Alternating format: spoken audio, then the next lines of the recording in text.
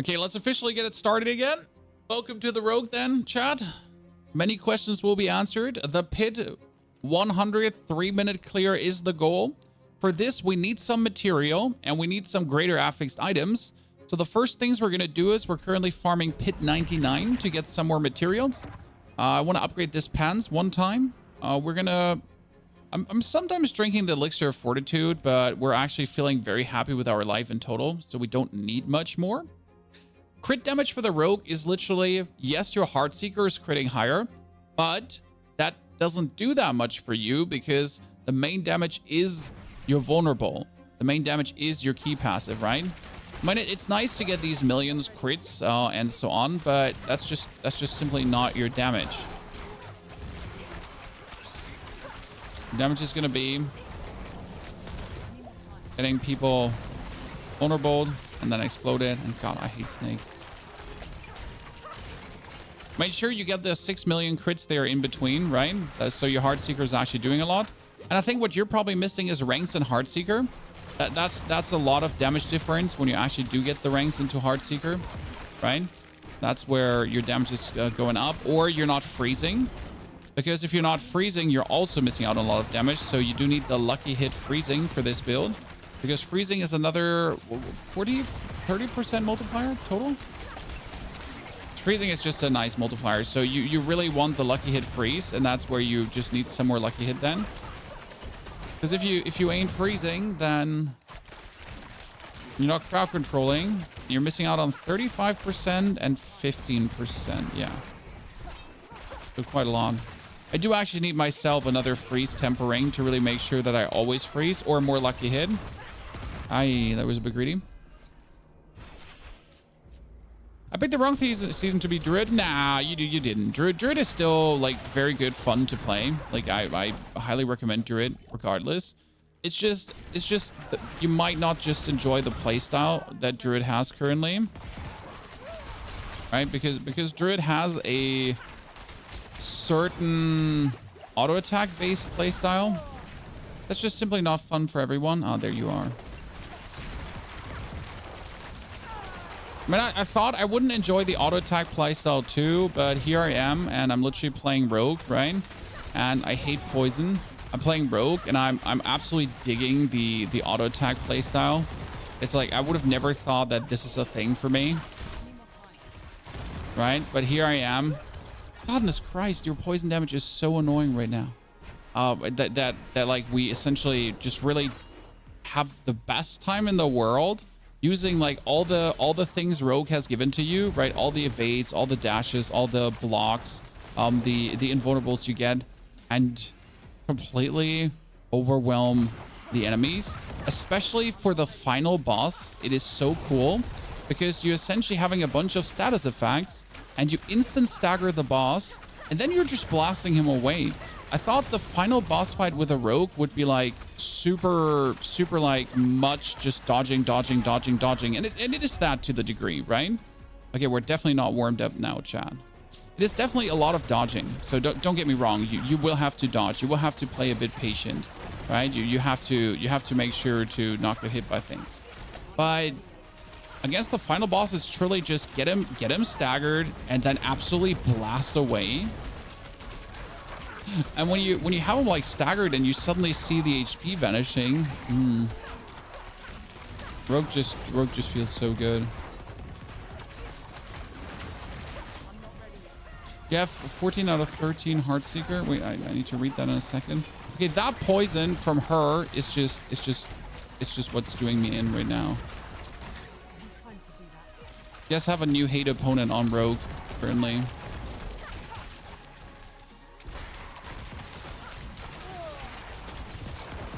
Oh, we should be. We're getting there.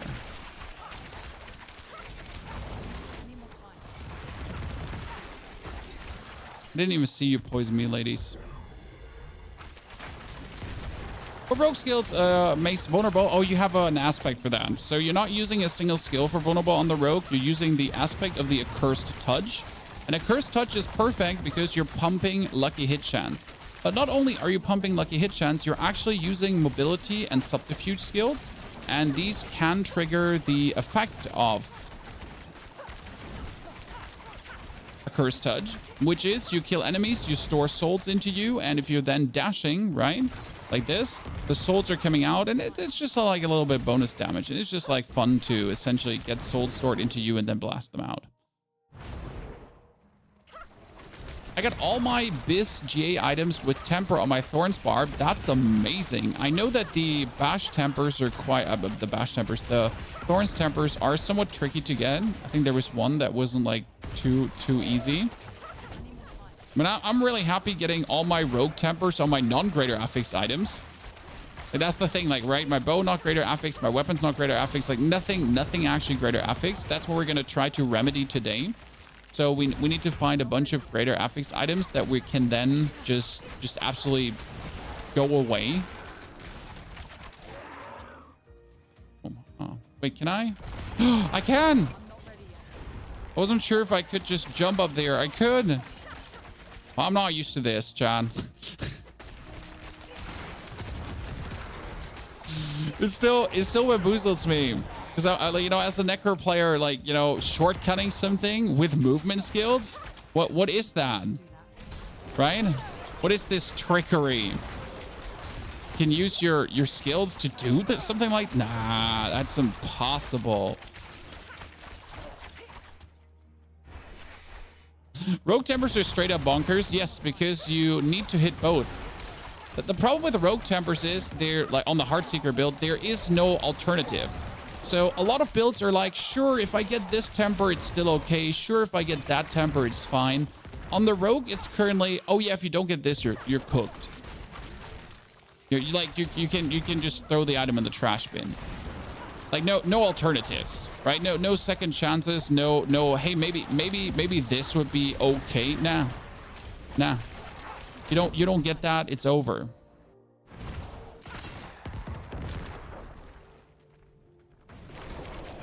So here, look at the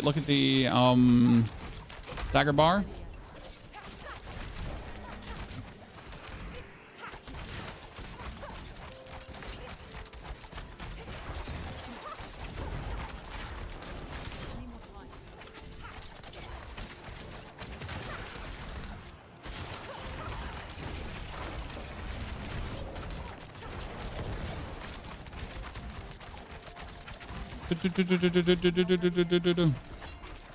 Make sure that he's standing in your cowbell. Why are we standing so much still? Because if I'm standing still, I'm getting the intercom multiplier. So obviously we would be wanting to stand still as much as we can, and we're done. See, like this, I love the boss fight right now. The boss fight is feeling so good with the Rogue. So we should be getting another rank in Heartseeker now, if I'm not completely mistaken. The next upgrade on our pants should give us that. So let's see now. Because we're +4 right now. +4. Aha, +5. Let's go. Whee! That puts us at 14. Why a bow instead of a crossbow? Attack speed. You're essentially doing your most damage with doing attacks, with triggering vulnerable, with getting as many attacks out as possible. And a crossbow attacks slower, vastly slower, and doesn't have the attack speed. Is it worse to use blue gems in the weapon? You want vulnerable gems. 100%. And we're currently using vulnerable gems, as you can see. And the reason for using vulnerable gems is because your damage is being calculated up, is being mainly scaled up by vulnerable damage. So get as much vulnerable damage as possible. Like no questions asked, just vulnerable damage. And if you think you have a lot of vulnerable damage, then you're going to get some more. Okay. So if you like think you have a lot, right? You just get some more.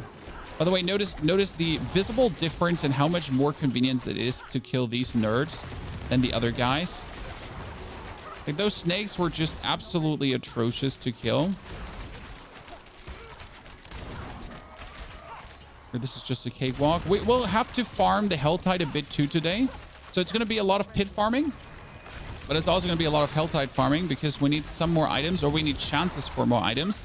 And the good thing about the Rogue is making so many cinders. I don't know, but with my rogue, I can make like up to 1,000 cinders in like 20 minutes. The necro just doesn't do that.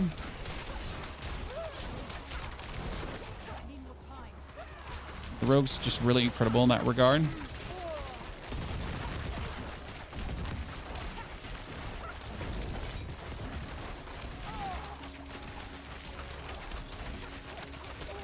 We're going to farm a bit the Helltide today as well. We're going to try to get some affix items. Maybe we can even get a new ring for my Necros, because I'm currently looking for greater affix attack speed items. And if I'm lucky, I might get the items I'm looking for on my Necro too. So might be killing 2 birds with 1 stone. Why ever you want to kill birds with stones, Chan? Like, you monster. What the birds ever do to you?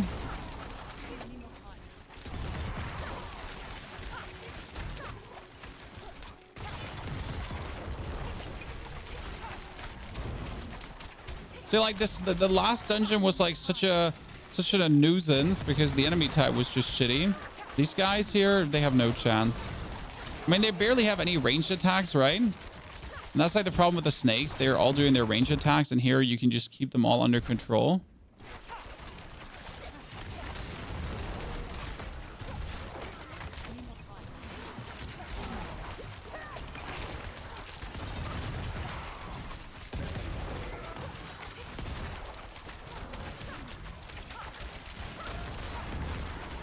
Always kill those stupid wolves first and then kill everything else.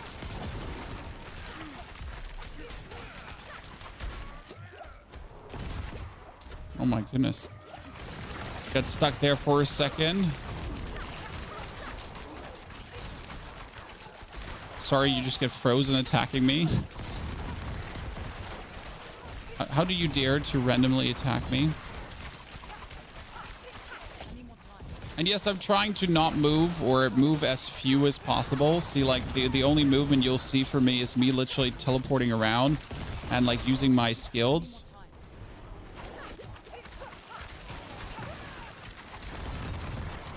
Did you just teleport with me? Sir, absolutely uncool. That guy just vanished. I mean, seriously, what happened to Dave there? He was just standing like he had all the HP in the world, right? And then it's just like, oh yeah, Dave? You heard about him? He's gonzo. Morning, gangster. Good to see you there. I'm starting to get more attack power on Necro. Don't look at attack power. Okay, so this is the biggest mistake you can do. Attack power is not more damage. More attack power is not more damage. More attack power is just more attack power. You're just having a nice number. My Necro has like somewhat around 10,000 attack power or so and does 1 billion damage with a Golem. Because again, your attack power doesn't factor in the actual damage. Like for the Rogue, obviously more attack power is actually more damage to a degree. But even that doesn't factor in everything. So please, attack power is the most misleading stat in the game. I don't know why it's actually in. Like the only reason to have attack power in at this point is just to flex. So don't ever look at that, okay? Because it literally means nothing. I see like a lot of new players are still confused with this. A lot of Game Pass players who probably came back. Yeah. The worst is the spiders, poison freaking everywhere. I am fully with you. Where does it go on? It goes on down there. I was already wondering. Like I cannot progress further. There's no more opponents. I hate it when you're essentially missing the pass because you miss that there's a corridor. And then you're just like having to find where it goes further. Okay, lads, you're being served. Yeah, this one went vastly faster. I mean, like we got a 99 here, and we're kind of like doing this in 6 minutes now, which is kind of good, considering that my gear is again absolutely underwhelming. Stagger, stagger, stagger, stagger, stagger as much as you can. Look at the damage.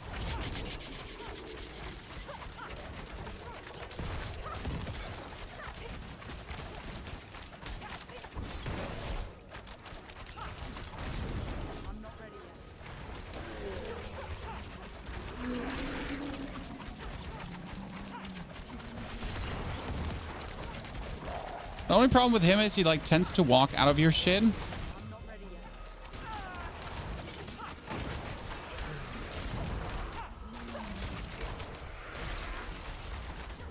And we're done.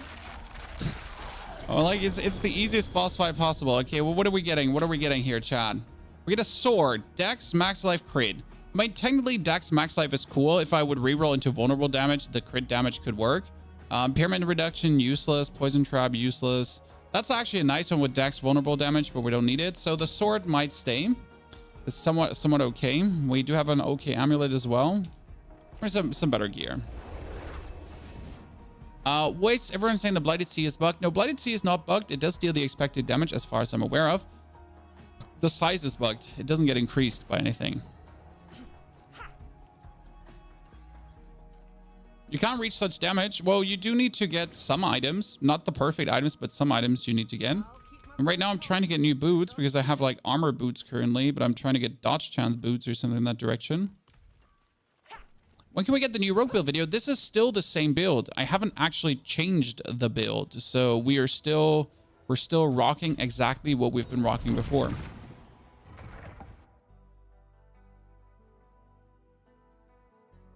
Right? That's the crazy part.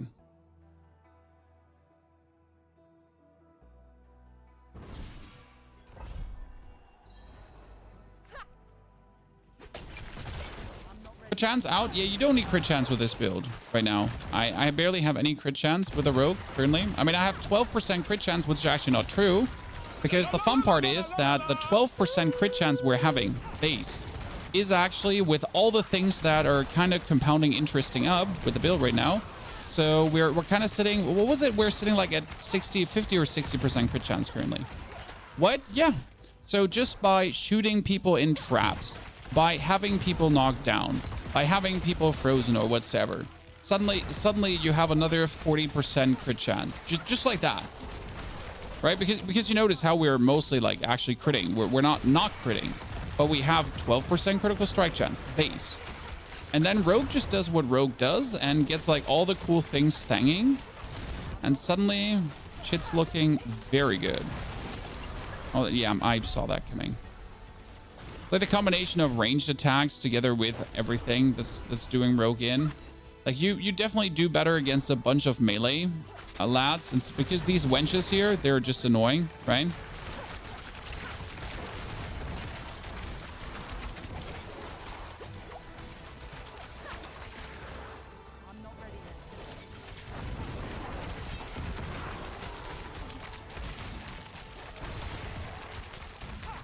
We should all stand together. Mainly true because we're actually doing area damage, right? That's like one thing to not forget. So your actual victimize, when it explodes, that's area damage. So if people are actually standing together, they're all being area damaged. That's why you want these elites to stand together, because boom, it's explosions, right? So if everyone stands together, if you dash into people, and that's also why you dash into people, because then you can put your grenade down and hopefully have everyone stand like very close in the beginning.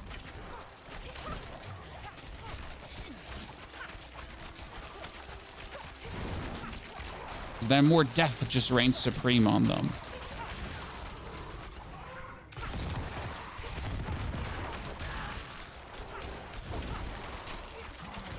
And that's what a lot of people like forget to set this up, right? That you're essentially having like your chance for. Oh, you absolutely despicable nerd!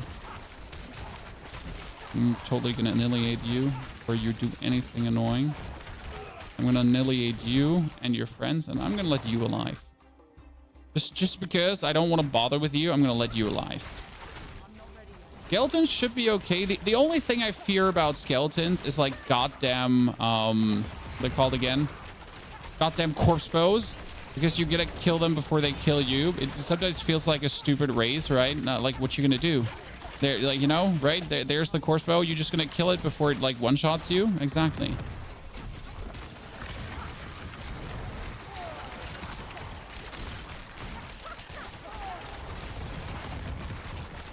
Stupid corpse bows. No one likes you. Give me that. Spiders! Snakes on the plane. Spiders on the plane. I don't know what's worse. Snakes or spiders on the plane. Both is awful.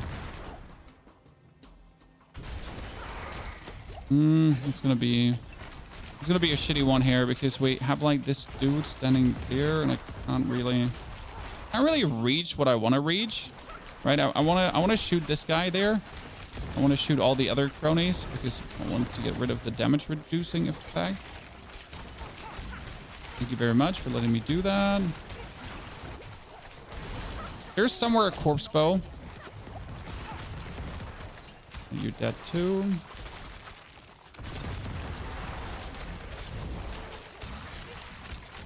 So like I don't mind stunning like into all of these, right? I have the dodge chance going on. I have like my defenses happening. You have your damage reduction going on from Dark Shroud. So stunning in all these people is actually nice. Someone asked me why dodge chance, because if you have 50% dodge chance and you do that, you literally avoid half of the hits, right? Like 50% dodge chance is like a huge amount of damage reduction as you're pushing through the dungeon. Against the boss fight, it doesn't really do that much, but like as you're pushing through, it's just a huge amount of damage reduction bonus.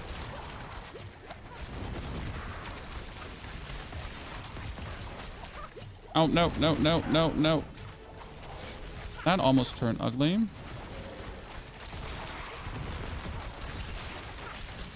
Somewhere there's a corpse bow here. I'm pretty sure it shot at me. Oh no, I'm in a corner. Do I have enough things to kill here? Oh yeah, there's the corpse bow that was following me. Needs to die. We don't even have enough minions here. Jesus, I need to backtrack now. Aha, look at me. Didn't see that coming, huh? Heartseeker damage is all about attack speed and lucky hit. Exactly. That's why you need greater affix attack speed rings. And if you don't have them, kind of sucks, right? You think Godslayer Crown would be worth using? Nope, because you're using the Harlequin Crest.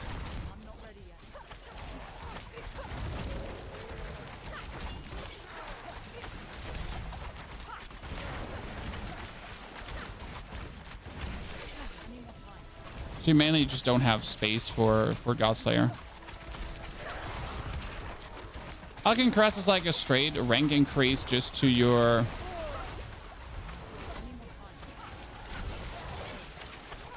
Am I going to have to dodge that wind now? I will have to dodge that wind. What absolute bullshit.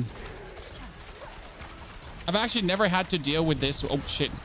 Jesus, that was mean. Never had to deal with the wind lady.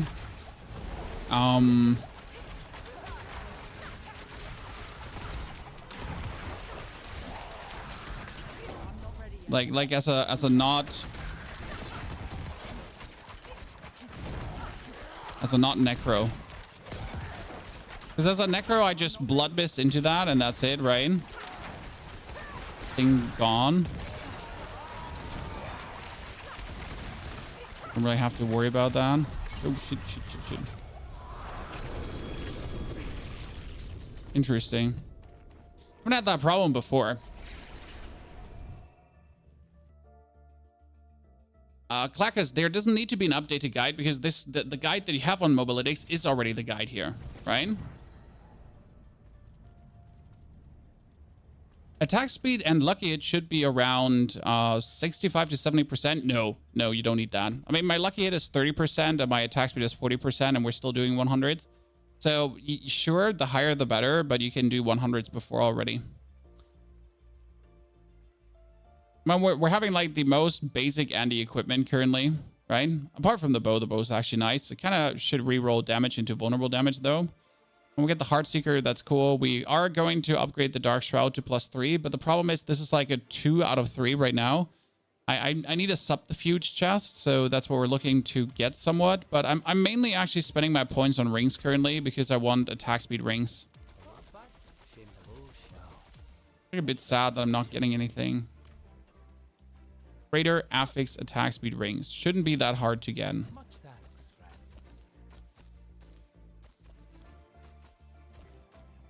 But shouldn't be that hard to get is quite something, right?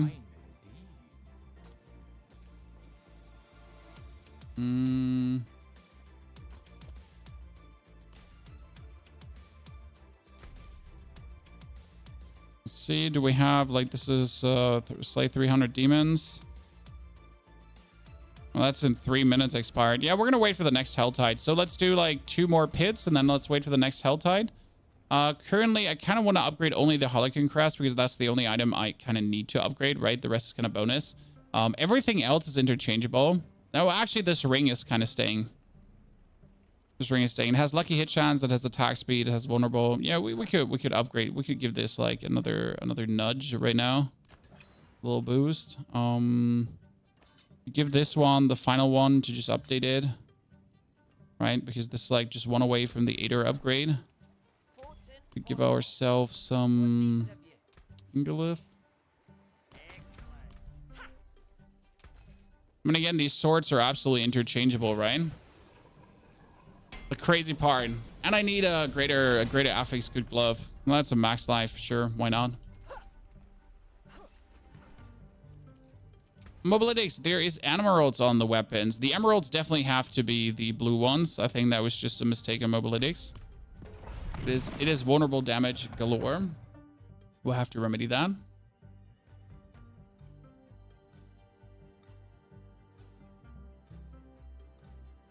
What's your thoughts on a Minion Thorns build? It's fun, but it's not great.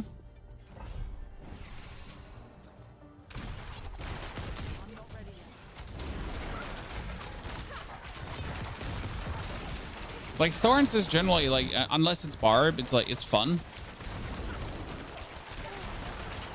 But you don't see Thorns going absolutely crazy in any kind of like, no one is telling you that Thorns is incredible because it's simply not.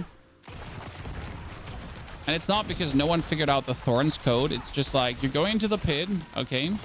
And if the pit boss is not attacking with a certain frequency, what are your Thorns going to do then? That's like the biggest problem. So you have Thorns, okay? And Thorns work when the boss attacks you. But what if the boss is not attacking you with a good frequency? Or the boss is like just forcing around there, elevating, you know? But if he's single targeting, what if he tends, like Bramble, for example, tends to focus the player, which is kind of bad. Because you want Bramble to hit your minions. I don't even know if Bramble is actually a cleave attack or not. It also plays a role.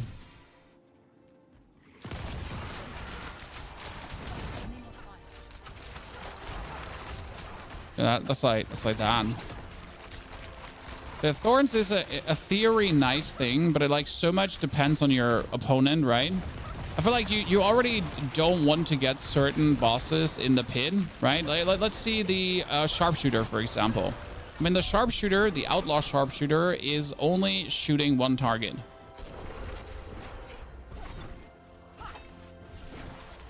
So how are you going to kill that one with Thorns, for example? Are you activating Dark Shroud? With a aspect. I have the aspect that lucky hit, I can get Dark Shrouds around me. And you might see that we're actually just always having that going on. It's actually the coolest aspect that Rogue has. And I feel like Dark Shroud is kind of broken. Like, I want Dark Shroud too. The amount of damage reduction you get from that one skill is just bonkers. You could say Rogue needs that, but you know what? Necro needs that too. I would just want Shroud. So we're currently playing this here. Marksman skills have a 60% chance to give us Dark Shroud. And, well, Marksman skill is our main attack here. That's continuously being blasted away. Heartseeker is our Marksman skill. Which means we're essentially Marksman skilling.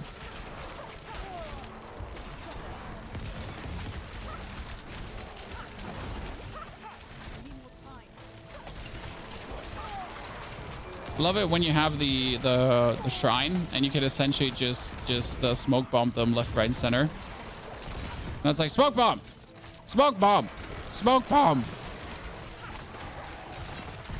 Like no mercy with poor goats and anything. Smoke bomb.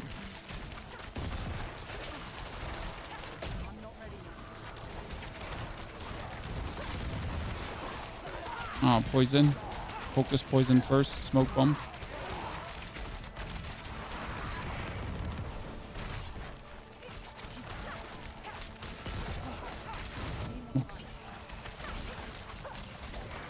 What you mean?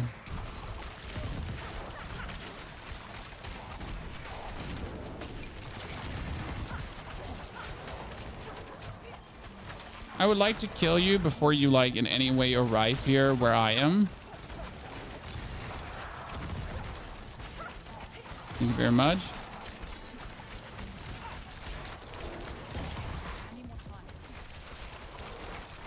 Is there somewhere a damage reduction? I knew it. There was somewhere a damage reduction. I was already wondering, like, how are you taking so few damage? What's happening here?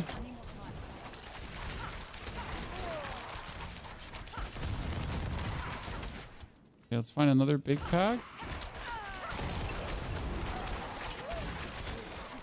I need time to do that.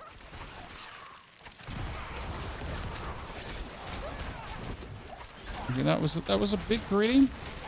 With a big greedy, I mean a lot greedy. And I would do it again. Ah, that was a lot greedy times two. I regret nothing. Absolutely nothing.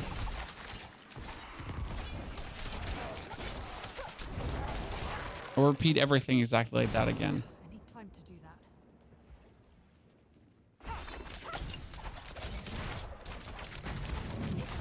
Oh, that's bad.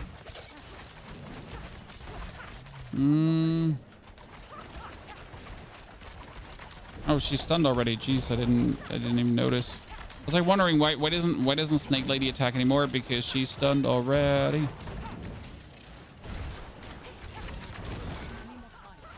Oh no, not the winds already again. No, not the winds.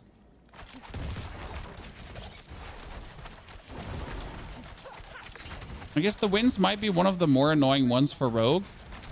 I haven't like yet decided which one I really find annoying as Rogue, but you know what? The winds are definitely in my top 3 of nuisance. So I'm just literally forced to kind of avoid this. Oh shit.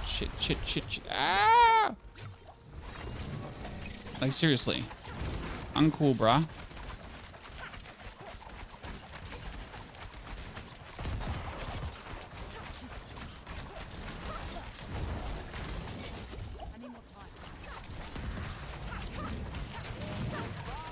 Let's go for the other side and dash away. And then dash away again. I'm not ready yet.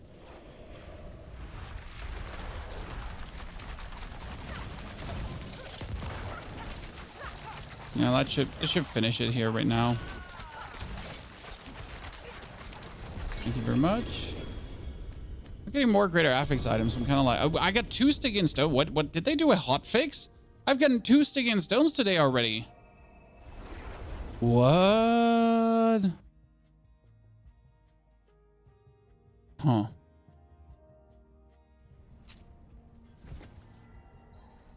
Where can you see the cooldown of the Caltrop passive so you know when to reset it? I mean, Caltrops last for 11 seconds. So that's how long they last. I mean, enemies take 10% increased damage for up to 65, and I'm not sure what you're like. Is it worth buying Shaker with sparse? Yes. On the mobilytics, there is 6 Paragon points left over. Where do you put them? Well, so the reason why 6 Paragon points are left over in the Paragon board is because they're free roaming points. As it's actually mentioned in the YouTube video, that they're meant to be points you can put wherever you like. Either you do more life, you do a bit more resistance, you do get a bit more vulnerable damage out. It's essentially like free choice points. I like to include them in every Paragon build if it's possible in any way, because they give you the opportunity to make like more educated decisions yourself. Like, because I don't know how your gear's looking, right? If I'm saying like, you don't need this elemental resistance, you're going to be like, oh yeah, I don't need that elemental resistance. But in reality, you might actually need the bonus because you're not adding up nicely, right? Let's do one with, why do I take bonus crit chance? Where's my bonus attack speed? There you go. What pit level, if you complete this, you can do tormented bosses, 50. I mean, tormented bosses are not hard. This character got fresh 100 and we straight up did a torment boss. Tenju, you want to have your opponents get the most damage of Caltrops. Well, so in order to never lose the Caltrop passive, you just have to make a new Caltrops as soon as the old one is about to go away. So like Caltrops are just for all 11 seconds long doing Caltrops. If they're in Caltrops, they are taking the bonus damage from Caltrops, and that 11 seconds long. And if you want to maximize your Caltrop use, oh Jesus, I hate this level already again with all the ranged. If you want to maximize your Caltrop use, you have to just simply. Okay, I don't know really why I died there so quick. You have to just simply make sure that like you do your Caltrops and then you wait 10 seconds and you do another one. So that's technically the optimal kind of. I mean, I tend to over spam the Caltrops because I really don't want to count for 10 in my head. You could probably just look at the Caltrop recharge. Because every recharge, like the recharge is like every 7 seconds, right? That kind of gives you like a feeling for like the Caltrops when you should probably think about recharging them. I did it again, right?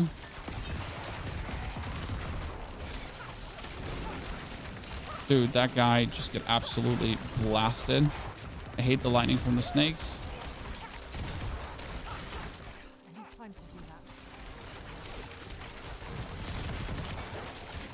Literally already disliking snakes on the necro, but on the rogue, it's kind of like, you know, dislike times 2 on that laser. Do you get your resistance on 70 or higher? I think I'm at 77. 77 is useless. I mean, the only scenario where more resistance is good is if you get resistance broken, which the minions can do, right? Whenever your orb is cracked, you're kind of made vulnerable by them. And then you're over resistancing and then you're still at the resistance. But realistically, everything over the max resistance is completely useless. Now, even max resistance is useless because you notice that even if you're at max resistance, you're actually not safe from elemental effects, right? It's kind of like, why even bother getting max resistance? Now, there is an uber unique, Turiel's Might, which brings you over the max resistance, which I kind of find a bit tasteless. Because why make an uber unique and no other item that can you bring over max resistance? Right, it's a little bit silly. Right now, the whole topic of resistance is something that I don't know if it's actually working the way it's intended. Like Blizzard said, they fixed resistances, right? But why do we still get elemental one hit? If they fix resistances and if we are having max resistance going on, why are some elemental effects still one hitting us? Shouldn't that technically not be a thing? Because let me check again. Yeah, we're resistance maxed out. So why even bother if it doesn't do what's advertised?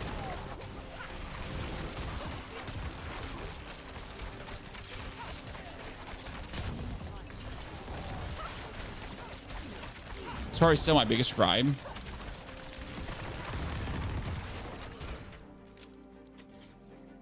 You want to play Sky Hunter? Sky Hunter is the bow, if I'm not mistaken. No, because you're losing temper rings.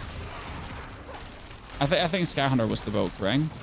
You do need your temperings to give you Heartseeker. Okay. You want the 100% Heartseeker cast. And then on your weapons, you do actually want the Caltrops duration. Because if you have bonus Caltrops duration, you get a 65% multiplier. I mean, that's right now what it is, right? How much damage are Caltrops giving me bonus? 65% multiplicative. That's a lot. So if I can keep Caltrops up all the time, well, guess what? All the time, 65% bonus damage.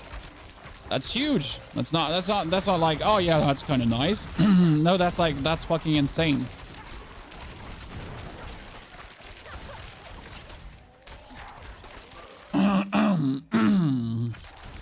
So don't you ever underestimate like your Caltrop duration. And that's where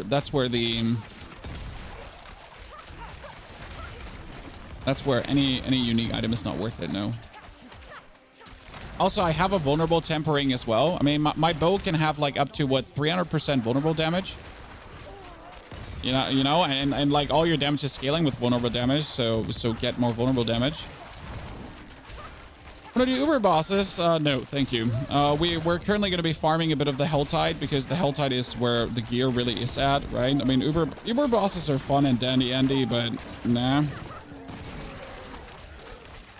They don't give enough. Wow, this was a slow one.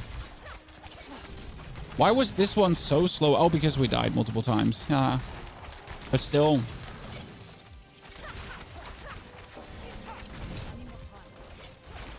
See, like right now, I jumped a bit too much and put the Caltrops on too often. There's like no reason for me to do this. But I'm kind of going like a little bit with my Shadow Step cooldown. Because if my Shadow Step cooldown is available again, that's roughly like 6 seconds that went down the drain. So I'm kind of like, I know now it's about time that I should probably redo the Caltrops, right? God, we did so much damage. We did so much damage to that thing. We just absolutely sent it packing. Not even funny.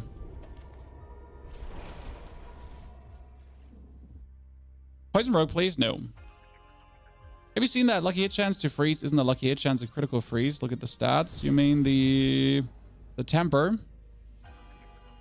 That says lucky hit chance up to a 25.6% chance to freeze. Or you mean the critical strike with a lucky hit? I mean, it's a lucky hit critical strike. No, you don't understand. It's a lucky hit critical strike. So it's lucky hit that critical strikes have a chance to give you Dark Shroud. So it's double. It's actually really crazy because you need to lucky hit, or ergo, you need to trigger the lucky hit, and then the lucky hit that you trigger needs to be a critical strike. So it's a lucky hit critical strike, which is fine because we lucky hit critical strike enough. Less lucky hit chance on the amulet, but low roll, so kind of no interest. Maximum resource, kind of nice. Heartseeker, oh, Heartseeker. Anyone wants Heartseeker pants +2 chat? Sorry, they're only +2, but I have them here. So give me your Activision ID, your Battle.net shebang, and we can quickly send that out to you. We're gonna do one more pit, and then we're gonna do like I think 30 minutes of hell tiding, and then we go back into the pit. Because today our goal is really like I want to do a 100 pit under 3 minutes. I mean, we're doing a 99 right now. What was it? Fastest was 6 minutes so far. I guess we should be able to get that done, right?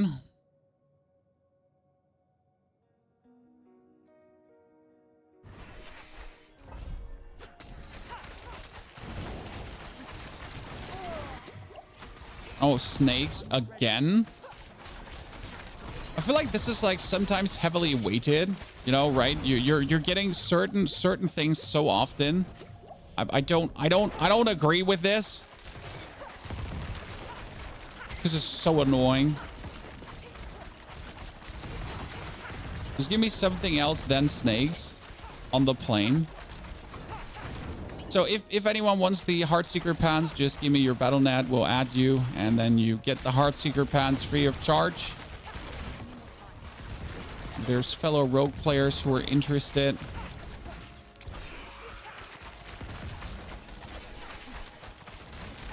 Else I'll just disenchant them. So I don't need them anymore. The only thing I need is a greater affix Heartseeker pants. Is Turret's Might good? Turret's Might is good for minion rogue. So when you play Shadow Mages, there's a lot of Turret's Might players that actually do very well with it. That being said, the most accomplished minion rogue is actually not playing Turret's Might. So it's interesting.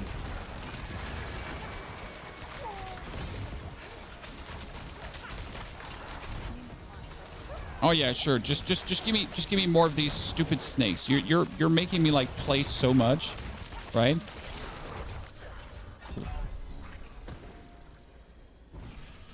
Crossbow bow, it's always bow because crossbow makes your attack slower. Now we did actually try this to not just say that, right? It's a fact. Crossbow makes your attack slower, and it's almost by 50%. So a crossbow attacks like 50% slower. Which means even if you are having like a lot of attack speed going on, that in total you're just attacking slower. And if you're attacking slower, you're applying less vulnerable. You're getting less victimized. And end of the day, you might be doing bigger hits, right? So like your actual Heartseeker hits might be doing more damage. But that's a little bit useless because you're not doing like Heartseeker is essentially just the damage that's flying out.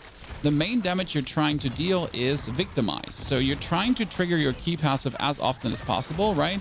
You're trying to have your key passive go absolutely bonkers nuts. And that's like kind of your damage. Your damage is not Heartseeker. Biggest like mistakes that you could do, like thinking you're actually trying to do Heartseeker damage. I mean, sure, Heartseeker is still like DPSing out nicely, don't get me wrong, right? But the main damage you're trying to deal is getting your victimized cooking with the most lucky hit chance possible. And if you're getting like that's all just attack speed, right? That's nothing else but attack speed. So you want to attack speed out like there's no tomorrow, together with a lucky hit. And the crossbow is essentially antithetical to that. On top of that, the crossbow has an intrinsic critical strike damage bonus, and you don't need that, right? Like you're not critting. Sure, I'm critting, yes, but you're not critting, okay? So the victimized can't crit.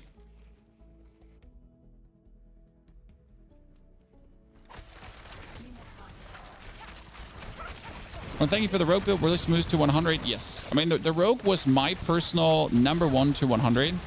Like, I've not had that much fun with any other class yet. And that's crazy because I tried rogue in season 3 and I had nothing but struggles. Like seriously, I tried rogue in season 3 and it was just struggle into a little bit more struggle. And then I had more struggles and then more struggles. It was horrible. Like, you know, the zero fun. I mean, probably played a terrible build, don't get me wrong. Maybe I didn't understand Rogue also. But Season 3 was the worst experience I've had with Rogue, and it kind of made me, like, hate Rogue. I was like, okay, Rogue's just straight up F-tier trash, right? Sorry to all the Rogue players out there that my incompetence is shining through. But it was like, I had, like, these, like, okay. So Rogue's just straight up horrible. Well, I was horrible, probably.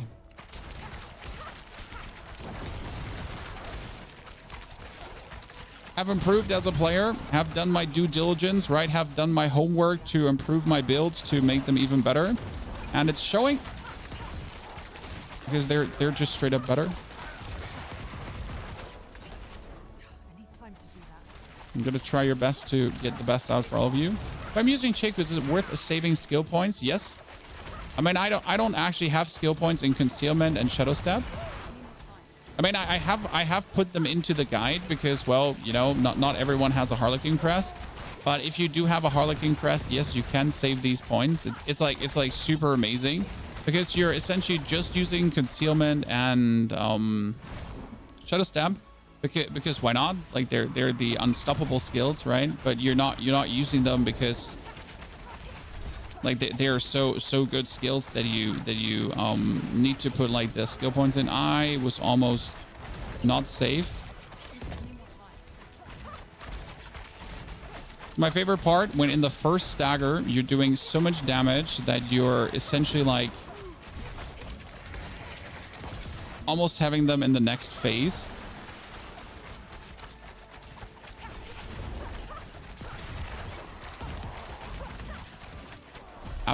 Absolute demolished.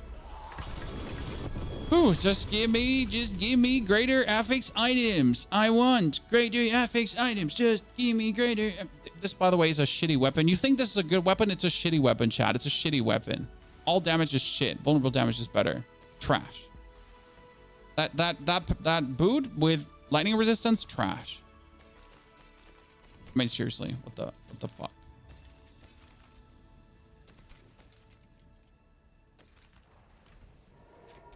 Oh, pans can have maximum. Wait.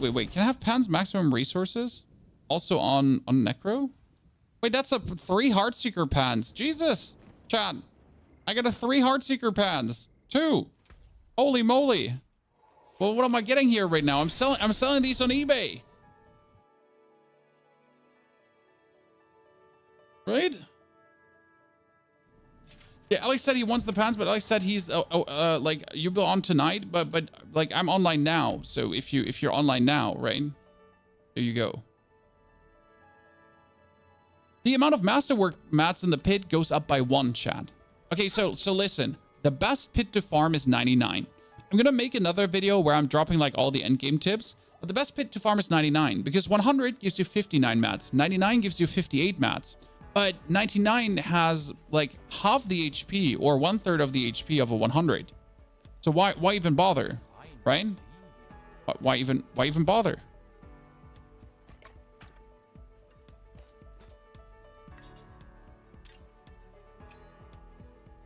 Kind of shit, right?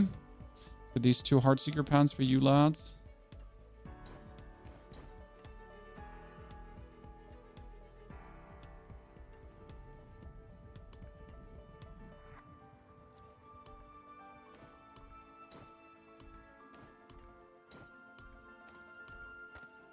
Need to clear my inventory more. So I have a bit more choice here going on.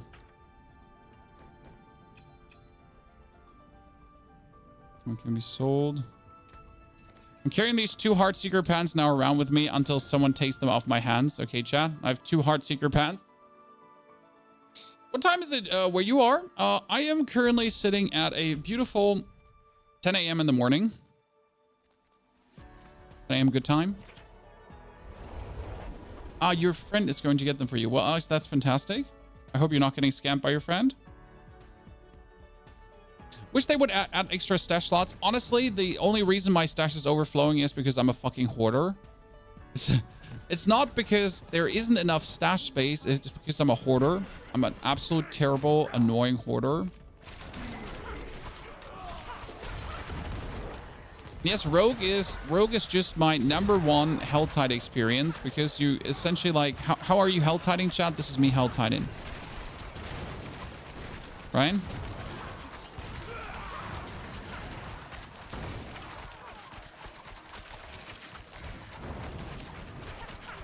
They see me rolling, they hating.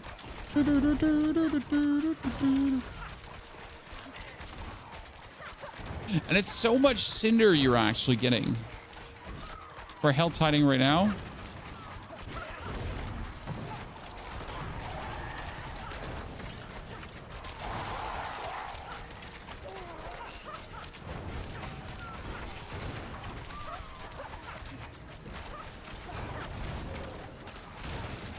Hey, Sorkin, good to see you there. Salian, can come to me in the Helltide. Oh, you become bloodmarked if you join this party, sure? I am bloodmarked now, chat.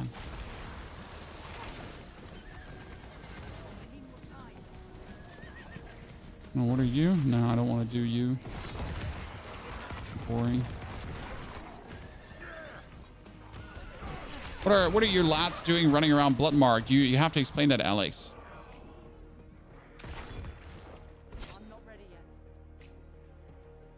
They can join me here in the Helltide. I can drop that on the ground. They get items. Big Shiny, 920 here. Love from Scotland. Greetings to Scotland, brother.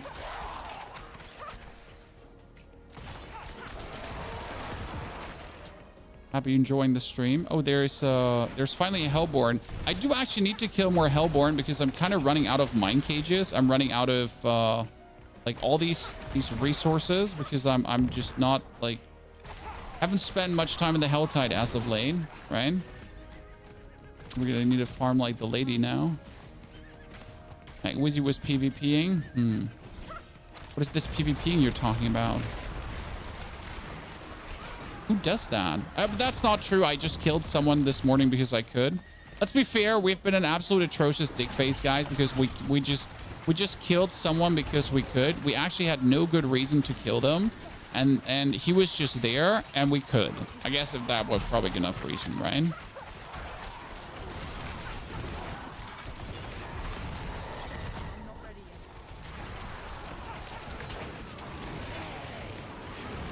I mean, I guess because I could was like a good enough reason. Why did you murder this man? Well, see, listen, officer, he was there. I was here. It's like, you know, why not? Right? Please, why not?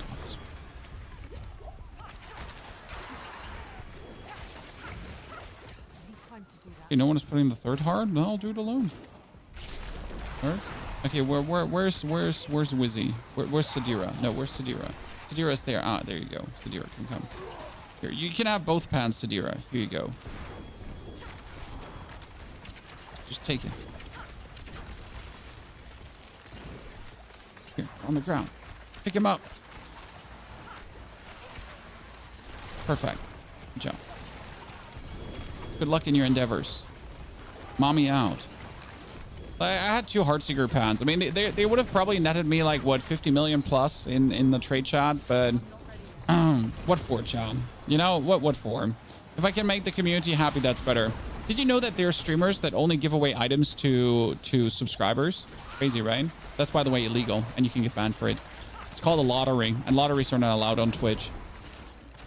So if you ever, by the way, find a streamer that's just giving away stuff for subs, and he's essentially like, you know, if you sub, you get something, that's also not allowed.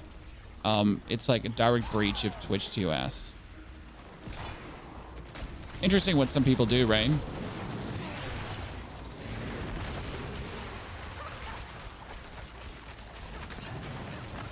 So we've been like, what, 5 minutes in the Helltide, and we're already 300 cinders deep.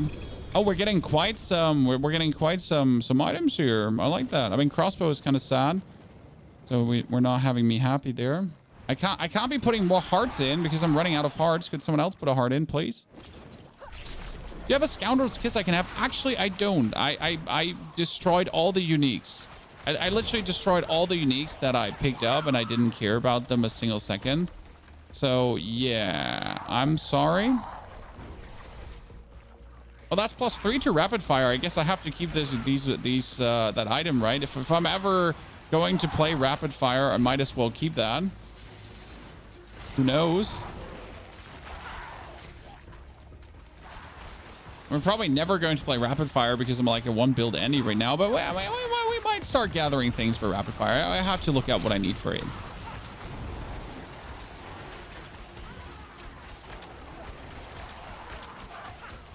So when you offer a giveaway, but the people getting the giveaway need to be subbed. Exactly. So if you do a giveaway, but the people need to be subbed to participate in the giveaway, that's kind of called a lottery. And it's actually not allowed. I think there's even an EU law against it. So for German streamers, it's even worse. So if a German creator would do a giveaway and he's like, but you need to be subscribed to my channel to be participating, that's not allowed. Now, if they're doing a giveaway, but there's essentially like subs getting like bonus entries, I think that's okay. It's like laws can be a bit confusing when it comes down to all the giveaway stuff because, you know, I mean, at the end of the day, like all these laws obviously don't matter because as long as no one is complaining, right? As no one is like saying like FTC, look at him, right?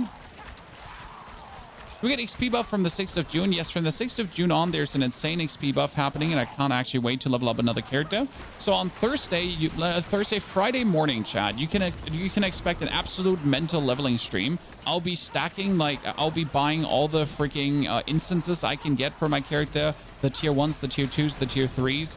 I'll be getting all the potions, like the double potions and that stuff. I'm going to be stacking on those holy bolts. Like, you know, whatever you can imagine that is possible for bonus XP, I'll be getting it. And then we're going to be blasting away. It's the plan right now. Should probably hand in some cinders before I die. So yeah, if you want to wait, you should wait because it's another 25% multiplier. And the thing you have to understand is that all the experience multipliers are multiplying with each other. So you're going to get the 25%, you get the potion 8%, the other potion 8%, the instance 5%, the triple instance 555%, the having a friend nearby 10%, like all that kind of stuff is kind of like stacking up. Okay, I'm full of items. That was kind of like a nice haul. So we're going to go back to Cap Perdue.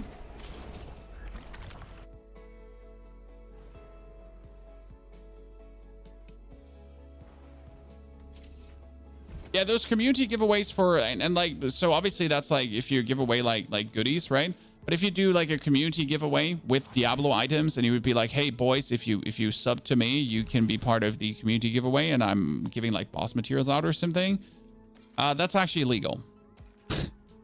And it's also frowned upon by Blizzard quite a lot.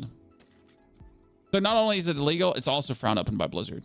Okay, that's Dex Max Life. Nah, not even worth it. Not even worth it. Like I want better items. I want cooler shit.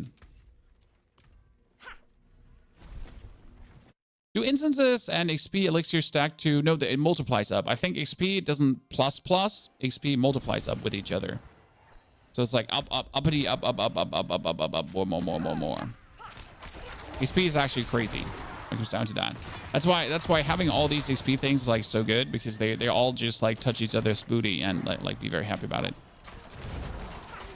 One German streamer is doing it since days. Well, the thing is, in Germany we have this saying, wo kein Kläger, da kein Angeklagter.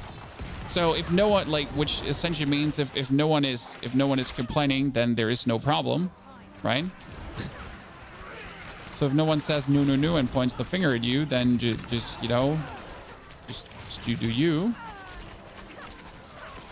And I mean, end of the day, like whatever people like, it's just you're not doing something. Like, how do I say this right now?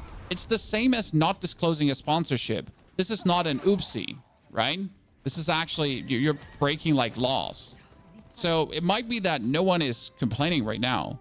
It's just literally you're doing something illegal, right? You're breaking the TOS of the platform you're streaming on. You're breaking the TOS of the game. You're breaking German law and European law. So it's not like, you know, doing these things like, oh, I forgot to disclose a sponsorship. Ha ha ha. Yeah, so that's actually jail time for you, sir. You know, like you know, we're not. This is not funny to do this. This is not like wink wink. I'll just disclose it afterwards, right?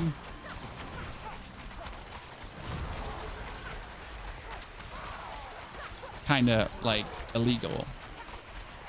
Obviously, a lot of creators are going away with it, and that's like the problem right now, correct? Like everyone is kind of getting away with doing this stuff like that. You know, all these Instagram influencers that are not disclosing something, and your Twitter post, and like you're definitely not sponsored by that company, right?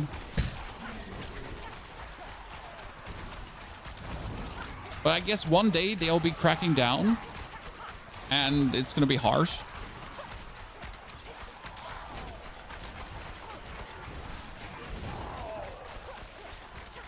It's gonna be harsh.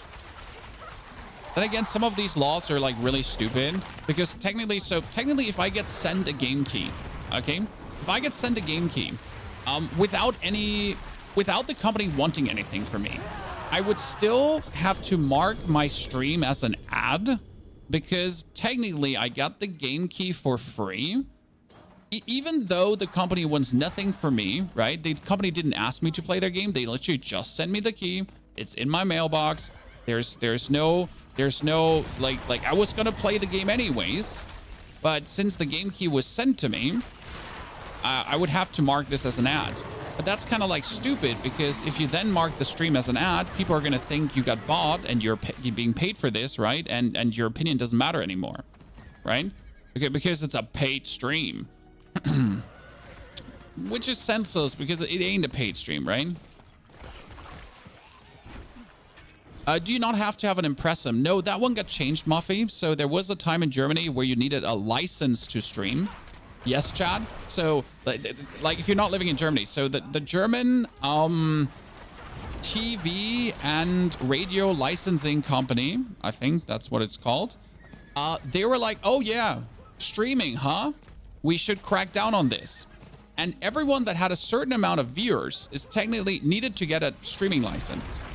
The actual streaming license. So if you reach a certain amount of viewers, because like FLA, you need to get a TV streaming license. And not only that, you technically have to abide to German law in terms of age restriction of streaming games. So if a game is only 18 plus, you're not allowed to stream the game before 6 p.m. Huh, what the fuck? Yeah. And you needed to get for your stream an official youth officer, someone that holds the title of like, I'm lacking the words here. So someone who's like essentially to represent that side. Yeah. Oh, and you needed to pay for the streaming license. So you exist, you do stream, and you needed to pay for that streaming license too. Because reasons. It was actually a time for a lot of content creators to leave Germany. Not everyone like so, and the problem is, so you didn't have to get the license. Someone had to report you to the government essentially, and then they would check out your stream, and then they would force you to get a license. So they wouldn't technically come to you from a loan. Okay, they wouldn't come to you from a loan. They wouldn't be like, oh hey sir, we have seen your stream. Nah. They like, you know, this happened on a report basis. So some people actually like, they disliked some of the big German streamers, and they were like, oh, look at that German government, like here, person XYZ, but he's having so many viewers, which makes it even more fucked up. That already is. Right? Fantastic, isn't it?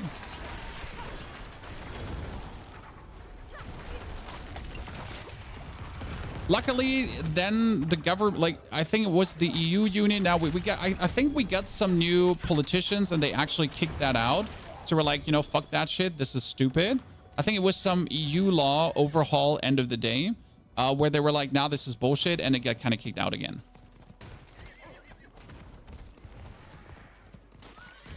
You know? Crazy, right? I mean, I was actually considering to leave Germany at that point too. Like literally.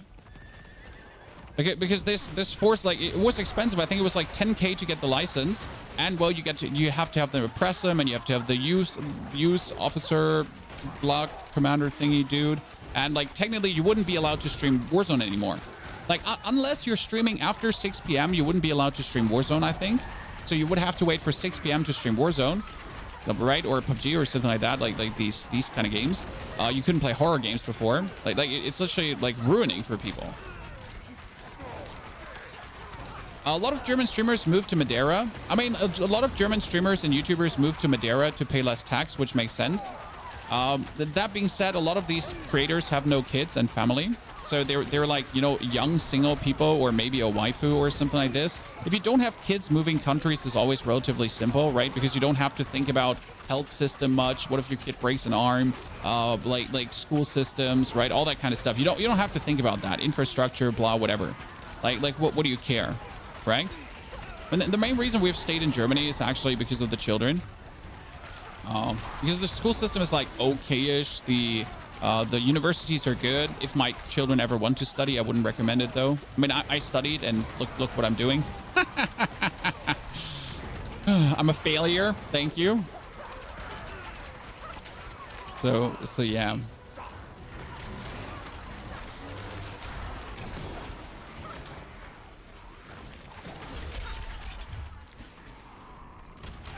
But yeah, like we're mainly stay for the kids and like, you know, health insurance and that kind of stuff in Germany, to be honest. Despite it costing like a lot of money tax-wise, but yeah, it is what it is, I guess.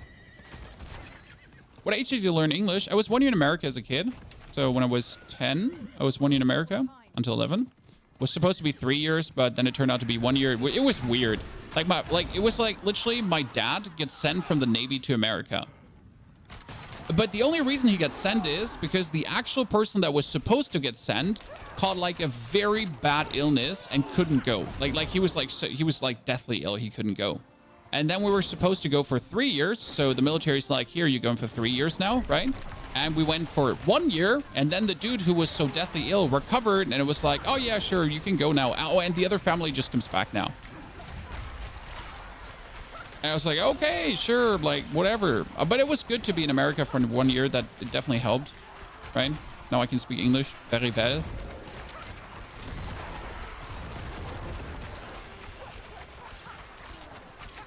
My friend was born in Germany because his dad was stationed there from the UK. Yeah, a lot, my friend.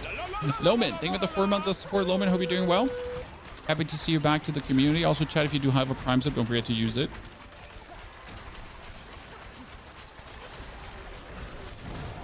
Typical German, rules without an end, dude. You don't want to know.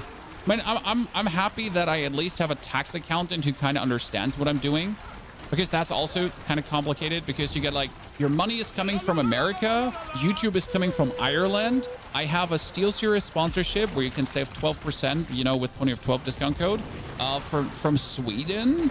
And all that kind of, you know, like you have all these different income streams. And I literally had to prove to the, like, I had to prove to the German government that all these companies exist. So they wanted all the IDs for all these companies, that I'm not trying to launder money, right? Then you have to prove to PayPal that you're not laundering money, because you're getting a lot of small donations from people and you're having like all these $3.99 payments and whatsoever. So you need to prove to that you're not laundering money, that you're just getting this because people sent you money, right?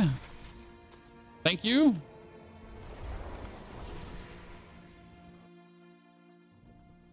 Is what it is. Curious. Thank you for the Prime subscription. How are you doing? I have a SteelSeries Mickey Mouse, which I have been following a few months ago. Yeah, well, you can save yourself 12%. It's what I do myself when I buy stuff. Oh, chat, no. What is this? 3 rings to exploit and lucky hit chance on the amulet. I mean, like, don't mind if I do. Now I would just have to get attack speed, huh? I have to reroll that life per second attack. Don't mind if I do. Don't mind if I do, right? The problem is I'm losing my resistance to all elements, which I kind of need because if I do lose that, I'm not resistance to all elements anymore. I guess I have to just keep masterworking my pants because they are kind of resistancing to all elements. Or I need boots that have resistance to all elements. How about that? How about that? I think boots can have it, right? Yeah, here. Ha! Look at that, chat. Resistance to all elements. Deets nuts. Let's go. Oh, I got an Azure Wrath, and that's useless. Wait, I could get energy per second and maximum resource. I could get that as a helmet and resource cost reduction. Okay, that's a big upgrade, actually. Because why is exploit so good, chat? Exploit is not malice. Exploit is this. You deal 18% increased damage to healthy and injured enemies. So that's kind of nice because you're doing essentially, you're doing in the first 20%, you're doing more damage. And then you're doing more damage in the last 35%, which is actually cool. I mean, it would be better to have malice instead of exploit, but whatevs. I'll take what I can get. Is aspect of the cursed touch good? That's what we're playing for this build. Without a cursed touch, it wouldn't work. Rapid fire still good? Yes, rapid fire still good and fixed. Not only still good, rapid fire is actually fixed because rapid fire was broken. The patch essentially broke rapid fire, and then they fixed rapid fire again.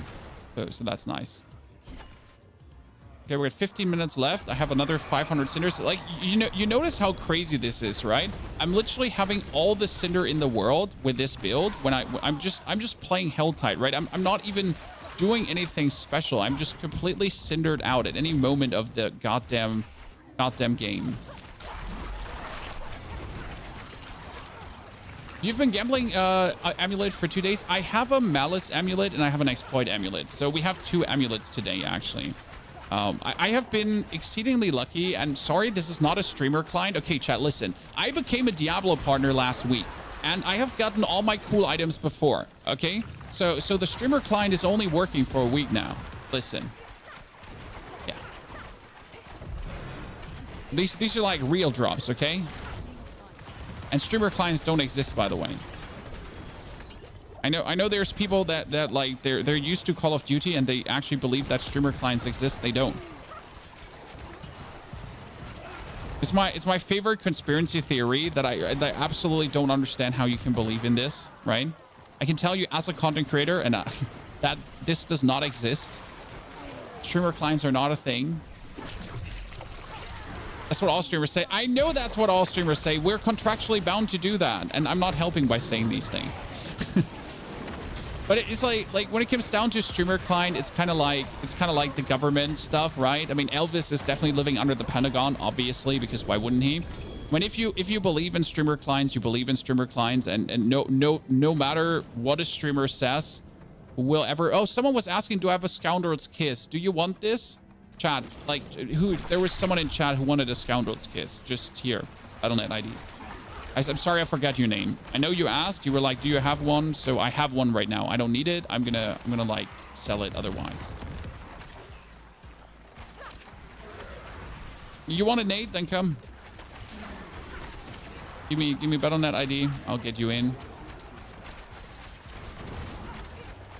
Okay, we get 13 minutes. How much? Nothing. This is no Nate. This is for free. Like there's. I'm not gonna take like you're already here watching my streams, watching ads. You know, like you already gave me everything I could ever ask for. I'm not gonna take your money. I know how rare money is. I mean, if I need more money, I'll sell something in the Diablo trade, and I do have to sell something there. I'm running dry. Take his kids. I'm taking his kids. I want your firstborn to be named Ponyhoff. Deal or no deal?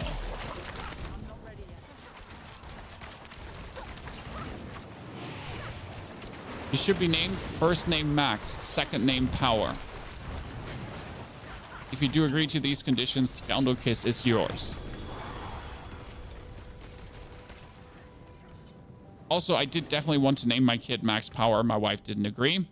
So they're named Arya and Ella now, which is beautiful names, but I wouldn't have said no to max power as well. I need time to do that. Is Rogue Gaming fun? It's not fun, it's brilliant. It's the most fun you'll have grinding through the pit. The thing is, Rogue progress can be accelerated by playing good. Okay? So if you play good, you can be faster through the pit. Necromancer progress is kind of like, it doesn't matter how good I actually play, due to being bound to the golem cooldown and the way how just golem works a little bit and minion necro, like, it doesn't matter. Like, it doesn't fucking matter what you do, right? Like you're gonna be as fast as you are, and that's kind of like it, right? There's a limit. But if you actually play rogue really good, and if you like throw your bombs and put your things down and blah and do everything, and like you're roguing, right? You're full going out. Yeah, then you're gonna be considerably faster, right? You can actually go like a 3 minute tier 100 clears, which is kind of cool. That's what you want to see, correct? By the way, can rogue have attack speed rings? I've been now trying to get rogue attack speed rings for such a long time, and I seem to be absolutely unable to get attack speed rings on the rogue. I'm just complaining so it drops for me. It like, honestly, my Necro has gotten more attack speed rings than Rogue has, and I kind of feel robbed. How do you level up glyphs without animation right click? When you're right clicking them, you level them up faster and straight away. No animation, nothing. So you essentially spam right click. Okay, chance crit attack speed. Yeah, I've been just absolutely bamboozled because my Rogue is just literally not dropping any. Almost feels like they don't exist. I think the like it's been 84 years since I've last time seen.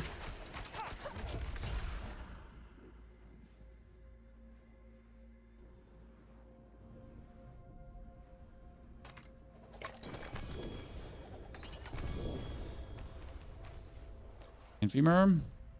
I need to teleport up to get more chests. Oh, I'm full again. Thanks. I think they dropped to my Necro transferred to my Rogue. Yeah, I'm trying to do it the other way around.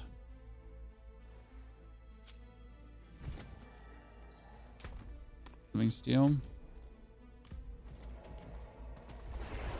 Let's go to Cap Bordeaux. I found it out yesterday. You have all glyphs 21. Don't worry. I mean, you know for the next season. The good thing is, like, right? That ain't the last season we're playing. There's more seasons to come. What does this sword have? Damage over time. Come on now, bruh.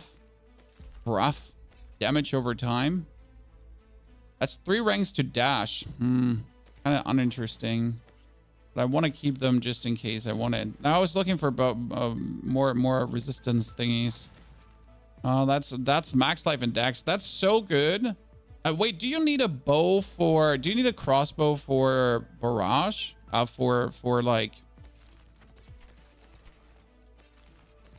You need a crossbow for rapid fire?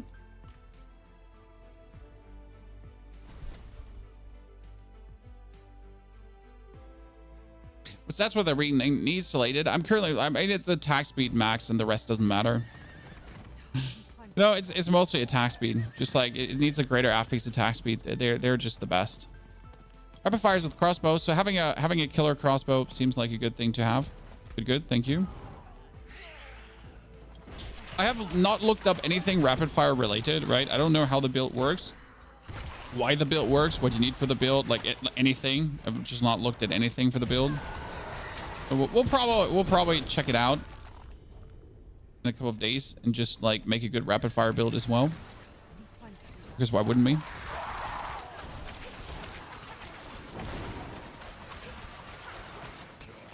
Prepare like everything ahead of time.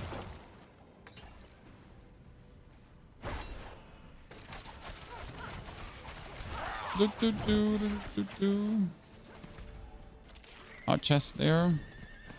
I have to say I'm a bit disappointed from this Helltide farm here right now because we haven't gotten anything.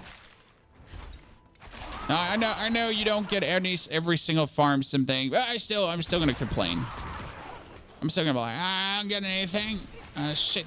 That's not true. I got the exploit amulet. It's true. I'm high horsing. I want greater attack speed, a ring with dex if you want it. No, I'm not gonna take your stuff. You might want to play rogue yourself and then you need it. You know? I'm not very good at taking things from community members. Sorry. It's a bow with critical damage. You lied to me, and I'm sad now. I thought we were friends. You lied to me. Currently playing Dust Devils, but kind of around pit 45. Any other class builder fun to play and can push pit higher? I mean, Barb can push pit higher too, just that you're not playing Dust Devils. I mean, Dust Devils still works, don't get me wrong, but like there are other builds which work better, right? So step number one, just an general FYI for you, right? Whatever you do with that FYI. That being said now, like I have been pushing with my rogue. I mean, rogue again has been the fastest leveling so far for me and the easiest pit push. Rogue can be a bit frustrating though because the tempers are atrocious. So that's probably the only thing.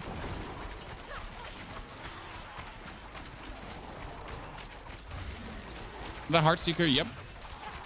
The best part about Heartseeker is, see, I can only shoot to the right side and I'm still hitting everyone.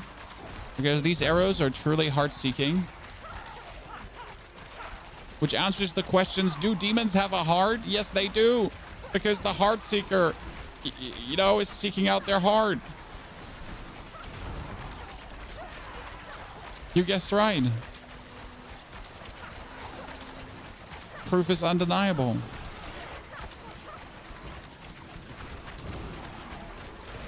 To bash Barb and find it boring. See, the reason why I don't play Barb, because I also find it boring. I know Barb is the easiest clicks on YouTube. Fine. Just make Barb get hundred thousands of clicks. Game and stream quality are great. Thank you very much. I'm trying to always get you the best quality possible.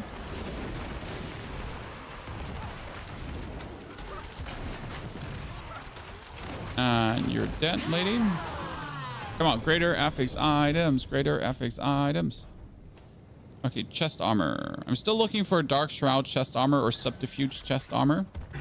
Well, I wanted to get my Helltide meter popping. I think my Helltide meter should be popping when I open the chest, right? In case you didn't know this, but also the chest kind of activates the Helltide meter nicely. Okay, lads, can I open this? Thank you. Holy. Could you stop just like trying to, I don't know, jump down my throat?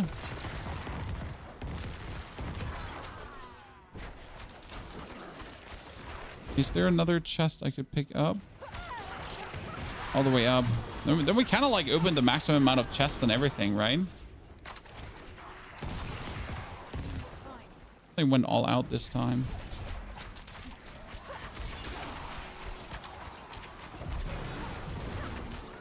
Here he blows. And bullied. Oh no, he got one hit. Oh no, Chad. He exploded. How unfortunate for him. He'll should pop like a piñata. Plus 3 dark shot with Dax do you need it? Again, I don't want to steal your stuff. Thank you though. Terrible person.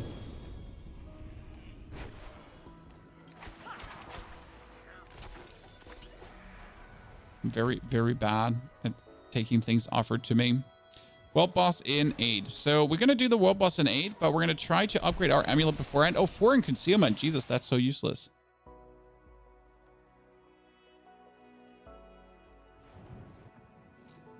Is 6,500 golden damage good? Yes. Depending on what other stats you neglected for getting that. But concealment only works on concealment, right? So it's useless. By the way, are you up now for your Scoundrel's Kiss already? Just making sure we're not missing the Scoundrel's Kiss person. Currently, so we don't need the concealment. That's useless. Kind of sad, like 4 times greater FX, and then you're like, yeah, so useless. Don't actually want it.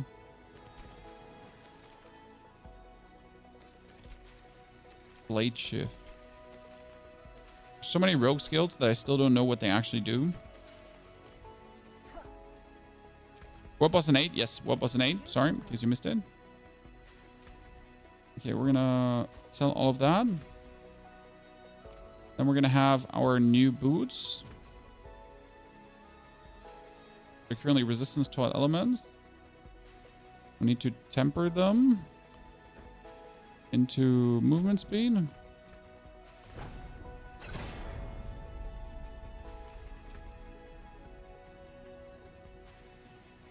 Movement speed per Dark Shroud Shadow. Isn't that good? Because I always have like Dark Shroud Shadows going on. Stutter Step. I'm not looking for 3 ranks into Stutter Step. Movement speed per Dark Shroud Shadow. Yeah, that should work. Right?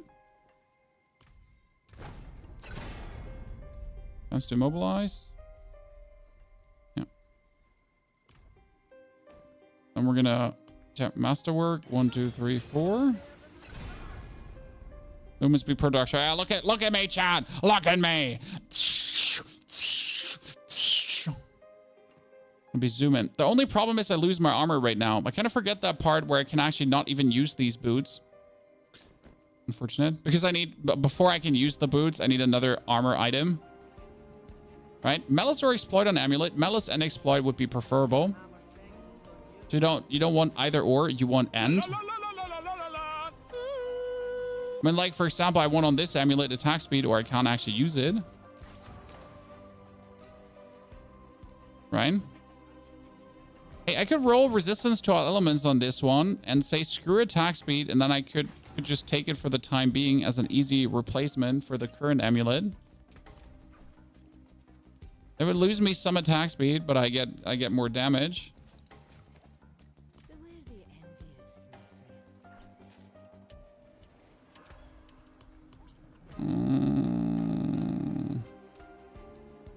Read up the side. Also, thank you, Irish Fighter, for the Prime subscription. Appreciate it. Welcome to the Knights of the Round Stable. Can you explain why you're not using Topaz in gems in weapons? Why would you use Topaz? I mean, your basic skill is not your damage. Your damage is your vulnerable. So the damage in the build is actually this: Victimize. Victimize triggers with vulnerable. And the more vulnerable you have, the better it is. So if you don't have vulnerable, then you kind of like, yeah. Which brings me to the point, I completely forgot I need to get vulnerable now. Oh, fuck me sideways. Thank you very much. And the next one we would be getting... Oh, yeah, we actually do need total armor, right? So we have the total armor still going on. No max life. No dodge chance. Dodge chance is actually good, but... No dodge chance. No max life. No dodge chance. Give me total armor. Okay, let's dodge chance now. Screw. 1, 2, 3, 4. Oh, wow. Yeah. Fire. Chat, look at that. It technically has everything you want. It has everything you want. That's kind of nice. Not gonna lie. Armor seems to be hard to get. Well, you just need a greater affix armor item, right? That helps. Could reroll some stat into armor here too. Could reroll, like, I mean, I can reroll here on this Dark Shroud chest. Technically, I could reroll the maximum life into armor or something like that. Okay, Nate, just give me we need your battle net, Nate, so we can add you, and then we can get you the Scoundrel's Kiss, okay? So, battle net, right now. Do it.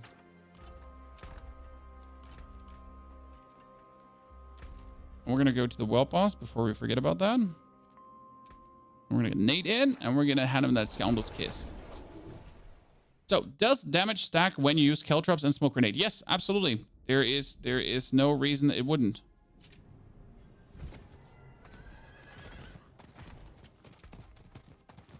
So you're having your 25%. Like we can round that up in a second. Also, Nate, I think you have to rewrite that again. You missed a number. The plan is always, when you're fighting something, do your Caltrops, do your bomb, and then do maximum damage, right? That's always your plan in terms of how do you do max damage? How do you get the most out of it? Exactly by hitting those, right? And we're talking about a 65% multiplier.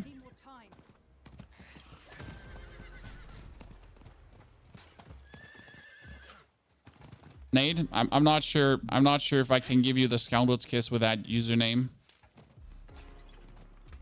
I'm not sure if that's possible. We need to talk about this.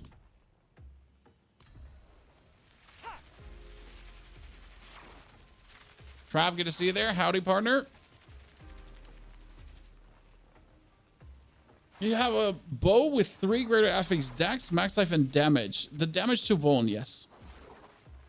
But if you can, let's be real. If you can sell the bow for a lot of money, sell it, Tanju. I mean, right now, my bow, for example, is also dex, max life, and damage.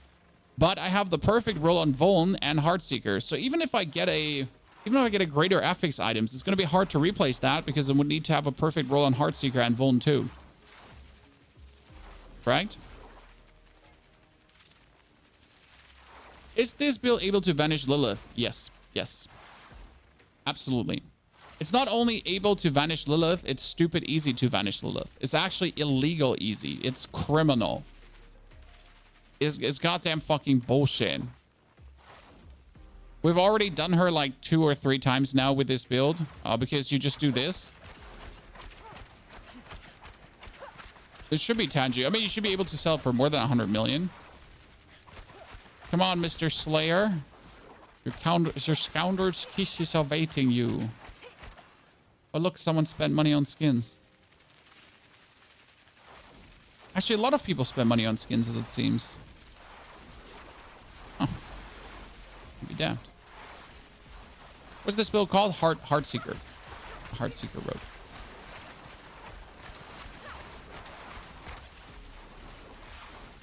For 700 million, dude, there's some crazy thing there. I'm mostly too lazy to just trade. I should trade, but I'm just too lazy to. Your friend made a barbarian. Yeah, Barb is Barb.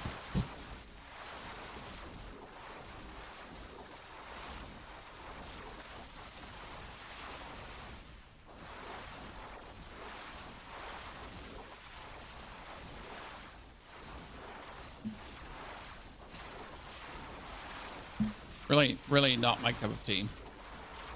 Barb is OP, I think. Oh, Barb is definitely OP still. I mean, Barb has 4 goddamn affixes on their weapons. And he can wear multiple two-handed weapons. I'm sorry, but that will never not be OP. Unless they either take away the aspects from the Barb, or they balance that in some way, or anything, Barb will always feel too strong. There's no way Barb will ever... It's like, oh, that's fine. I mean, even Rogue has like 2 more affixes, right? Because you can wear a two-handed weapon and 2 small weapons. Necro's gotten 142 Pit, Sork 140, and Bart 140. Sir, you're talking about Pit with Holy Bolts. Okay? Pit with Holy Bolts. You have to look at the real achievements without Holy Bolts. But a Pit achievement does not speak in any way for a class not being OP or not. You know? This is like not a base level for an argument. Only because something is doing well in a Pit doesn't magically not make it stupid for having what it has. Right? I know this is hard to hear, but even the devs are saying they struggle with this. Like we're not making this up, okay? We're not making this up. We're not pretending Barb is too strong. The devs are saying they're struggling to balance Barb and the other classes because of the 4 aspects Barb has. And it's a struggle. Right?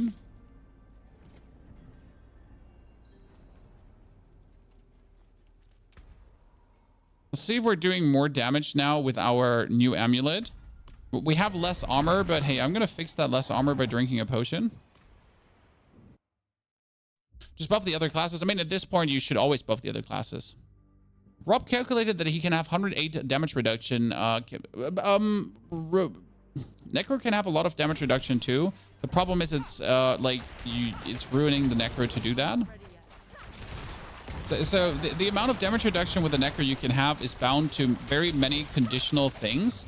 And it's putting Necro to the point where, yes, you can, But if you do, you're losing out on damage and everything so much that you might as well not bother.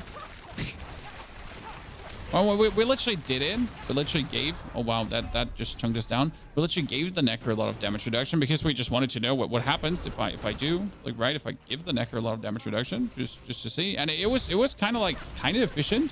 But that's the point, right? It was kind of efficient. It was working, but we lost so much damage for it. Oh, like, holy Christ. The ranged attacks are just chunking me so hard. I hate you, stupid Sukabi. I don't hate you, but in the game.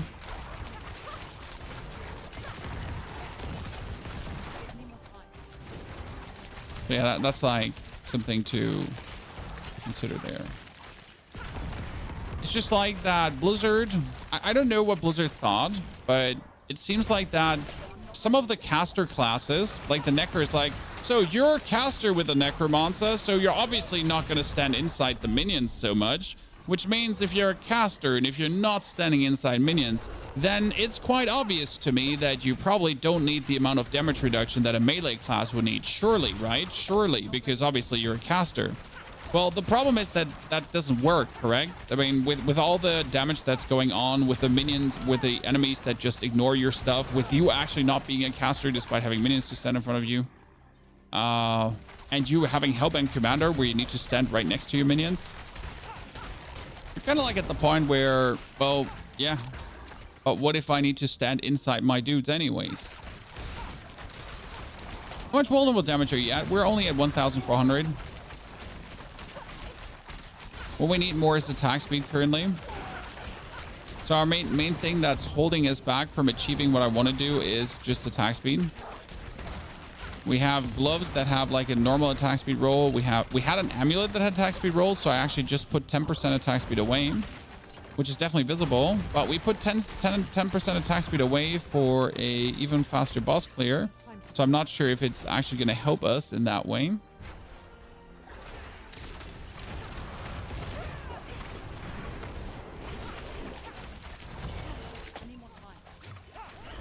Oh, that fire. It's just ridiculous. Can I search for items on that website? You have Diablo.trade, which is currently the trading website, I guess, to go for. The thing is, you're trading like with real people, right? And if the real people are not there, then like no trading.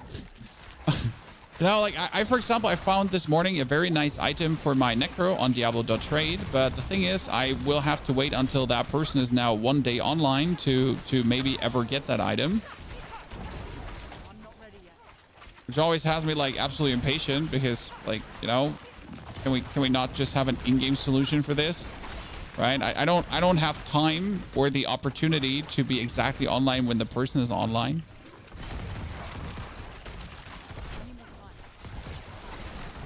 You know, I'm not playing a trading micromanagement sim. I just want to click buy and get item. Right?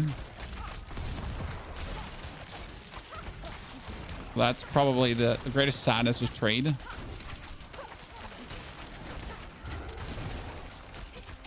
Oh, and obviously the prices in trade are heavily inflated by gold buying. So don't expect to be able to afford anything in trade usually, because obviously the prices are heavily inflated by people buying gold.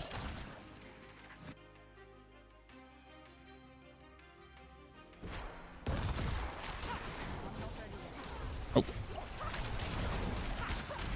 That almost bamboozled me there. I feel like losing the 10% attack speed was definitely more hurtful than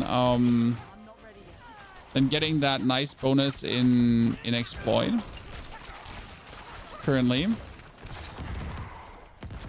right, it's 3 more ranks. It's boosting like my damage against. It's going to boost my damage in a boss fight, but it's essentially not going to really help me much when I'm pushing through the dungeon.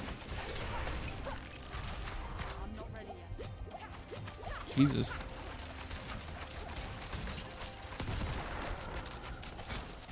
The moment you're getting poisoned and it just deletes your HP. We all love poison. When we even get more lucky hit chance from that amulet, but you know, losing attack speed is always hurtful.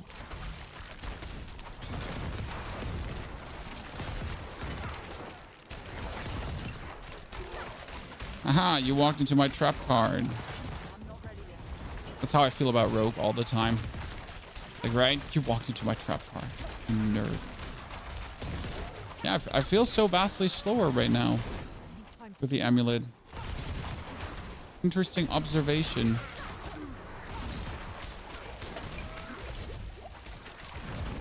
Okay, those wolves just like sending it on me and instantly like deleting all your HP is super not annoying.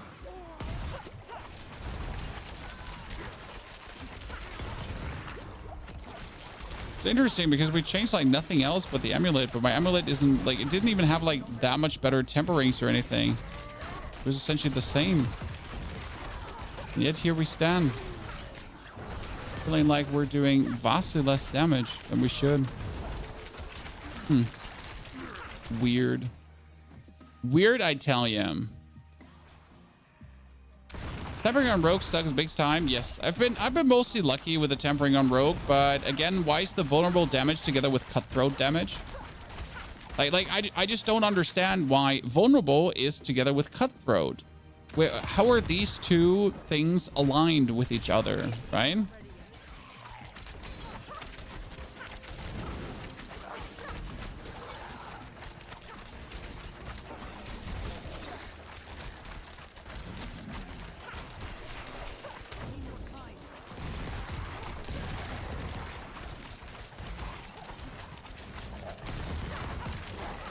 Oh, that would one-hit me because I have less HP right now. Did not expect that to one-hit me, but we lost some HP due to the amulet change, right? I am surprised that that so much would have an influence on our overall survivability, right? Paint me surprised, Chan. Actually dodged that one. Shouldn't have. Did though. Yeah, we're doing less damage.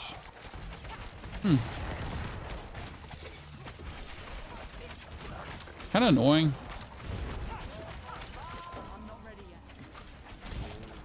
Oh, yeah, sure. Why don't you just jump in both of the wind thingies? Chan, why don't you just jump in both of the wind thingies? So that would be the smartest thing to do.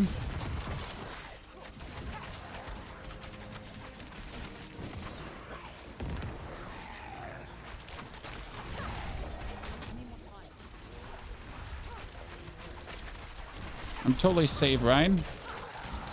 Yeah, we're doing so much less damage. Huh.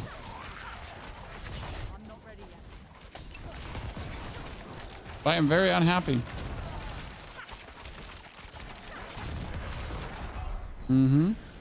Intriguing.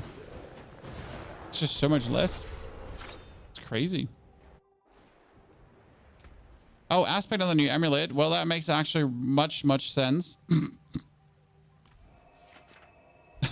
That makes much sense, Tanju.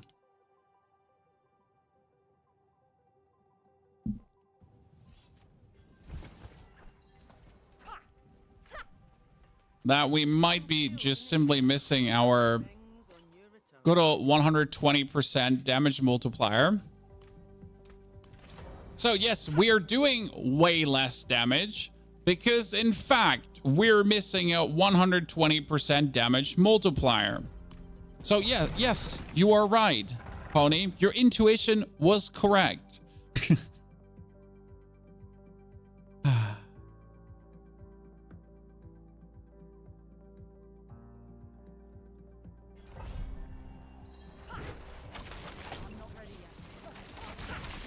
So the good thing is I'm not crazy.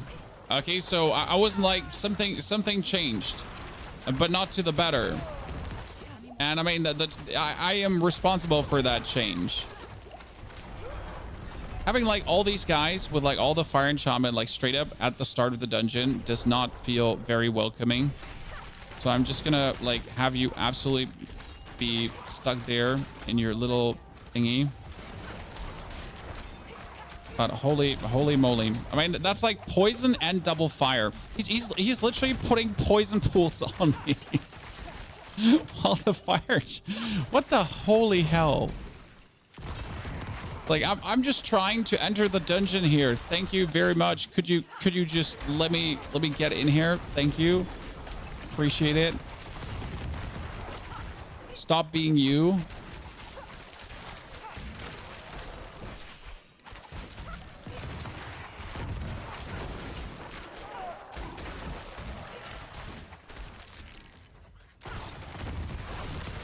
Like a big nah, not okay.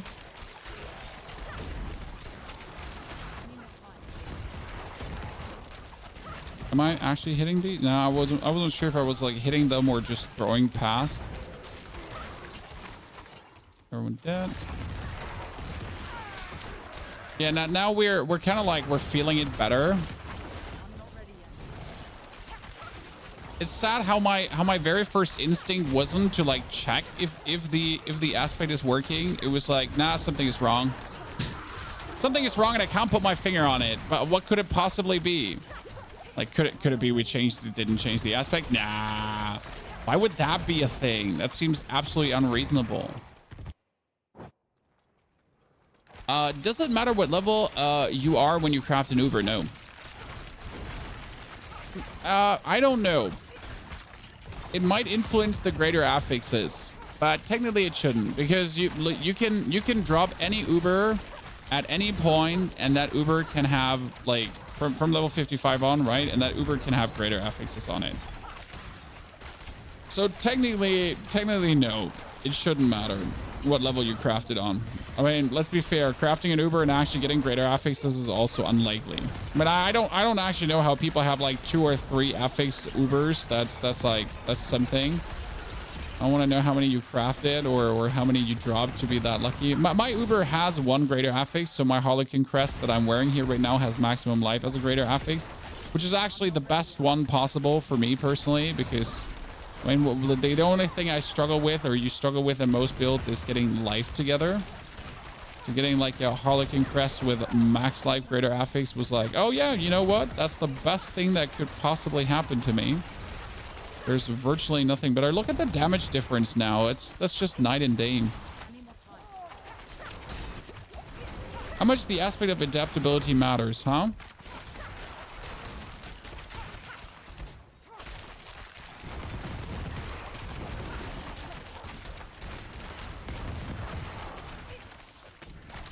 Haha, look at you, frozen.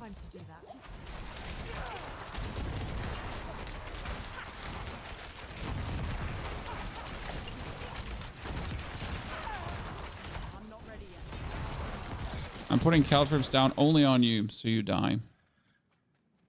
Rook size fun is brilliant, isn't it? I crafted Shaco 90 and actually says requires 90. Well, the thing is, it requires 90 because you have a gem in it.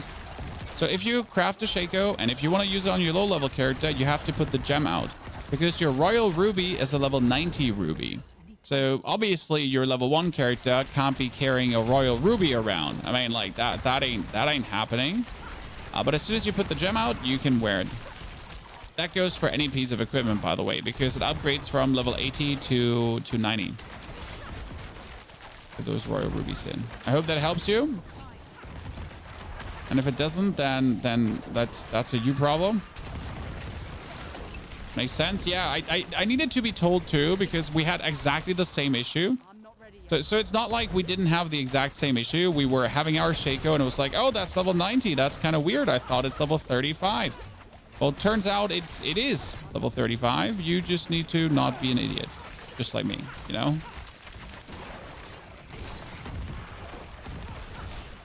We're roughly back to the same time to boss. Now let's see if we do more damage to boss with everything running. Don't move, Resurrected Malice.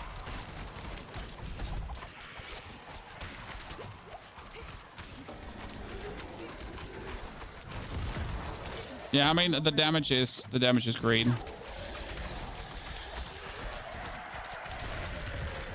First 20% just blasted by, huh? I'm not ready yet.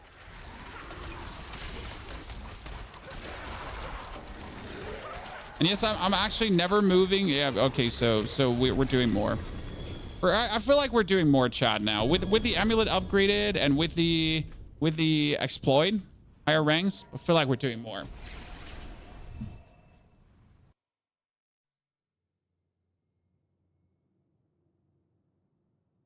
I don't get how my Blade Necro took down a Tormented boss in 1 minute, but yet I died to a 155 pit boss with the same potions on. 155 pit boss is way harsher than Tormented bosses. I mean, Tormented bosses are a joke in general. I'm being harsh, but they're just not difficult to beat. That's, oh look, that's Dex, Max Life, and Vulnerable damage. That's actually better than what I have. Not by much, but like, right? Even a little bit counts. Let's try to get the tempers done. So again, what's so crazy about the tempers? I have one currently with Caltrop duration and one with Heartseeker. Let's see that we actually get the one with Heartseeker remade, I think, because I want to keep this one. So we're going to need to get Heartseeker on this one. Technically, we don't need a double Heartseeker, by the way, but I just go with double Heartseeker. It's just like to make it 100%, right? So now you're trying to get the Heartseeker, the Heartseeker, the Heartseeker, the Heartseeker, the Heartseeker. Good, that's great. That item is bricked. Well, a little unfortunate.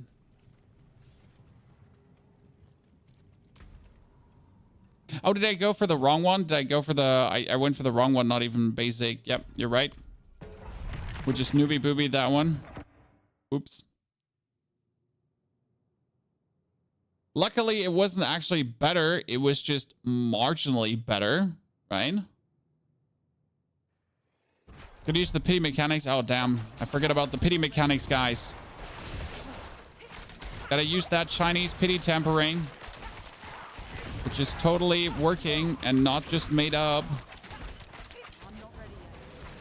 Should definitely make a YouTube video about that pity mechanic, huh?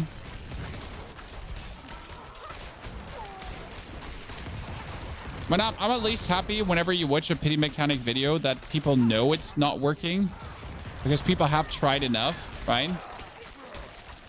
So like even under these videos, everyone's making like fun of it, which makes me happy. But again, for every like 10 people that know that it's not working, there's that one person that's like, what? There's a pity mechanic?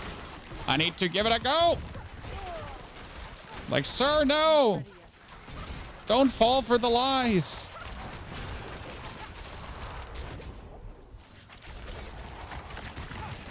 Okay, could you stop having like a kilometer range too?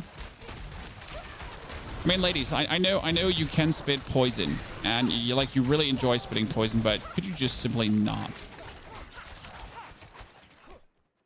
Let's see, my goal would be currently for the 99, it's like going sub 5 minutes with the stuff we have. I mean, we definitely need to get attack speed back on the amulet, but I'm just unwilling to roll this, right?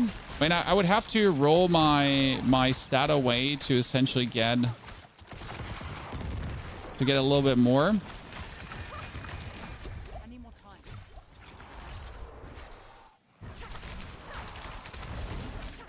Let's get these lads all like in the doorway. My favorite position for Heartseeker Rogue, doorways. Just have everyone get stuck in there because you're getting them like frozen, right? And then they're too fat to go out, and then you get the next batch of enemies frozen, and then you get the next batch of enemies frozen. What you're essentially doing is you just have like this freezing loop going on where they can't like goddamn even get to you. It's kind of mean. Oh, almost cut myself. Interesting. Oh, do it again. I rolled the same temper 6 times in a row. Yeah, that's because you didn't use the pity mechanic good enough. How dare you? I mean, there definitely needs to be a pity mechanic, but sadly, we haven't heard anything from Blizzard yet. So I'm not even, haven't heard anything under NDA as well. So I can't even hint you anything, right? I can't be like, oh yeah, like, you know, they're wink, wink. Just wait a bit. Information will surface soon. Wink, wink. I don't even have anything that I'm under NDA that I can't like remotely hint. We don't know anything. Sorry. Yet, if they're planning any changes or something. right? You couldn't even pretend I know something because there's nothing. I'm sorry.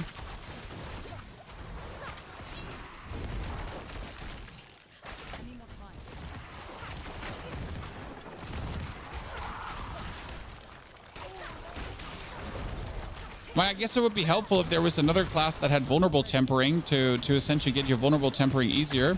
I don't even know if Necro has vulnerable tempering. I don't think I have that with Necro. Right?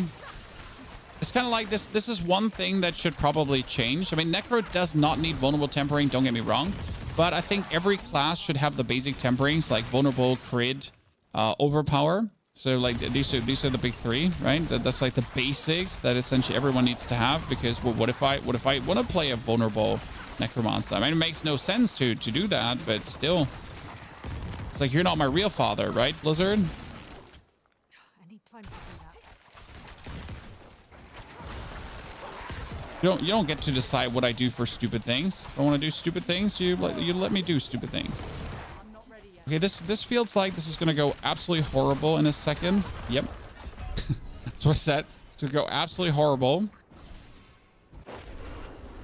Does the aspect of retribution work on frozen enemies? You mean the aspect of retribution that gives you 30% more damage against frozen enemies? That aspect?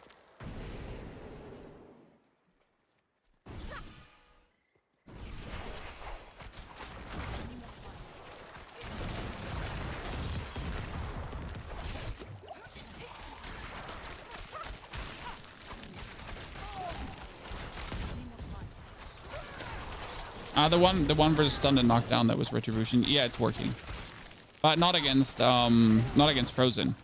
The retribution works against stunned or knocked down because I mean if they're frozen and knocked down, then it works. But otherwise, like it's every status effect is a status effect. So someone that is frozen is not stunned. Someone that's knocked down can be frozen though, right? But every status effect is its own thingy, unless you stagger a boss, because that's where it gets interesting, right? So if you stagger a boss, he's everything. That's also why you want staggers so badly, because the staggered boss is stunned, frozen, knocked down, feared. Like he's everything at the same time, right? Unconditional. Even if you don't have the effects like in your thingy, even if you don't interact with the effects, he's still down. So right now the dude is like everything, right? And he's Caltrops on top of that too.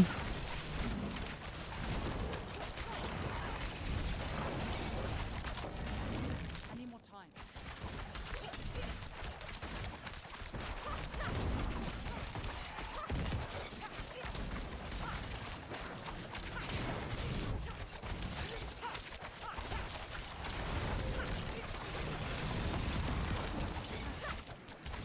I had to move. I'm unhappy.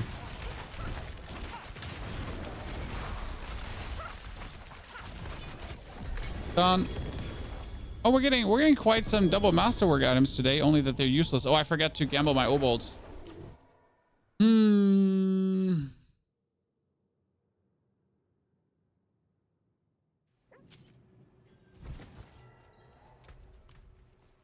With Poison Trap and Trap Mastery, you get no crit chance on the rings worth. And Trap Mastery, I mean, you have enough crit chance.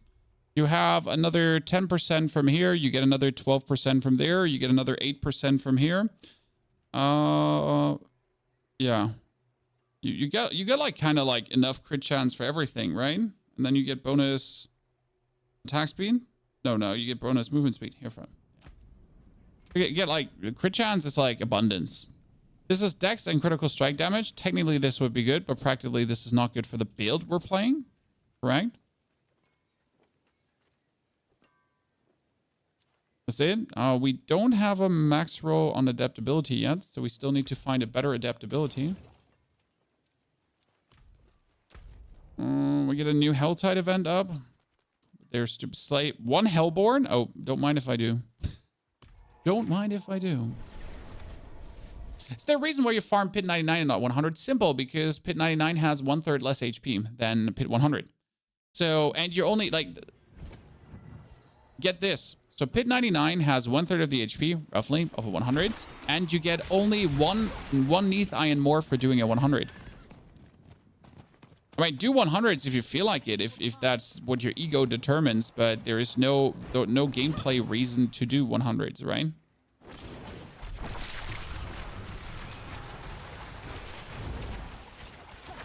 The reason why you want freeze so much is mainly for this one here, because you have like Frigate Finesse, right? And Frigate Finesse is a 30% damage multiplier if things are frozen. Then you obviously get for stunned or knocked down frozen targets here, you get another 25%. And for dazed target, you get another 20%. And then for stunned or knocked down, you get another 30%. So we're kind of getting a lot, right?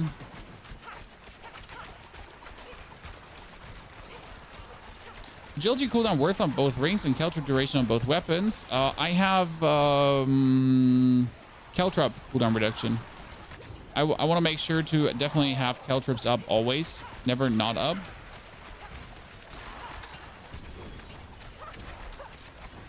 That's why I have Caltrop. Isn't Derailed better than Shaco and Rogue? No. Shaco gives you 4 ranks to your skills, and that's each skill, which is insane. That means you get more damage reduction, you get better shadow stabbing, you get better concealment, you get better dashing, you get better Heartseeker. Like it literally improves everything that you want it to improve by 1. So that's like, it's like perfect. It's not like good, it's like perfect.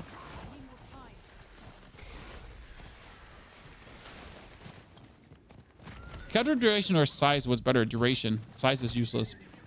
You like the size of Caltrops is already mental, and you want your Caltrops just to be there longer, because if you have to put like the Caltrop duration increase is needed to simply not have to do Caltrops the whole time.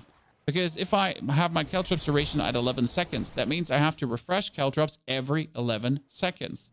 Instead, if I had not Caltrop duration, what do I have to do? I have to refresh Caltrops more often, and then I do less damage because I have to refresh it more often. It's kind of like as simple as I can put it.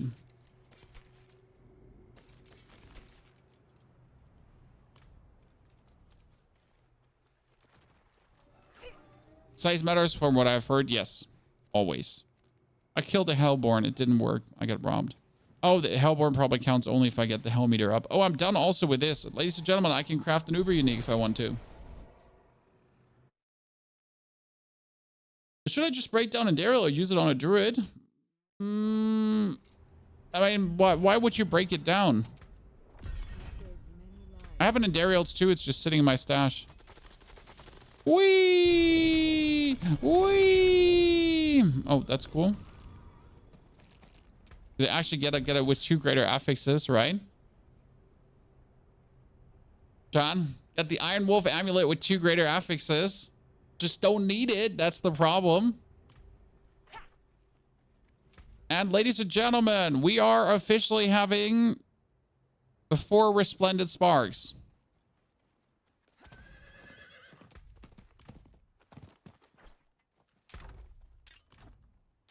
Here's your Obolts. Thank you for reminding me.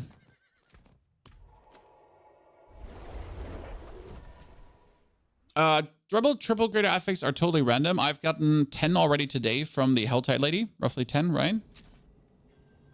So if you clap the Helltide lady's cheeks, she will be very pleased and drop you items.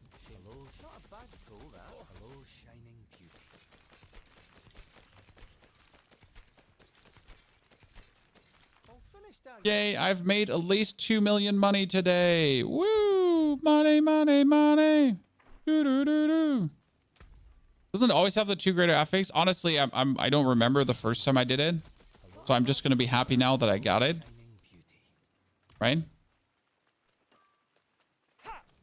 You are at a standstill with this build. Well, what does a standstill mean? So what can't you do? It might be that you don't have enough attack speed, aka get more attack speed. It might be that you don't have enough vulnerable damage, get more vulnerable damage. The main thing to work on is attack speed and lucky hit, to be honest, because attack speed and lucky hit are your 2 main scalers that make everything proc. So all the vulnerable in the world won't do you anything good if you don't have the attack speed and the lucky hit to actually make it work, right?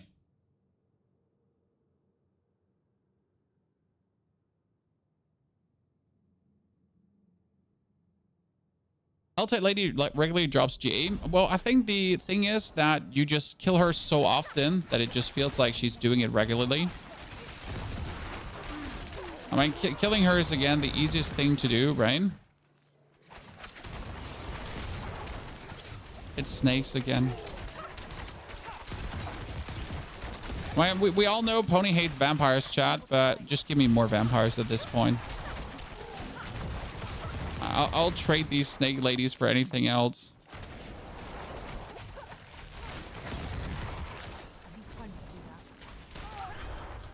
I don't feel like that should have killed me. I mean, I feel like I stood like far enough to not have that kill me. But I guess I'm just gonna drink the health potion and just say screw like the last 500 armor that I have, because why not? What's the worst thing that happens when you just miss 500 armor? Oh yeah, you die.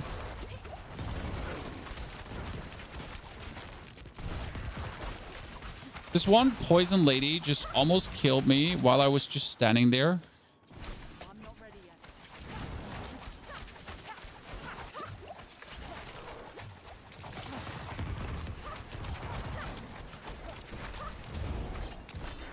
Thank you very much. You're dead. Any more time.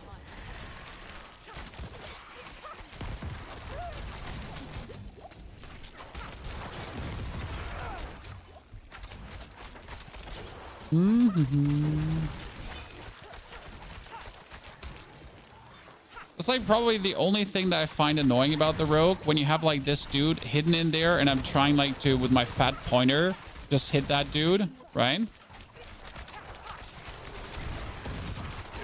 I know it's random whisper, but just wanted to share this. Let me see what you got.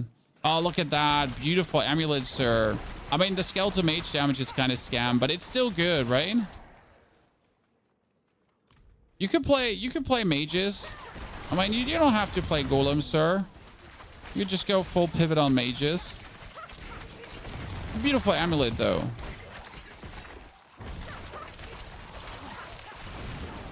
There's a good Endario build for Rogue. Yes, there is an Endario build for Rogue, but it's kind of like we tried everything to make Endarials work, right? When I'm generally there's interesting, how do I say this now?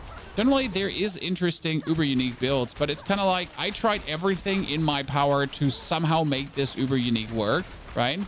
It's not like look at my build being good and then it's being empowered by an uber unique. It's like I went completely out of my way to somehow make Endarials work, right? So like, you know what? Why even bother and not just play a good build and just don't give a damn about uber uniques this season? Right? I really can't be asked to like bother with uber uniques. They're cute, you know. It's nice to have them, but whatevs. Why don't we get 3 times skill amulet? Because your skill amulet can have attack speed as well as it can have lucky hit. So I think a 3 skill amulet is just overdoing it. Also, I'm literally not sure if an amulet can actually have 3 skills at the same time. I mean, you're saying like, why don't you just get as if it's just gonna happen, right? Let's be fair. You're not like getting an amulet that has malice and exploit already on it is borderline most likely not going to happen unless you're just like very lucky or you're willing to burn millions of money. And if you actually get that, like I don't even know if you can feasibly get a 3rd skill on an amulet. I've actually not checked. It's possible, but super expensive. See, and that's already where it stops. I mean, most people just not willing to pay. If I pay 5 million for re-rolling, I'm getting already like, you know, I'm getting very sad for my lost money. I don't have the mental fortitude to re-roll more. I'm sorry, chat. Gambling does not sit well with me. I can't handle the pressure. You know, I'm losing more money and I'm not getting what I'm looking for, and I'm like heavy breathing. I just only see the time it's going to take me to farm all that money back, and then I don't wish to spend that time farming money. That's why I don't re-roll stats. Like, unless I find like the perfect items already, like I'm just not getting them, right? Like, oh, I don't have a Hellbound Commander amulet. Well, that's unlucky. I will probably never get one then. Correct? Just... Okay, that was too much explosions at the same time. But it's like a simple, I can't really be bothered. Just sell items on trade site. Well, you're saying that as if I have time to sell items on trade sites. You know, you get to list them, you get to interact with the people, you get to talk to them, you get to do all that stuff. Okay, guess what? Better things to do.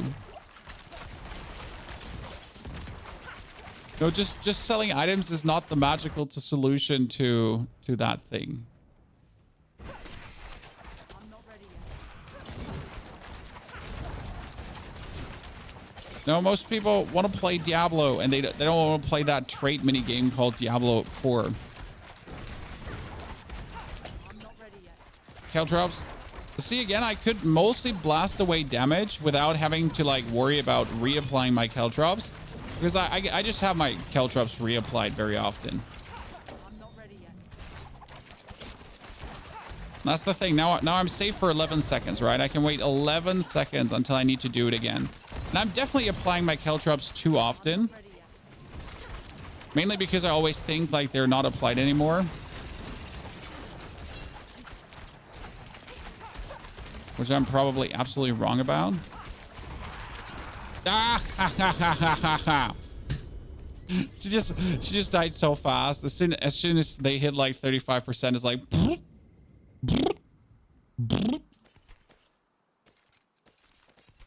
gonzo. Absolutely gonzo. How much golem damage should you get gold to farm 99 pits? 4,000 is good. 3,000 is good.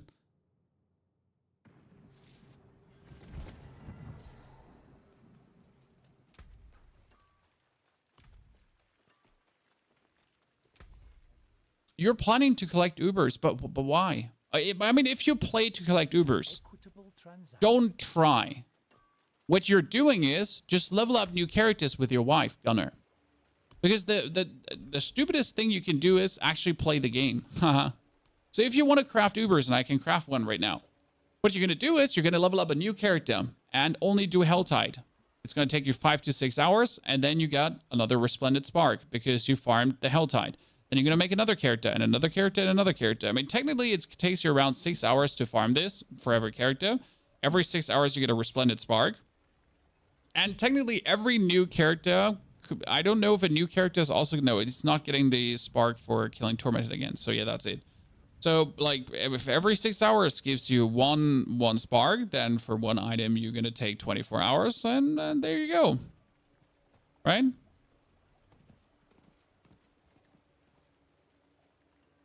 I mean, end of the day, obviously, you could also try to kill Tormented bosses.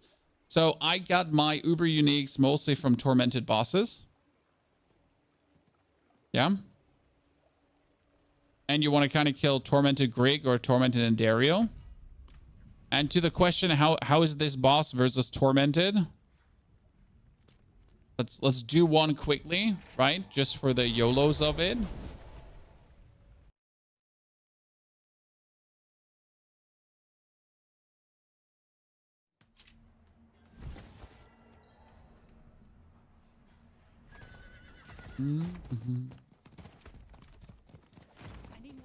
I got like 4 to 5 Uber Uniques in a few hours from Duriel, easy. Yeah, but you do know that it's not easy, right? You do know that it's statistics, and you might never get one. You might drop not one in 1,000 Tormented Duriels. Like, you literally know that, right? You know that it's not easy. Surely you know that a game of chances is never easy, and it's always a game of chances. Surely.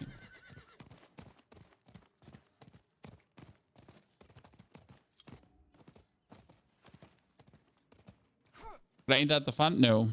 I mean, Tormented bosses is just like, it's just not, like, they're just too easy, right? Is Doomare good for the rogue build? No. The only Uber Unique good for this build is Harlequin Crest. The only other Uber Unique you maybe want for some builds is Turiels. Works on some rogue builds. Starless Skies can work depending on if you play a core skill build or not. Right?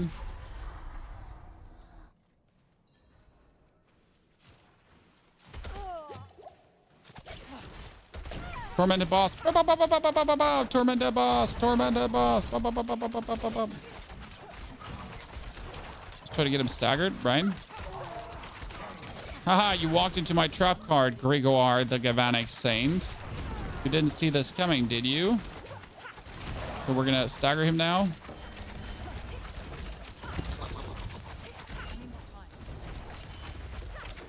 And that's it. The tormented boss Gonzo. And again, we're like, I mean, not a single greater affix weapon, right? Greater affix gloves, not what I want. Greater affix rings, no attack speed, no attack speed. Below pants, below chest, everything shitty. And yet, cakewalk. Cakewalk. There's another scoundrel. No, it's the saboteur sign. It's not a signet. Not a scoundrel's kiss. Grasp of shadows. Word of Hakan. Grasp of shadows. Wait, Grasp of shadows gives you core skills bonus? Wow. It's nice. Don't want it, but wow. Nice.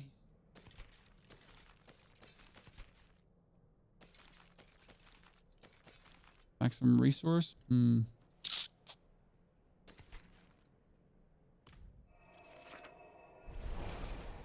Is pit 89 better than 90? Yes, every 10 pits, the HP kind of improves of all the minions. So technically doing the one before is always better. Again, a 99 is just way smarter to farm than a 100. 109 is probably smarter to farm than a 110 and so on. Every 10 level is like a ramp increase. Right?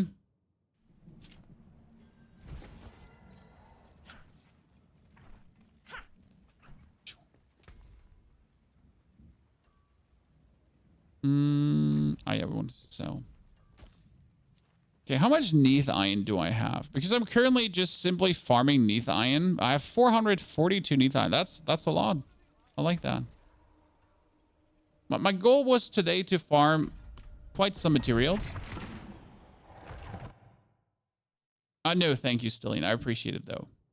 Drop rate of the Stygian stone between 99 to 100 is different or same. There is no drop rate for Stygian stones. You have to imagine that a Stygian stone drop rate is right now 1%, no matter what you do. Okay? That's the Stygian stone drop rate.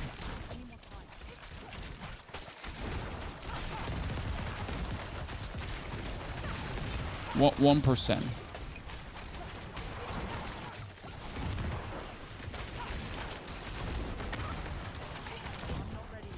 Like, you either drop them or you don't drop them. But you're more likely to never drop them. They bugged something about the Stygian stone drop rate because the Stygian stone drop rate used to be incredible on the test server. And then for some reason they decided on release that, you know what, like on the test server you could get Stygian stones relatively easy. So on like, you know, on release, on the actual game, I think you shouldn't be able to get them at all. And the reason for that is, like, why should they be able to do tormented bosses? That makes no sense. Right? Surely. That's what they thought. You know, because why would you want to do tormented bosses?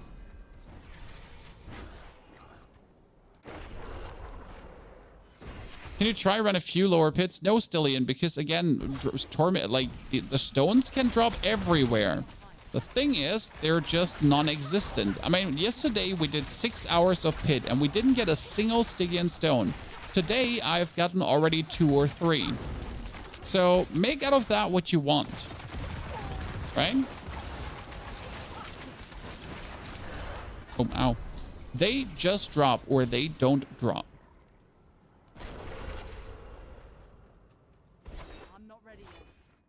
Can you save the build on MOBA, please? The build is already saved on MOBA. You know, I'm kind of feeling like that 500 armor. So this build is already out on MOBA. It's just marked as a leveling build because the leveling build is actually the endgame build at the same time. Since you can start with this at level 1 and you can play it all the way to pit 100 and beyond, actually. So like pit 100 is not even the stopper, right? But that's again, like my goal right now is actually making this build so I can speed farm pit 100s because I will need still a lot of, oh Jesus, I will need a lot of materials for a lot of builds. So I want to kind of masterwork my Bone Spirit build. I want to masterwork my Shadow build. I want to masterwork this build. So what I need is another like 10,000 ETH iron or so. So like, and that's just like the builds I currently know that I wanna play around with, right? So I need another like 10,000 ETH iron at this point, which means if I need another 10,000 ETH iron and I have right now 500, there's a lot of farming going on, right? But that means I kind of need to find the class that can farm the pit the fastest. It's definitely not Necromancer, because Necromancer, as fun as he is, like he's being held back by his skill being a cooldown skill. I mean, what am I doing with a rogue here right now? If I get my attack speed all the way up, right, I am simply going to absolutely demolish everything because, well, guess what? I am using a basic skill. I'm not reliant on like lucky. I'm not reliant on cooldowns at all. Like right there, the cooldowns are essentially just amplifying my damage, but they're not needed for my damage to remotely work out. My damage works out, right?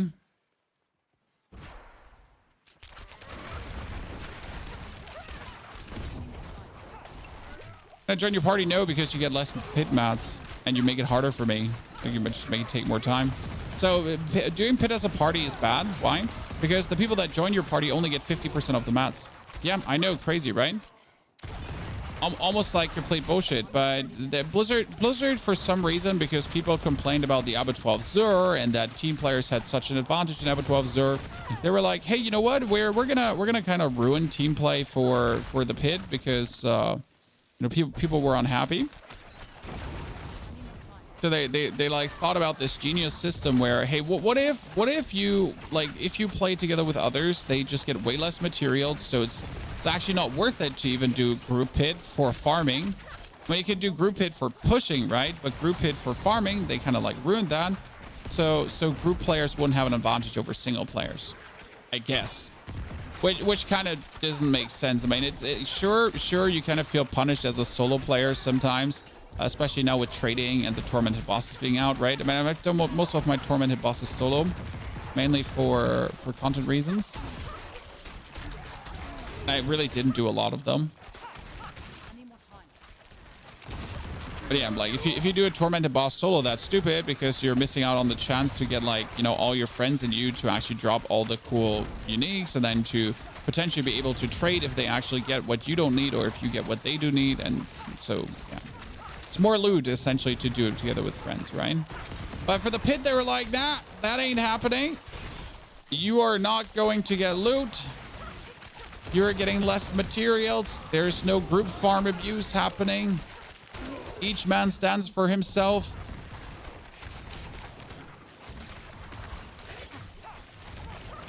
Now make it of that what you want, if you like it or if you dislike it, if you think that's stupid or not. That's what it is, right?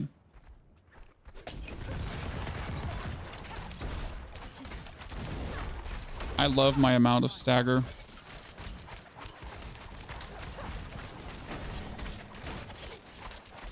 Did we just warp through his attack? Yeah, we did. Why evade enemy attacks, chat, when you can just do this? And then obviously land in the poison pool because you're a bot. I'm not ready yet.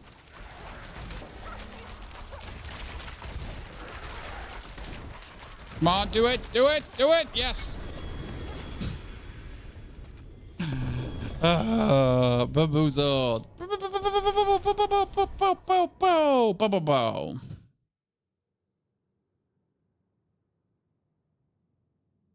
Can you show your attack speed? Oh, my attack speed is horrible. Like, we're currently sitting only at 34.4%, so we need more.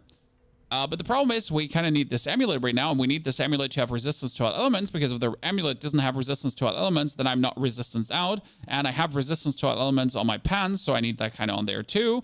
And the only way to actually replace my pans would be by getting boots that also have resistance. But if I get boots that have resistance and then I roll resistance away, then I don't have armor because I need the armor to actually armor out. And if I want to replace the armor, then I would need to get armor on my chest, but I can't get armor on my chest right now because I can't reroll maximum life. That kind of stings. But hey, we're trying our best here, right?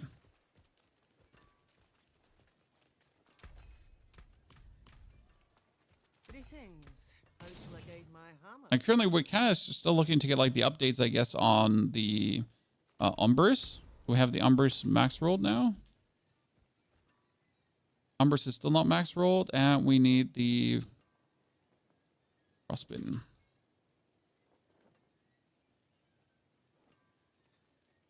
Also no max roll. Unlucky.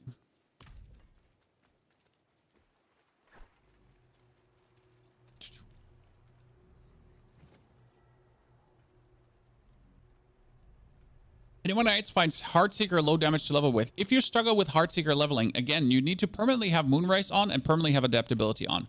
It would be stupid to not have that. But if you're struggling, you are getting also the temper, and you're not going for the vulnerability temper or anything. What you're going to put on is just Elemental Surge. Elemental Surge is insane because you're lucky hitting a lot and you're getting a huge amount of bonus damage. So with Elemental Surge, you're essentially making your life vastly easier because you're just outbursting everything. Now, if I do want to have more attack speed, I could just temper the gloves, but yeah, I guess we're just going to temper the gloves.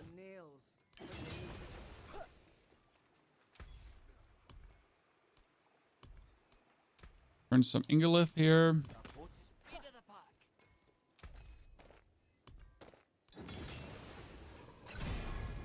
Oh, ladies and gentlemen, hold my beer. Look at me now, Chan. Doom, doom, doom, doom, doom. The double attack speed super whammer slammer. I like to see what I see. I spotted what I spotted. I should probably get my Harlequin crest up, but right now I don't want to. We could get this ring up to like the fully level because like vulnerable damage, attack speed, everything.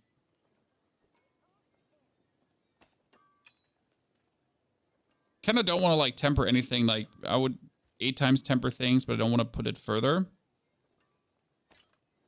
right now. Right. Rogue is so much easier on controller. Oh, it's not particularly hard to play on PC. It's quite simple to play on PC, I guess.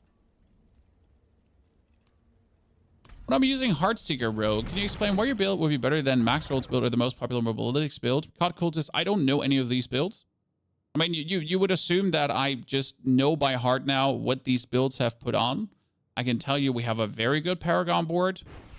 We have the skills and everything very good figured out. We can kill Lilith. We can kill all the tormented bosses. We can clear already a pit 110, I think was the highest I've done so far with the gear I have. And our gear is shitty.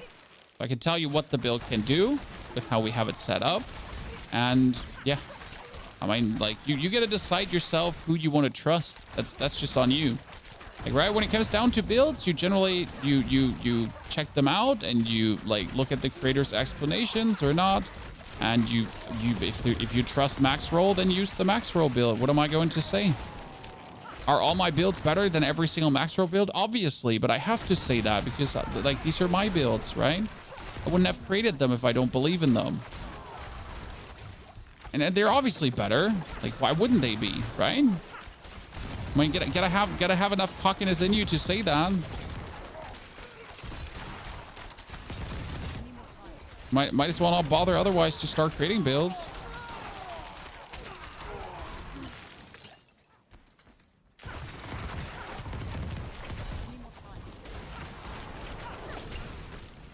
I mean, you also have to understand, right, that all these builds are like marginally different.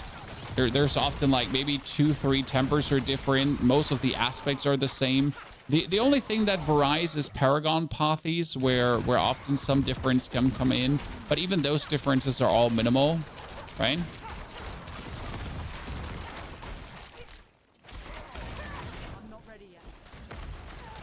Between all the Golem Necromancer builds, for example, it's like they're all very similar. There's some things that work, some things that don't work, right?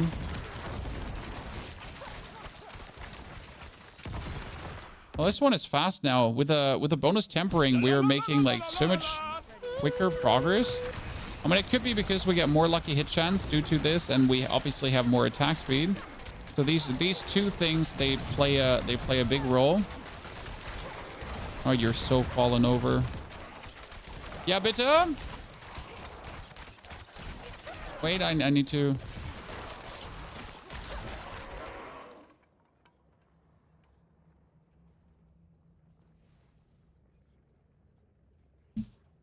Warum hast du das nicht auf deinem Handy?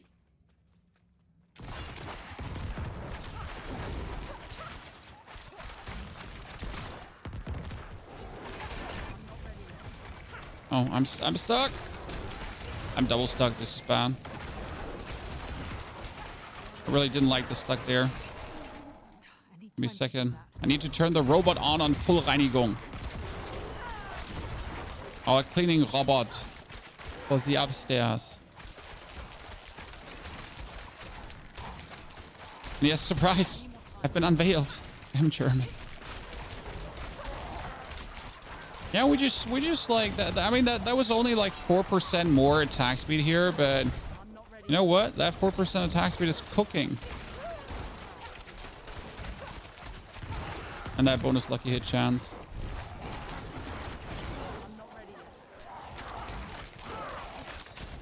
I guess for my sub 3 minutes, I probably have to invest a lot of Neath Iron. I was hoping I could get away only with like 8 times tempers to get like my sub 3 minute running, right?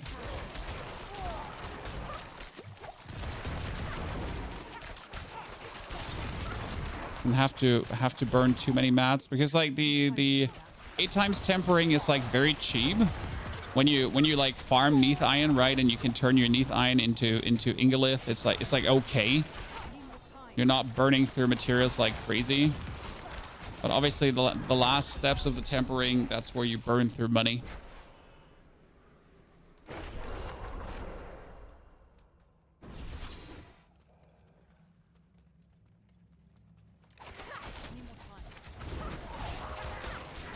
Cute.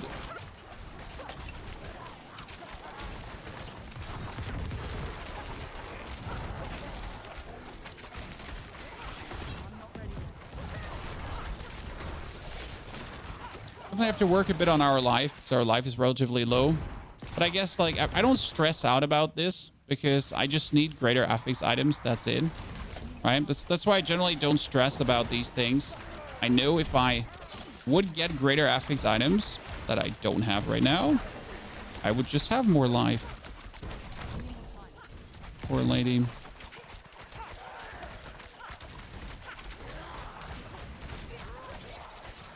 One, two.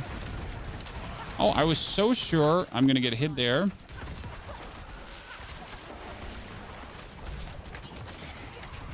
And I didn't. Come on, do it. Do it. Do it. That was an unfortunate stagger. Oh, come on. I was so sure I was out of that. Oh. Oh no, I didn't see it. I'm sorry, Chad. I didn't see it.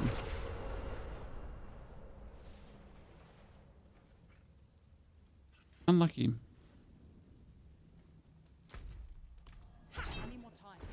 Might be blind there.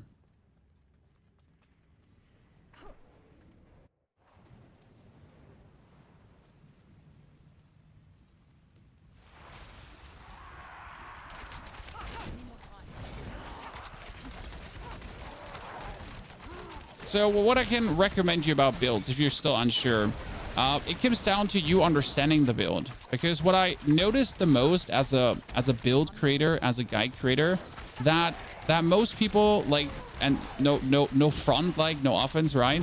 Most people they try to copy a build, but they never bother about understanding the build. So you end up with like, you created that build, right? You went in, you got everything rolling, you got the items. But you kind of end up with having a build where you don't know what actually scales which, right? How do I get my damage?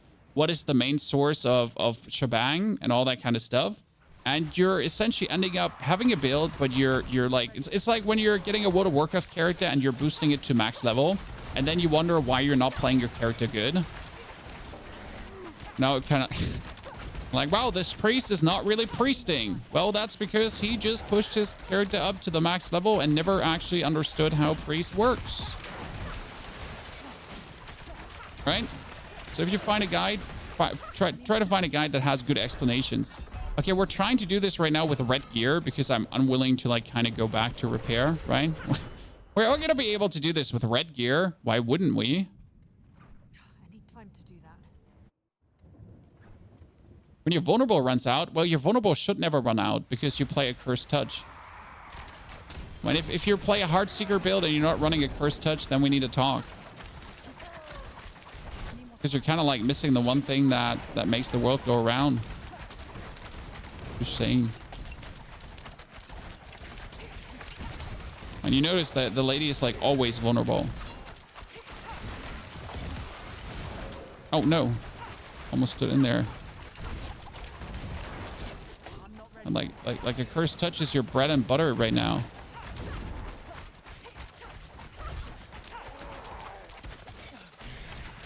Let's see if this works with broken gear. I mean, it should. Gear's not that important, right?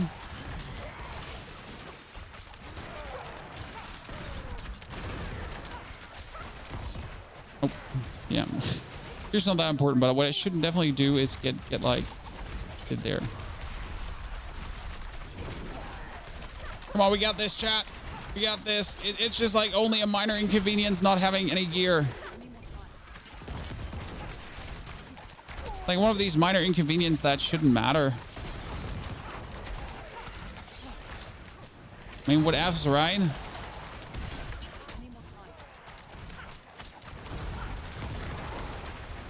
Oh no. Oh, Jesus, that would one hit me? Okay, what F's then?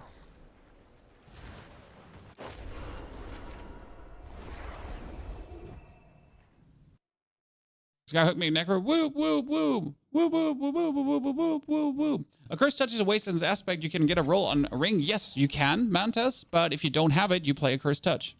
I mean, you're saying it's a waste of aspect in a way that it's super easy to just get a ring with a vulnerable roll. So what you can do is you can obviously acquire one of these. Here, lucky hit chance to make vulnerable. But I mean, it's not like they're sent on the ocean, right? Why is Sork so good right now? I mean, Sork was always good, but Sork is literally immortal. So Sork is now immortal. And Sork will stay immortal for the rest of the season. What the difference is that some of the rogue vulnerability multipliers that weren't multiplying the way they were supposed to are now multiplying the way they're supposed to. And that means that rogue is essentially working. Sork is essentially working now. There was a hotfix because a lot of the Sork creators complained since there was some things not working. Now, don't get me wrong. Should Sork be immortal? No. Okay, that was weird. My damage filtrate didn't exist. Should Sork be immortal? No. And the funny story is that also the Sork creators agree with you, right? Sork shouldn't be immortal. No, that immortal flame shield is kind of weird. Being able to literally avoid all damage is kind of weird. And yes, the actual Sork creators, they do agree with you. Blizzard agrees too. They just don't know how to fix it yet, right? It's kind of like a thing of, should this be fixed during the season? Right? You have to understand, should this be fixed during the season now? No. A lot of the bugs that are currently bugging, unless they're game breaking, shouldn't be fixed. Because imagine you made an immortal Sork, right? You did all the master workings and all the temperings to make it work. And then Blizzard is kind of like, yeah, you know what? That's kind of unfortunate because we're going to be nerfing, buffing, altering this. And you're like, oh, cool. So my hundreds of millions of gold that I spend into this, like you're literally going to break the build, right? And that's like the point where you're like, okay, that's it for me for the season. They just made the build not work. Now, obviously, in between of the seasons, it should get fixed. Like the things that are currently obviously bugged or overperforming in ways that shouldn't exist. Like again, like being able to just have flame shield forever or something like that. These should be fixed between the season. That when you're starting the next season, you know what you're signing up for, right? But fixing something like this during the season is always very hard because you might potentially just break whole builds. And that will just never feel good. Right? Yeah, imagine building a rapid fire rogue and they would accidentally break it. I mean, let's be fair. That was at least an accident, right? And they hotfixed that quick.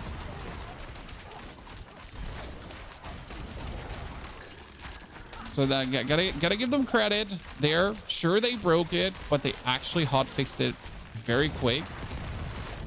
Like usually that stuff takes quite a while, you know, when you're waiting for a hot fix. I was rather surprised how quick like rapid fire players were able to enjoy rapid fire again. Sometimes gotta hand out that credit.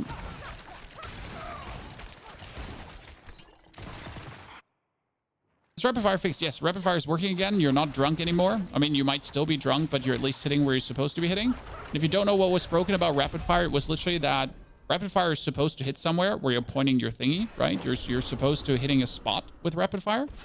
But rapid fire was like, I won't hit that spot. You can't make me. And you couldn't. So you were kind of like drunk.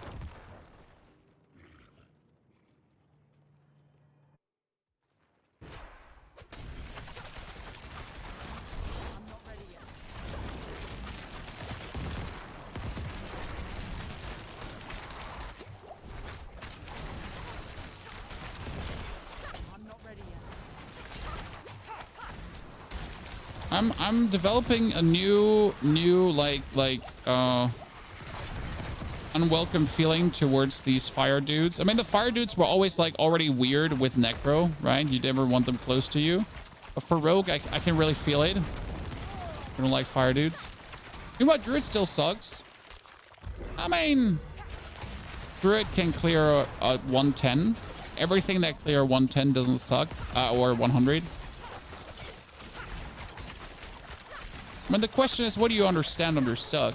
Every class can clear 100. Every class has multiple builds that can clear 100s. And that should be your goal for the season. Now, obviously, are all classes equally balanced in the pit? No, but they will never be. If you ever played Diablo 12 Zur, you will know that Necromancer used to be horrible because you could play one single build. When Diablo 12 Zur was obviously their first time learning this kind of stuff. But Necromancer was straight horrible for that. Absolutely plucking terrible build. I'm not ready yet. And not like by a little bit. It was by a lot. Ow. Range? Uncool. I was so going to risk that. You know, either that was going to work or I was going to die there. There's no middle ground. No middle ground, chat. Oh, double pens. Let's see. Do we get a greater affix Heartseeker now? Poison melee rogue. I don't like melee rogue. That's why I play ranged rogue. Simple answer, right?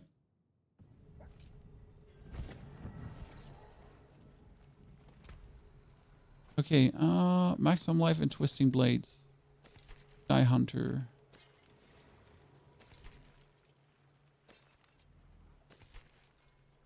Oh, that's invigorating strikes. That's kind of funny. And gone. But invigorating strikes is this one, right? Is it that? No, that was siphoning strikes. Which one is even invigorating strikes? That's like how few I know about rogue. What is even invigorating strikes? Jesus. Oh, that's one basic skill here, right? Yeah. Melee attacks deal damage and increase energy regeneration. That seems so bad. Why would you ever go for that? Totally going to trash those pants. Are this guys how to not break items viable? No. No. They're a scam. If anyone tries to tell you how to not break an item and he's being serious, then he's literally clickbaiting you. And it's a malicious clickbait. That being said, they might believe this themselves. Okay. There's a world where they actually believe this, where they look at it and they're like, sure, this checks out. They're delulu, you know, the gambler's fallacy. And it has a lot to do with people not understanding statistics too. I mean, again, we had a viewer very, very much trying to tell me that if he fails a 25% chance 4 times, then afterwards he's going to have a 100% chance to hit the 25% because he failed it 4 times.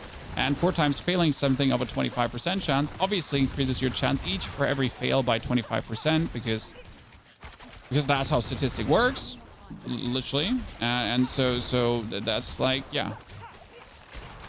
I mean, that's obviously how it not works, but you know, since we have these things like being believed by people, I don't wonder that there's also a lot of belief in the not temper breaking being a real thing, but it's not. I'm sorry. I know we all want to not break our tempers, but it is a complete mambo jambo game of RNG, and you might get lucky or you might get doomed. But there's no way for you to influence that in any way.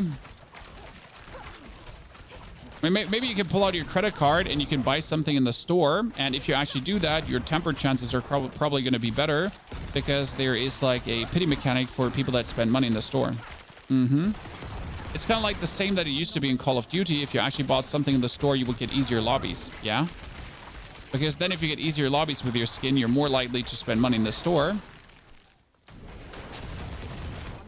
Because obviously you would want to have easier lobbies, right?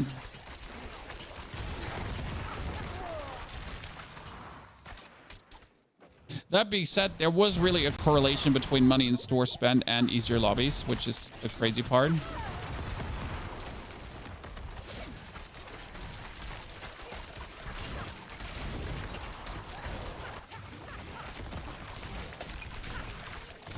But, you know, that's just skill-based matchmaking, right? The pity mechanic is real. No, the pity mechanic is not real. I'm sorry. It has nothing to do with people being lazy. There is no existing pity mechanic. Sorry for me. And if you by chance use the pity mechanic and actually hit it, then congratulations. You get lucky.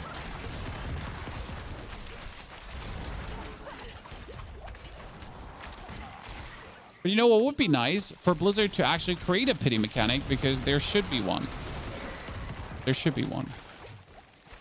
Have you settled on the Heartseeker, or are you going to give Rapid Fire a try? The problem is I just simply don't have the materials to do many different builds. Like obviously for every build, in order to really play them to the max, you often need the tempers. Like for Heartseeker, for example, you want to obviously temper your weapons so you get the Heartseeker chance up, right? And that kind of stuff.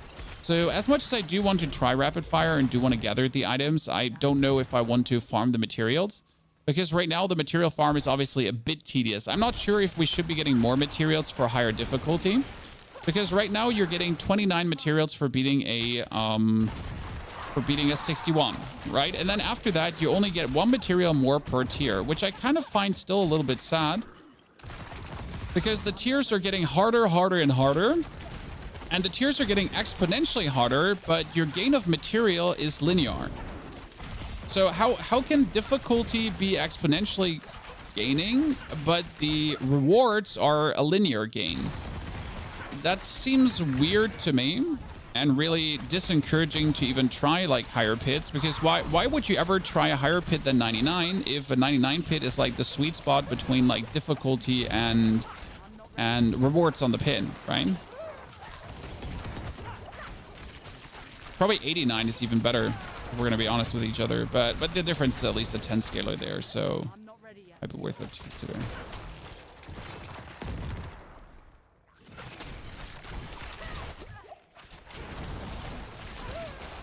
So yeah, that's something we should talk about. I mean, like pity mechanic, yes and no, but like, hey, how about more materials? I mean, sure, this is the end game grind, so like the end game grind is supposed to be a grind. Yeah, I understand that.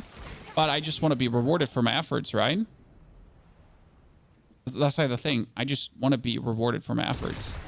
You do 91s for 50 mats. Yep, makes sense. Checks out. But I think the difference between 91s and oh Jesus, I didn't look into my bag. The difference between 91s and 99s is, I think it's neglectable. How is your Dark Shroud all colorful? It's not Dark Shroud. I'm playing the Ring of Elements. So it's Dark Shroud and the Ring of Elements. It's actually both.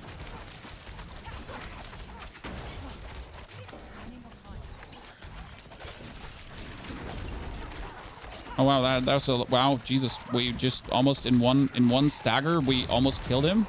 Fully. I mean, sure, but how about illegal? Well, seriously, that was like one stagger, and he just almost went to Narnia. Right? I like it. No complaints.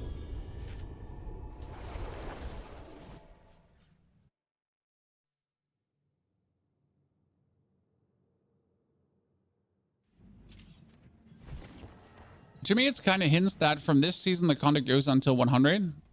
What? Lucky hit chance. Cool. Cool. Let's just try it. We got attack speed gloves, but we don't need them.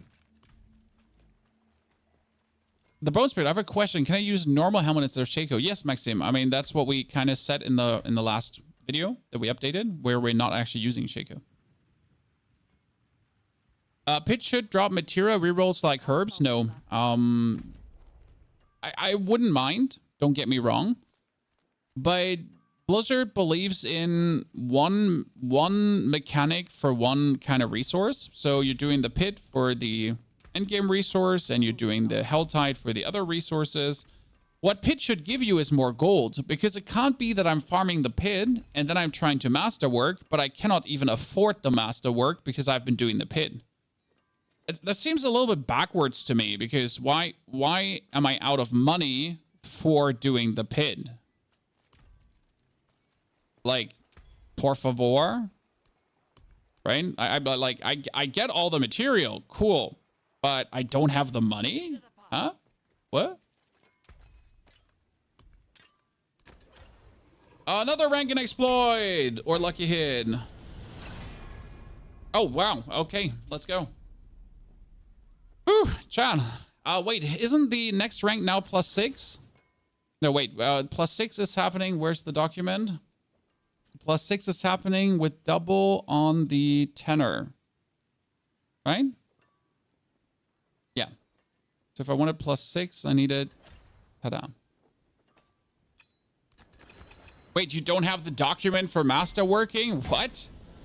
Chat, come on now. Well, that's 207. That's the worst. That's the worst double hit attack. Like, it could go attack speed, lucky hit chance. It could go everywhere. Vulnerable damage, right? And it's like, hey, let's masterwork dexterity.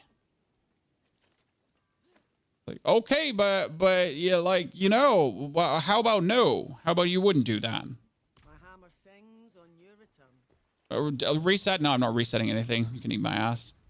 What's the link to the document?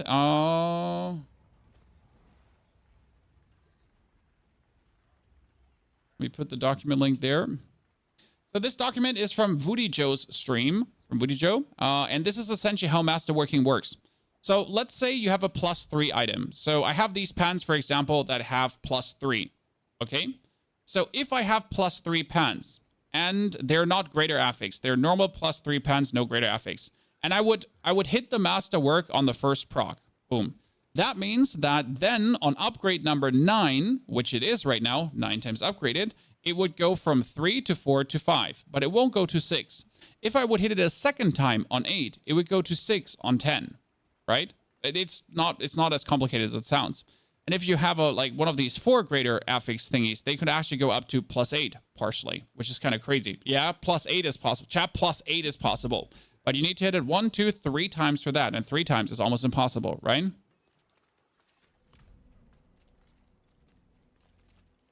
A cower. Obviously, the document right now is updated with what they have on max roll. So the document is technically not needed. I just have the document, like, rather than go on the website and click around on things. Yeah.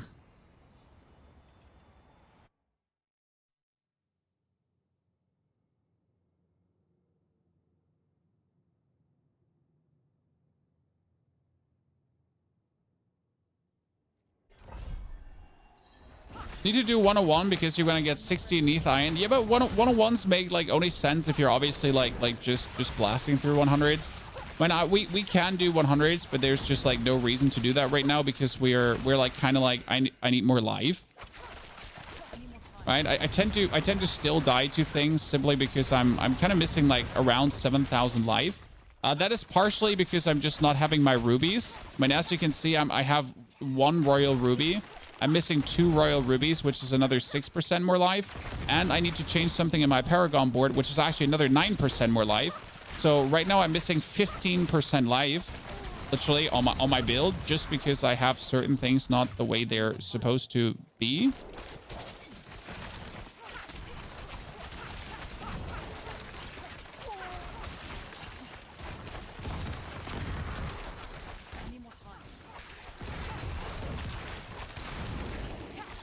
That would make me vastly more tanky. I guess we should probably redo the Paragon board to get the 9% more life. Because what I did wrong is I took one Paragon board before I took the other Paragon board. And that means that the step requirements rose too high. And I wasn't essentially able to get the stat requirements done as I needed them to be done. Ergo, I'm missing out on shebang.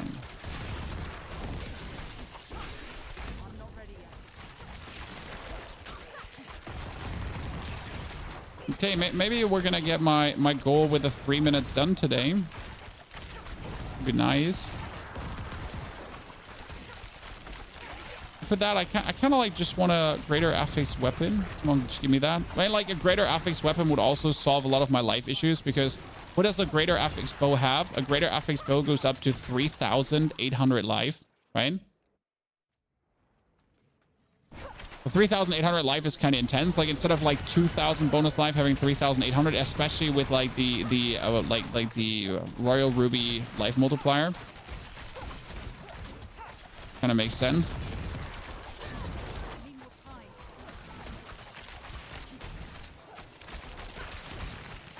Well, we should slap on like an attack speed potion with Lucky Hit and just see how much faster that makes us.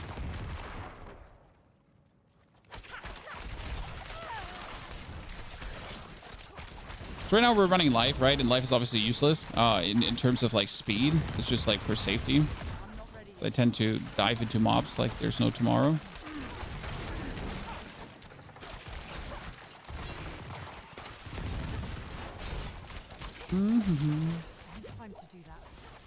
Oh, almost managed to get myself killed. What a newbie booby I am.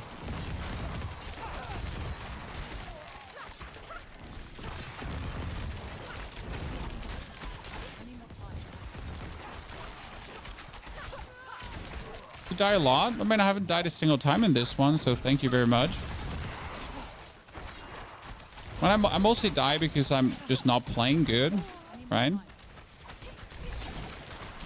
Also, I doubt that you're doing like 89s in 2 minutes, but that's just my personal doubt. I mean, like, again, tell the story you want to tell the internet. But I'll be honest with you, I doubt that you're doing them in 2 minutes. Because that would be the time, like, you know, I take like, you know, 5 to 6 minutes for this. If you want to do 3 89s in that time, then you would have to do them in 2 minutes or sub 2 minutes. I mean, maybe you do that, then you're cool. Like, please show me the way, sir. Right, I wanna be blasted away. Ah, there you are. See, like, I have been looking for you, sir. And that's a lethal shrine. That's kind of cool. That means we have 2 shrines now. And when I do questionable things like what I'm doing here right now, can I die? You have this build 50k HP with potions. See, like, I have seen Voody's hardcore build, and in hardcore you obviously need to have more HP. And he was running around with 65k HP, which I found really cool. But obviously he also did have every single item with double greater affix and everything. So I'm literally not stressing myself. I know I can get more HP. Again, I'm missing 15% right now. I could also swap my chest over to HP gems, because right now I'm playing Dex gems literally to get a bit more dodge chat. So there's like so much I could do for more HP and more safety. And I will probably find a greater affix life weapon at some point, right? We just simply don't have it. We have a good bow, and we simply haven't found a single greater affix life item yet. Woohoo. These are all things, they'll come when they come.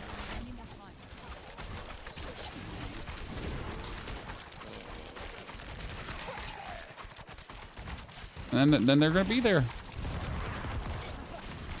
Oh. Oh, range? Hello?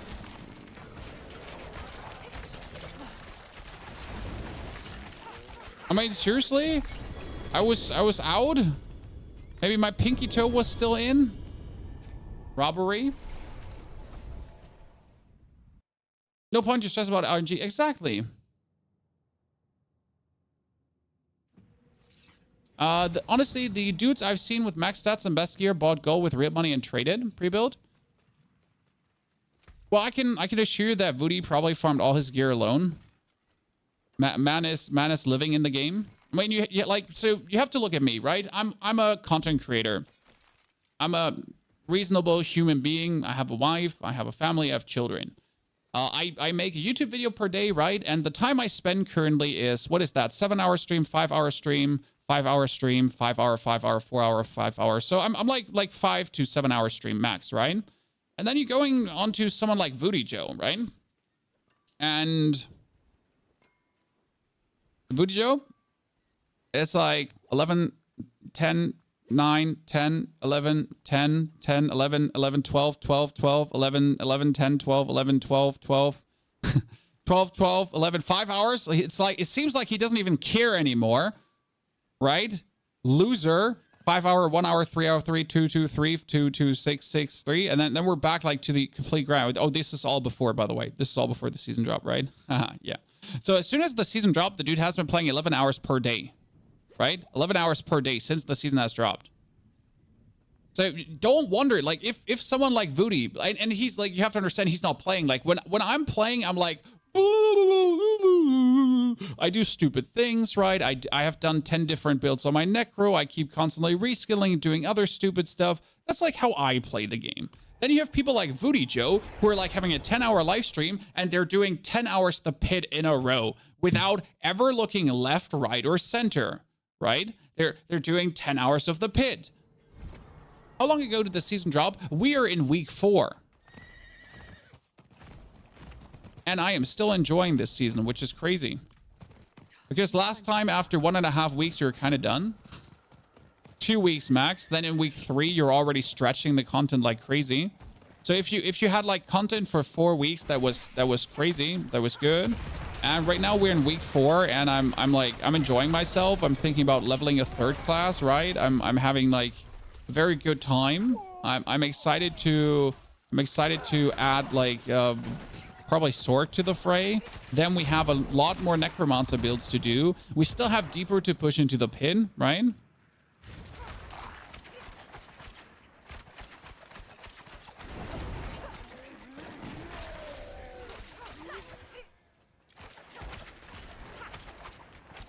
So yeah.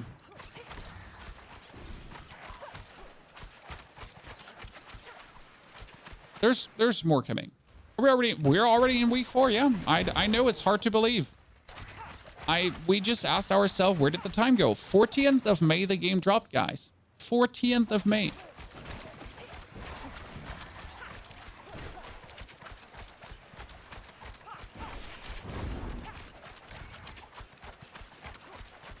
But where's my Paragon board? We need to pull up the Paragon board on the side because I don't remember half of it. Paragon board pulled up, and we're gonna reskill. Let's grab the item. Let's redo the Paragon so I can squeeze out more life. There's the plan. What are you doing? What are you doing? The fun part is a lot of people have rushed, right? A lot of people have rushed and everything. I'm taking things slow. I mean, I still want to beat the 120 pit with my Golem Monster, but I don't need to beat it tomorrow. I don't even need to beat it next week. If I beat it in 2 weeks, I'm fine. If I get the items, if I get the materials, if I get the master workings, if I get everything to plus 12, right? I have no character where everything is plus 12 masterworked. I don't know. How's it looking for you, chat? Do you have a plus 12 masterwork character completely every single item? I don't. I mean, I have a Harlequin crest, and I haven't even plus 12'd it yet because I never saw a reason to do this. Yet. And yes, I'm wasting way too much gold for like reskilling and everything. So let's kind of do this Paragon board here quickly. We're going to go over the left side so I can actually weasel out more resistance instead of going over the right side. Because that's just better. Like the bonus damage doesn't matter as much as getting like the bonus resis. Then we're going to activate here the Arranger glyph. That was Ranger Glyph. Ranger Glyph boosts essentially our damage, but it also boosts our armor. And since we're currently struggling with armor, we're going to go over the right side actually instead of the left side. Boom. Then we're going to go into the board that is called Exploit Weakness. And Exploit Weakness is going to have the chip glyph. And I think I made an oopsie here. Let me check. That's chip. Yep, I made an oopsie because chip is by dexterity. And if I go one out to the right side. No, I don't go one out to the right side. No. Ignore what I just said. Out to the right side would have been the mistake. Then we're picking up the bonus vulnerable damage. That's nice. And we need a lot of strength for this too. And we're going to leave up here. So that's 40 points in. And then we're going to take the... No, actually, we're going to take the double strength here on this side. I'm going to make sure to take as much strength as we can, right? And then we're going to actually go this time for the first time into the no witnesses board. Yes, because no witnesses is like super cool. So we're now going into no witnesses. And I'm not sure why I don't have this glyph, and it makes me really sad. Because what does no witnesses have? Max life, and then 4% max life, and another 4% max life. What is this? What is that? That's insane. Because if we're now going to be playing Pride, we're going to be boosting this by another 125%. So this is going to give us 9% max life and even more max life plus. Now we just need enough strength to actually activate it, but that shouldn't be the problem, right? We're able to pick up more strength. By the way, these 2 points can be cut. We're going to take vulnerable, and we're not going to take that damage to injured enemies. Take more strength. Take more strength. Take damage reduction from vulnerable.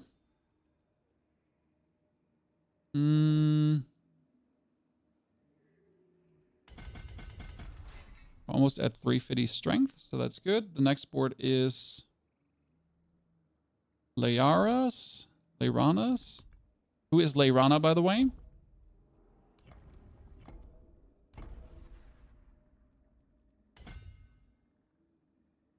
That's going to be Devious.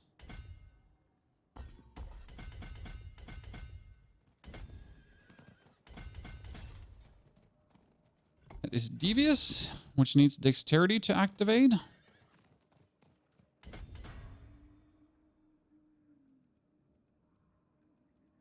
The only thing I don't like about this board is the way how you have to activate it.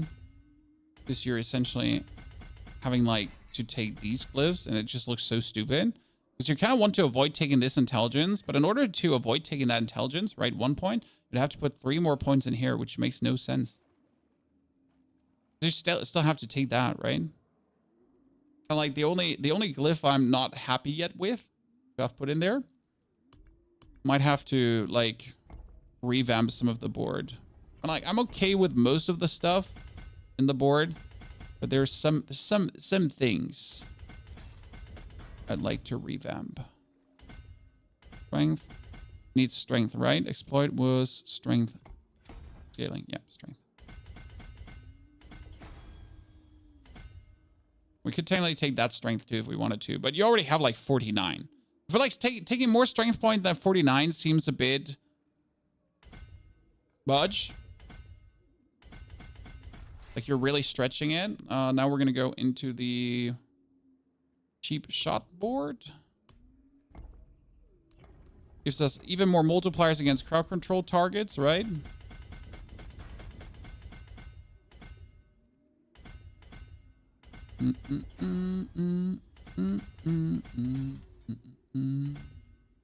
This one needs the control glyph, which gives us another multiplier against, frozen, chilled, stunned, slow targets. So that's what you want to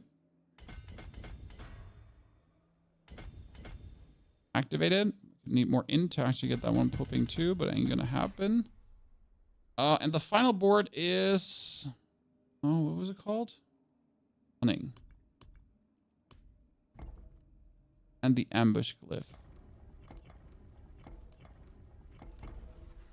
Cunning, doop, doop, doop, doop, doop. Armor, armor, armor, armor. Getting armor and dex, right?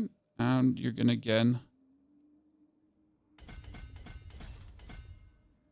I have 8 spare points. How do I have 8 spare points? What did I do different to my other Paragon board? Don't get me wrong, having 8 spare points is really convenient because I can now squeeze out more max life. That's the whole plan, right? You're now sitting here at 27,000 with the 8,800 armor. And we get like more, we get more max life from this glyph now. Right? We get most double 18% max life. You had 8 points in your guide as well. No, I have 6 points in my guide currently left over because I leave them as wiggle points, right? So that's more max life. More max life. Mostly really prefer taking the max life. We could take more armor, but armor is kind of like a little bit of a waste there.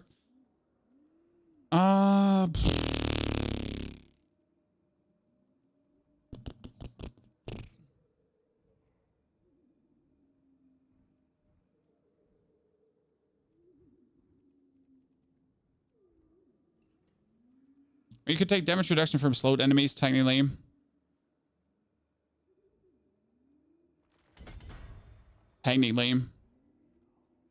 Not much, but it does do the trick. We could take damage reduction from trapped enemies as well, if you want to. Just to like weasel out a bit more damage reduction, technically. We could also just take more armor, so I don't actually have to go for armor. Because that's like the thought, right? This one is boosting currently. This one's not boosting anything. It was just for marksman skills, yeah. It's not boosting, so we could weasel out more armor if we want to there. You have trouble with the boss damage. Probably like, so do you put the Caltrops on together with the smoke grenade? Because Caltrops is your biggest multiplier, right? 65% multiplier with that. You need to stagger the boss. And for staggering the boss, you need the lucky hit tempering. So this is the lucky hit tempering to immobilize. This is lucky hit tempering to freeze. This is lucky hit tempering to slow. This is lucky hit tempering to freeze. Without these temperings and without the actual respective lucky hit for that, and we're currently sitting at 25%, which is not a lot, but it's there. We essentially have enough lucky hit to continuously stagger the boss. And if you're staggering in the boss fast, then you're doing maximum damage. Because again, you're doing like 65% damage here. You're doing 25% damage there. Then you do another 30% damage against stunned or knocked down with another 20% damage versus dazed with another 25% damage versus frozen. With another, like all your Paragon board damage multipliers, and then the next 30% damage if they're actually on the ground again. So that's kind of like how you have to add everything up together to then completely go crazy, right? What's an ideal lucky hit? So if you consider what lucky hit are we missing? We're missing lucky hit on gloves, and lucky hit on gloves would be another 15%. I get so much attack power, I'm standing still and I have intercom proc. Again, attack power is useless, but I'm standing still. So here I'm moving, and now I'm standing still. And intercom procs and gets me more. And this is not even the maximum, because if my buffs are buffing, then I get even more. But attack power is a useless thingy. You shouldn't look at attack power. Because attack power means nothing. Like it's like attack power means nothing.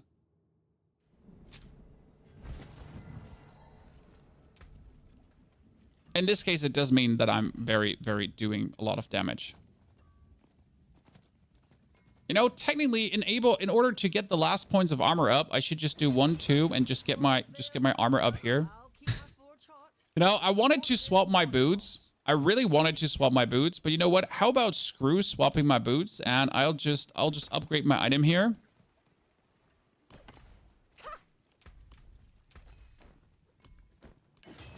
There you go. Up to 31% lucky chance to immobilize. Wow, that's so useless. That is so useless, and I would have to reset that temper, and I don't want to. I really don't want to reset that temper. I mean, at least we have tempered every gear now so far as I wanted. Now let me take the actual attack damage potion. So this one for attack speed and lucky hit. And let's see if we can get the 3-minute run done. Okay, Chad?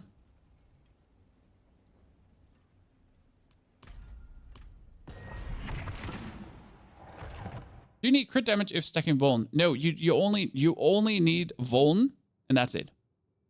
Only Vuln. No crit. Do you think penetrating shot can compete with Heartseeker? I haven't seen a very amazing penetrating shot build yet. It doesn't mean it doesn't exist. Also, what does compete mean, right? We're talking about like if penetrating shot can do level 100 of the pit, then that's good, right? What do we care about anything else? Right, that's the question. Can it do level 100 of the pit? Fantastic. What else does matter?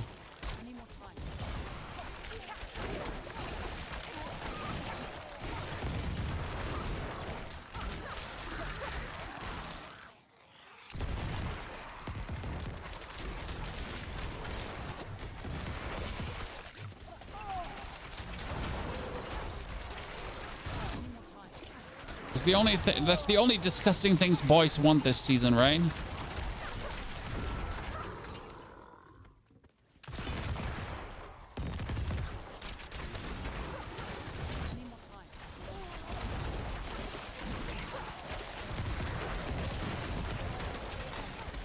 I want that 100 pick clear as quick as possible.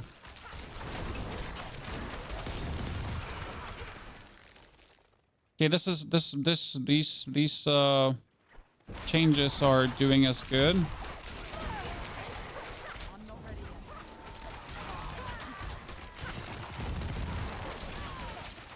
It's almost like that little bit more damage reduction I added just gave us a jiffy more security, right?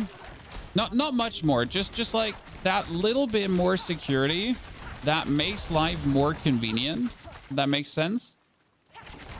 That's at least how it feels right now, because we're still taking damage, right? Don't get me wrong, but it feels like we're taking a tad less damage.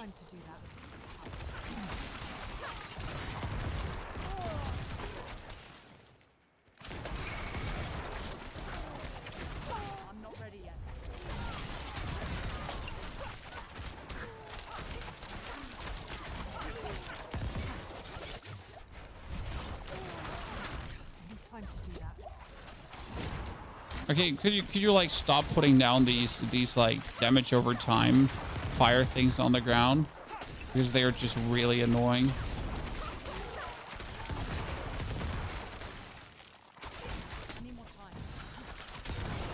I'm gonna stand in my pools of awesomeness. Jeez. And when they put like that shit on the ground and you're just almost instant dying, it doesn't feel good.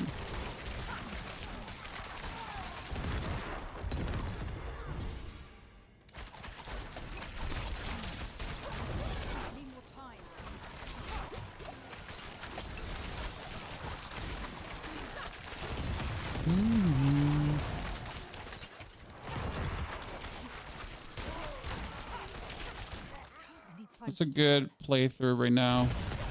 And I'm also once in a while actually trying to play decent, right?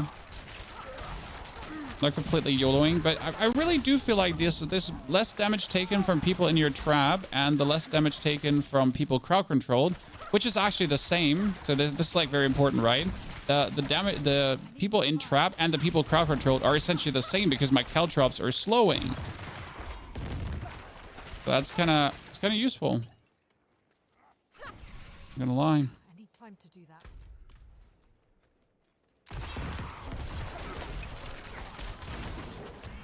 And then we have the lucky hit to slow anyways, so enemies crowd control is just happening through me existing.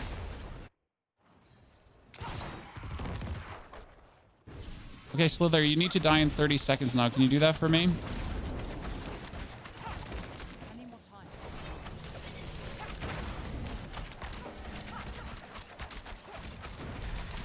See now, like, you notice how they are staggered, and look at the damage they're taking. How much more damage they're taking for being staggered. I'm not ready yet.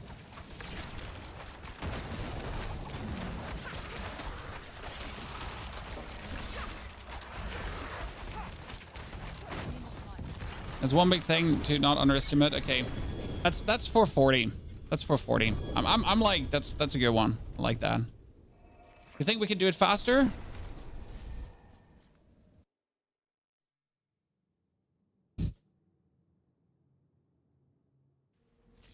Will you update the build with the Paragon changes? Yes, we'll update everything. Okay. New pans. Oh, another Heartseeker pans. Jeez, that's the third Heartseeker pans we've got today, and we have not gotten a single anything else. Okay, I could upgrade my chest, but my chest upgrade would essentially just give me more life.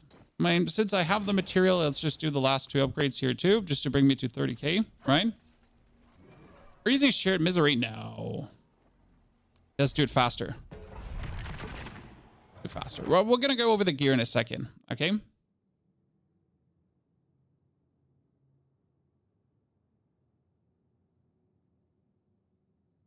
Is English his second language? Yes, I'm German. I am the German by heritage. I am living in the Germany too.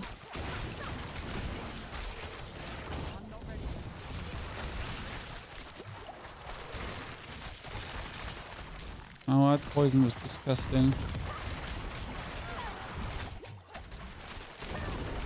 Absolutely not happy by all the poison. Oh, with a corpse bow on this side. Great. Hey, chat, how about a bunch of poison and a corpse bow?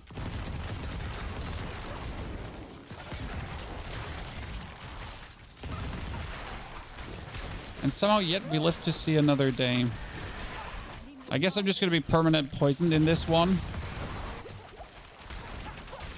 I just don't see how I won't be.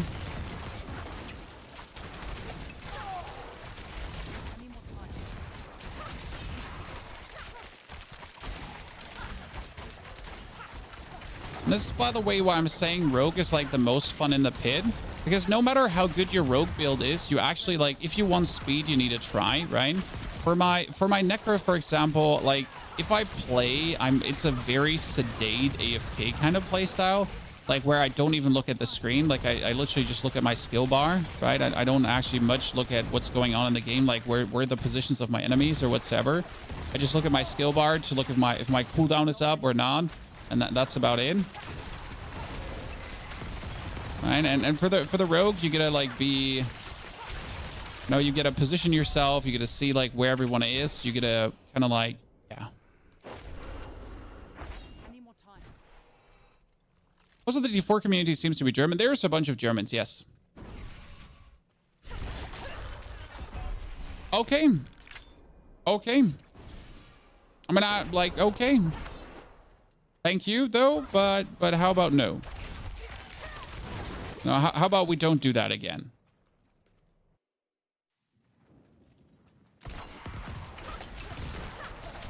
Also, definitely a good reason to not play hardcore. For me, at least, you know? And again, I wouldn't do like a tier 99 with a measly 30k HP, right?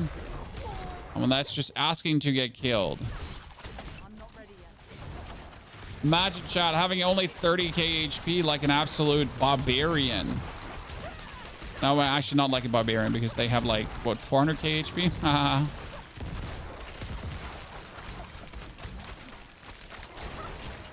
Yeah, they have 400k HP. Katong, thank you for the 77 centuries of support. Katong, dankeschön. Welcome back, my friend. Hope you're doing good. What class would you recommend for a new hardcore player? Don't play hardcore. I mean, seriously, like, you're just asking the wrong person. I don't value hardcore in any way. I don't play hardcore ever. I have like 0 interest. I have 0 insight.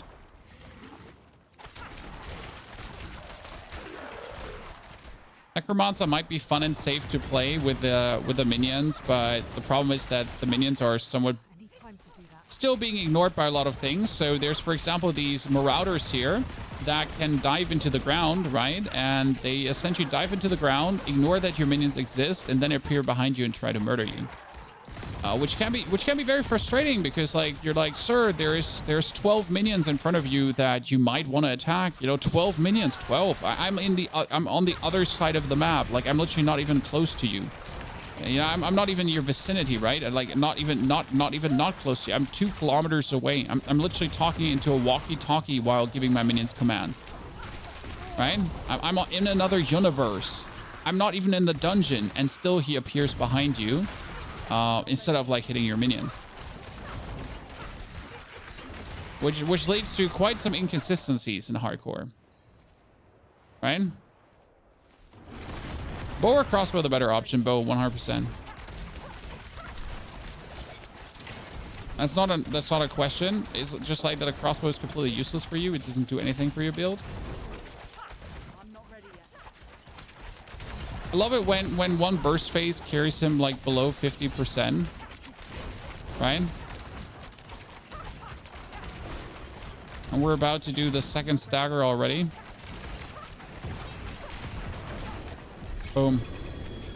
That was such a smooth getting out of both of these troubles.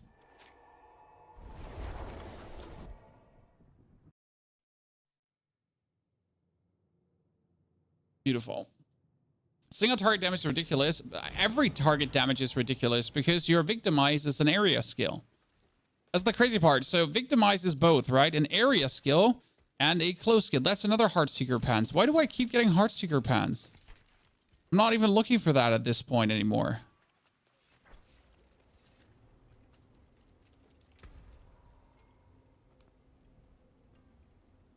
We need more speed, Chan.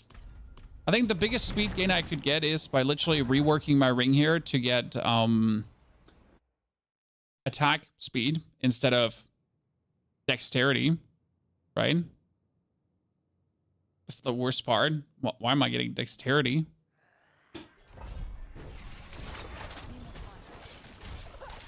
But I feel like rings are cursed. I don't know if you agree or disagree, chat, but I have now masterworked one of my rings already 6 times. And I have literally not gotten attack speed. I'm loath to believe that it's impossible. You cannot get attack speed on rings. It's cursed. I've tried, trust me. Don't waste your money. Don't waste your precious resources.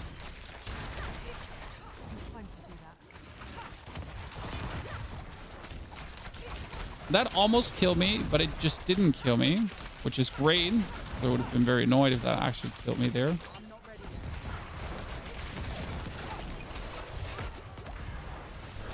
Oh, wow. That was a lot of effects. There's like the shadow, the freeze, and the everything. I guess that's a fine death. Caused by me not clicking my buttons fast enough.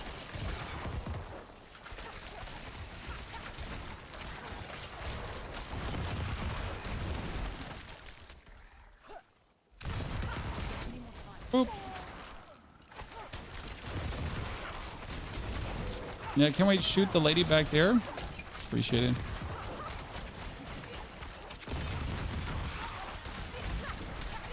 You know what I want on Necromancer?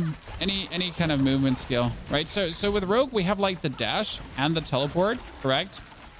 Right, and the dash and the shadow stab. So that's like 2 cool movement skills.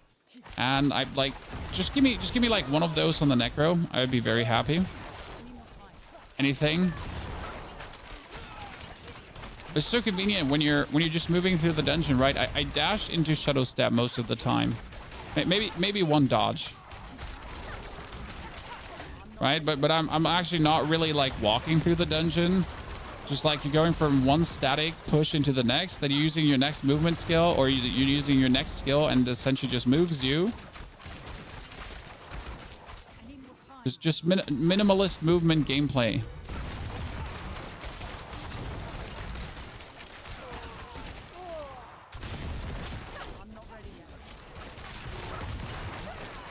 And it's working. The main reason we don't try to walk a lot is because we want the aspect of the inner calm as often as possible. Because that's the thing, right? I'm spamming away with basic attacks, so I might as well just play the aspect of inner calm, which gives you the 30% damage multiplier, as you're essentially mainly standing still.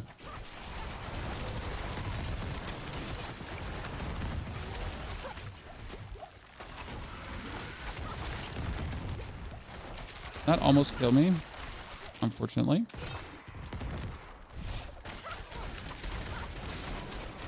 I'm super not going to move until I have to.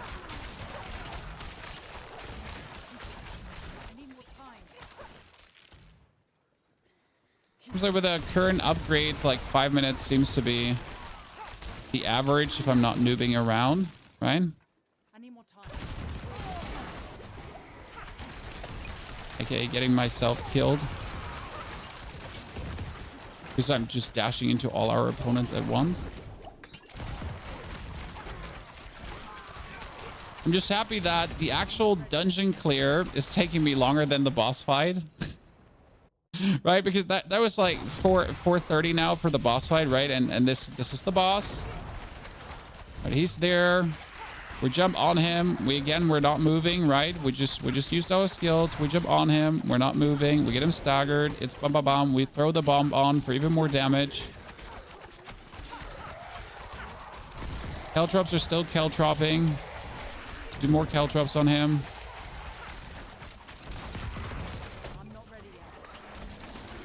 We'll get him staggered again. Done. Imagine actually having good items, right? Can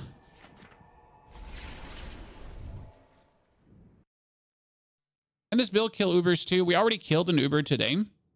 But since that question actually appears quite a lot, way more than I think it should, because Ubers are not complicated. I mean, like, to answer your question, can this build kill Ubers? I have a different thing for you. Okay? Like, do you want to kill Uber Lilith and you haven't killed Uber Lilith yet? No problem. Let me solve that problem for you. Okay? And we've already done this without the tempering. So keep in mind, we've done this without the tempering. Now let me show you what happens when we get the tempering.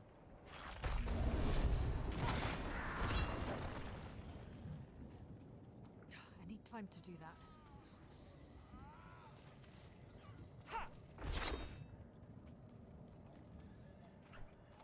So. Do, do, do, do, do, do. This is mommy. Do, do, do, do, do. Caltrops. Oh, actually, I didn't Caltrops her.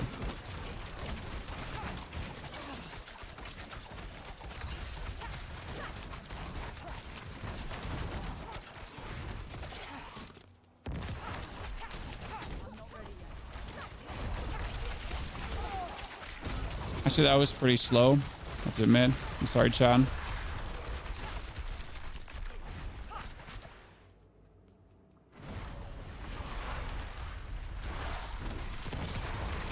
Oops. Well, so about that, I kind of killed myself. So let's do it again. Oops. Kind of killed myself there, trying to be cool, but turns out I'm not cool.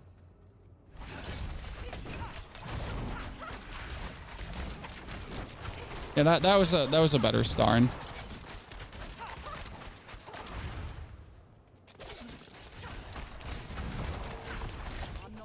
There's a world where you stagger her essentially in her first phase too.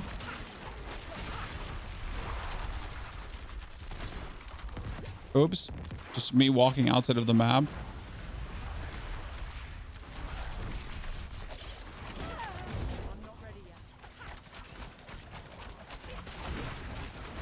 Main goal is always stagger the lady. If you stagger her... Oh, shit. Let's draw an 8 here quickly. Like, because if you stagger her, this happens.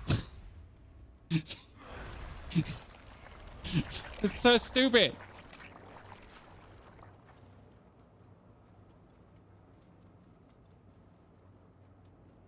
It's kind of like more lucky hit, more stagger, more than, right?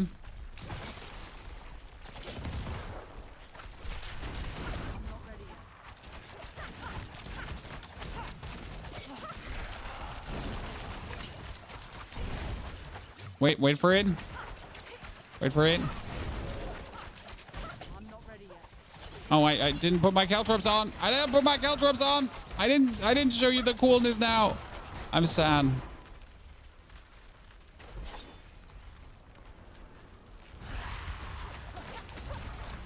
Oops, I died to the fireballs. You get the drift, Ryan. You get the drift. By the way, you need this. 22% movement speed boots. If you ever try Uber Lilith, whatever class you're playing, just get yourself more movement speed. Because if you're not having the maximum movement speed that you can like physically get, it's like an absolute stinker. She's just so atrocious to fight against with that, because you're gonna end up being in a position where you're like, oh yeah, sure, you know, like I'm just gonna walk away from these fireballs, and the fireballs are like, no, you're not. You're like, but that's uncool. I kind of wanted to walk away from the fireballs.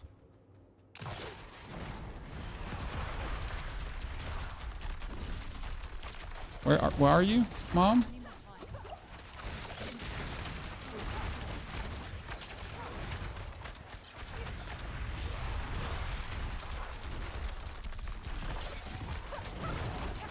And now she staggers, and then she's gone.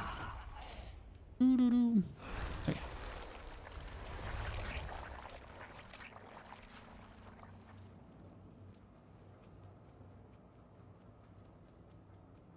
But honestly, Lilith is not really hard anymore. But that's like, that was one Uber boss. Okay, just for you to understand, that was one Uber boss now. Because the first phase of Lilith is the HP that an Uber boss has.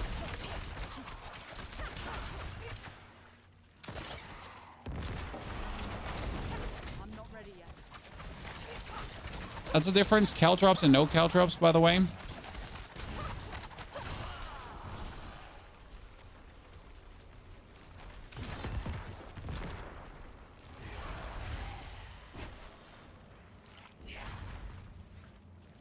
Now let's restore Dark Shroud. And also enter like way more stagger.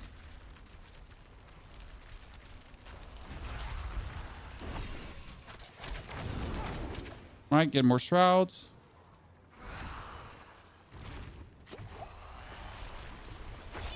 Oh, I was a bit early.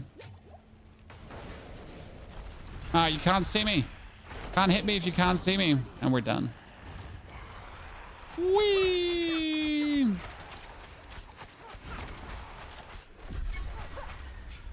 For nothing. For nothing.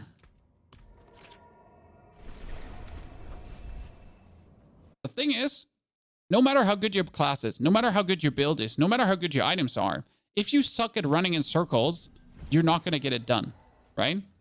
If you literally suck at running in circles there, right? If you stink at running in circles, you're not going to get it done.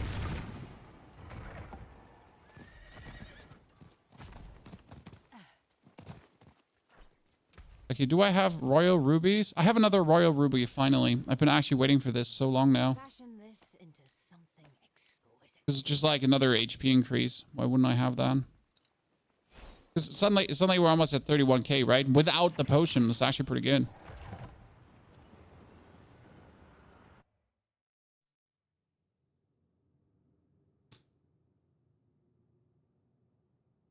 My gold has depended on people running in circles. I've made billions of selling her. Yes. And the most money you can definitely make is not over trading. It's over Uber Lilith tries.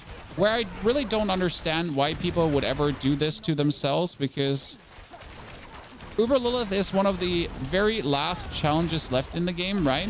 I mean, we're talking about like there's nothing. I mean, like, yeah, the pit, right? But the pit is different difficult. Just like the last actual thing where you have to show skill, and skill beyond equipment check, because let's be real. So the pit obviously needs you to understand how the bosses work, right?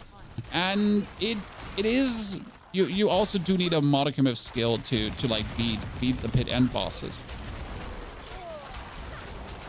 But I feel like the pit is also like more an equipment check there in that regard, right? I mean, just make sure you have enough max life to not get one hit, and then you know, make sure you have enough DPS and you're good to go. And the more DPS you have, the shorter the boss fights are, the less likely you're to make a mistake. Right? I feel like she's like one of the last cool real challenges kind of left. I always feel sad when people like buy a kill for her. I mean, each to their own, obviously. Some people, again, stink and will never be able to beat her. No offense, chat. Some people will just never beat her. It's the same with Elden Ring kind of games, right? No matter how much you can out farm something, some people will never beat Elden Ring because simply, let me check. get good. And that's just what it is. So understandable. Like if you then need help with Melania and you summon, let me solo her. That's just a little bit, that is what it is.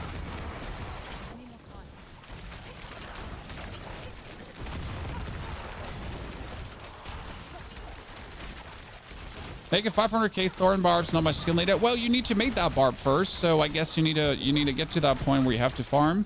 I mean, you can also make a Thorns Necro to actually kill Lilith, because the Thorns chest kind of trivializes her.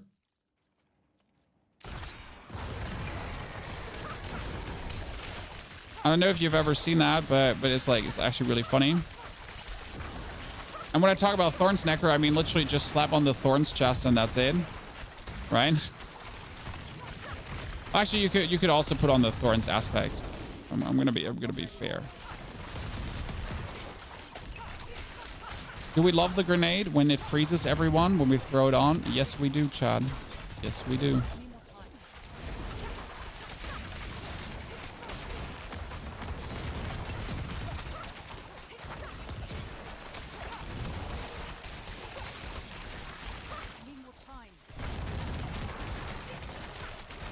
Now we're zooming. Oh, let me jump to that guy. I feel like shadow stepping to the purple dudes, right, is the wave. I try to avoid doing it, but often I catch myself if I'm not shadow stepping to the lad, then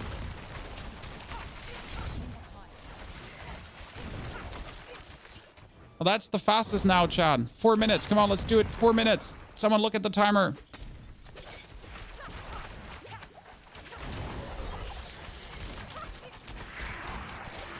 I should be out of the range. Yep.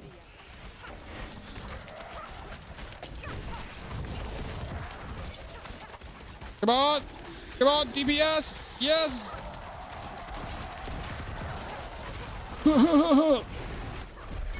Woo. Okay. We did it. 3 minutes and 55 seconds. I wanted that 3-minute clear today. Done. I like it. And again, there's so much more we can get. Hardcore and softcore resources are separated from each other. So your hardcore resources and your softcore resources are not in the same universe. So yes, you can kill a hardcore for a spark and a softcore for a spark, but that doesn't make it 2 sparks. That makes it 2 times 1 spark. So, like, just if that was your question, right? Okay, let's try one, like two, 3 more. I mean, again, if we manage to do like 3-minute clears, that's again my necro can clear in 5 minutes, but if you can clear like 3 minutes roughly, right? You're just better off.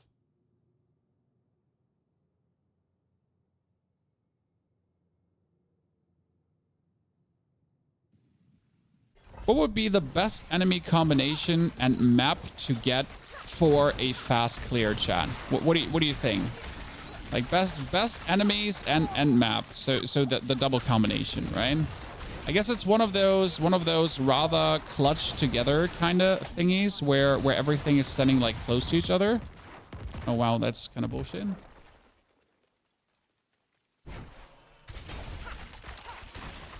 Actually, I think that prison was probably the best because you want your enemies to stick close, because if they're sticking close, then your victimize is victimizing harder, right? Because victimize is like an area skill.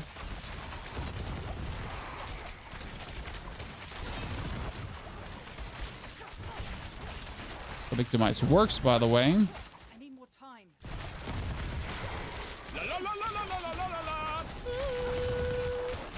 Oh look. Spiders being all close to each other. Oh shit.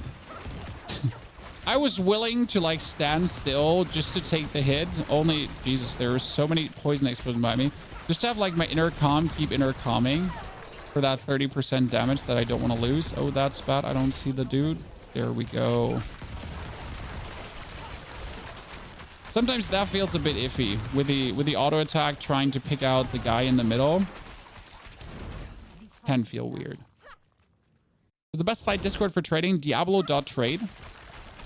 That's the most official one you'll probably find. I mean, you can also buy items for real money. So there's a lot of money selling stores. They're actually also selling items. Now, I, again, wouldn't ever recommend doing that because kind of spending real money for items seems a bit silly. On seasonal content, that will essentially reset, right? That's like the thing. I made sure this is the first season now, and everyone wants to have like some cool achievements, but we all know that this is like it's gonna reset, right? So it seems also always a bit silly to spend like real money on that. The same as if you're buying like real materials, but that's just my humble opinion. Like, it's your money, right? I'm not your internet father. It's your money. You could choose to spend it on whatever you feel like. If you want to buy yourself Duriel mats, then be my guest.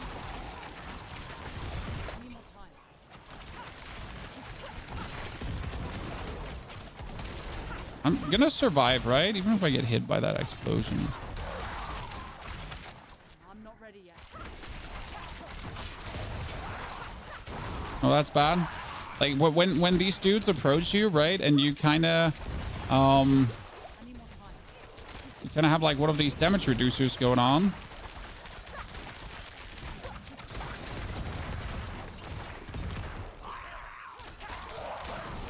And they all just explode because you weren't killing them fast enough, right?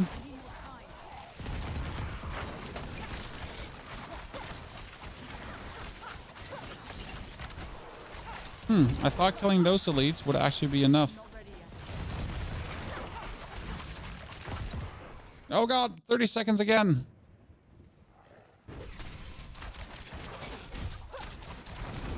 Keep him in the Caltrops, Jack. Keep him in the Caltrops. Oh shit. Oh, that's gonna be greedy. I'm standing my ground.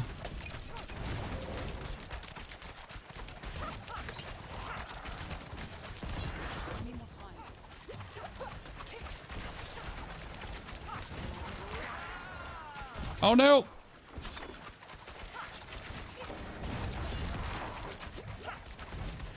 Was I gonna risk it all? Yep, I was gonna risk it all. Just for an imaginary time thingy that. Oh, did he just stopped attacking because I went invisible? Really? Well, that's cute. And kind of useful. Do you switch skellies for taunting? No, you don't switch skellies to taunting. It's not worth it. Can you get banned for buying those items? No, why? Galaxy. So let's say you would go on one of these gold trading websites and you're buying an item on a gold trading website, right? These items are farmed in the game. You're buying them for real money. Then you meet with that person. He gives you that item and done. But like, what would you get banned for, essentially? By the way, this one has armor instead of life per second. That one would be great. Then I could put on the other boots. Because of that, nah, but that one wouldn't give me enough armor. Because again, we have a greater armor FX boots. We're kind of like stuck with these boots for now. Oh, that's what it is.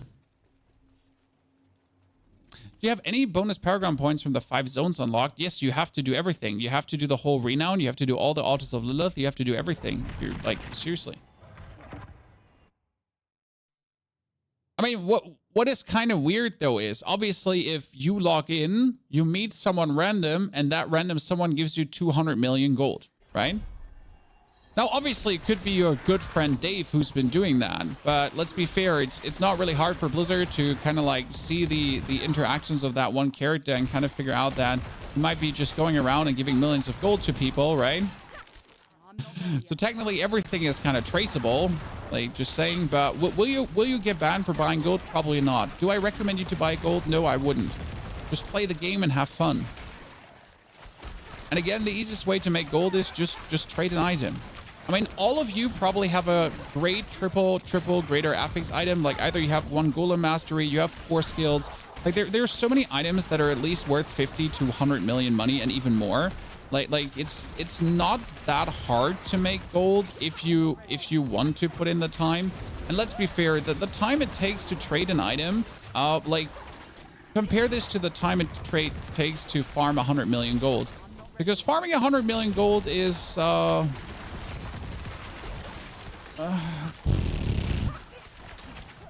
Like, good luck, right?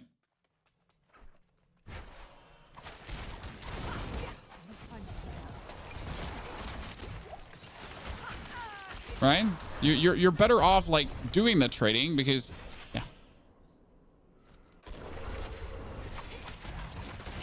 Okay, you spawned me like this far away. They died. I have to say though, like, build definitely feels way safer with the changes. Do you need Uber Duriel? No, I don't need anything. Like I don't enjoy farming the tormented bosses. I find it very boring. Like, do I enjoy one-shotting tormented bosses with my necro? Yeah, it's kind of fun. But do I really like farming them? Nah. And if I need to farm something, I just kill the lady in the Helltide. She's like the most convenient thing to farm because you kill her, and then you essentially you not only kill her, like you open the chests afterwards and all that kind of stuff. The Helltide farming is, for me personally, the most fun activity. Did you actually like the Helltide, right? I do like what they did to Helltide. I remember the old Helltide, and the old Helltide was horrible. Someone, by the way, proposed an interesting thing. What do you think, guys? So what if you fill up the Helltide meter, but instead of the Helltide meter depleting, it would just keep going up in levels. So it's like Helltide meter level 1, Helltide meter level 2, and so on. So, and what that means is that it's getting like increasingly more dangerous to be in the Helltide until you essentially have to leave the Helltide. Because you're being swarmed by so many demons that if you don't leave the Helltide, you're just gonna die. Right? So instead of turning it into a game where every now and then there's a threat, you're kind of turning it into like, you know, you're angering the hordes of the undead demonic legions, and they're gonna get more mad, and then they're gonna get more mad at you, and then they're gonna get more mad at you, and they keep like getting mad at you, right? And it's getting like more and more severe. And it would be kind of fun because there's like, so I like imagine then trying to stay an hour in the Helltide. You know what I mean? Like right now I'm just in, like, do my 20 minutes, you know, I'm happy. But like this, you're like, can I survive 1 hour in the Helltide? And maybe make it optional. So we keep the old meter, and if you actually activate a mine cage or something like that, the meter turns into that kind of horde mode. You know what I mean? So you can make it even optional so people don't get upset like that they like too bad to do it or something like that. Has the potential to grieve in hardcore. Well, then turn it off in hardcore. I mean, like you know, just make it a softcore only thing.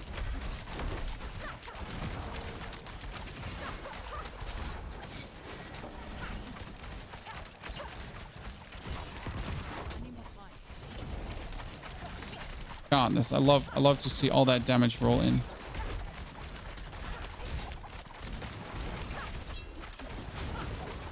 You're gonna get so staggered in a second. Yep, and you're dead. Ah! Don't interrupt my punishment. Wait, did I not use my obolts? I didn't use my obolts. I'm a bot. I'm a bot, chat. Why does someone say anything?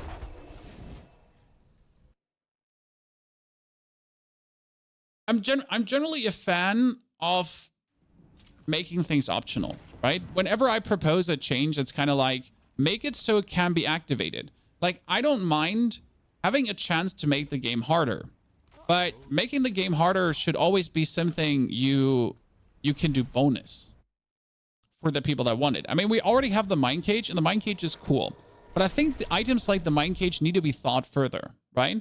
Why doesn't a mine cage for nightmare dungeons exist, right? We have a mine cage for Helltides, but a mine cage for nightmare dungeons right now, making a nightmare dungeon 150, making a nightmare dungeon 120. Why not? You know?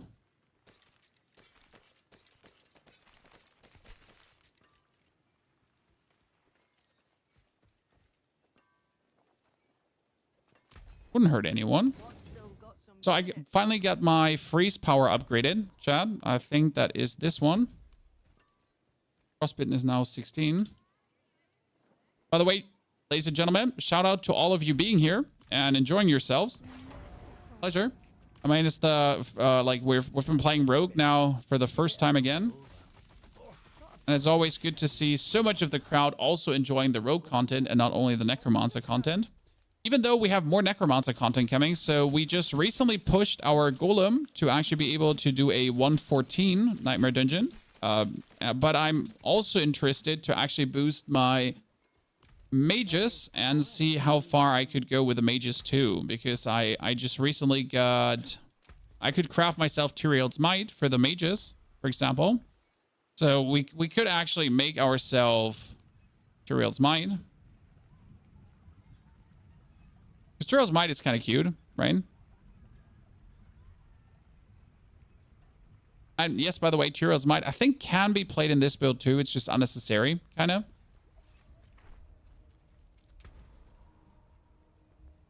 So my goal was to get at least 1,000 Nissan today.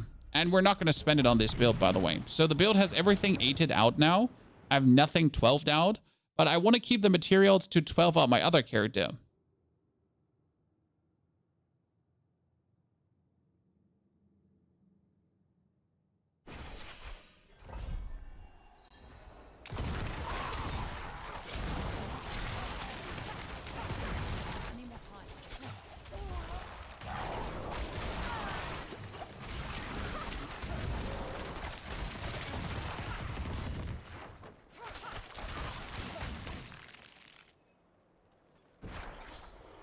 All right. This happens when you have 6 screens and you need to do something on screen number 4.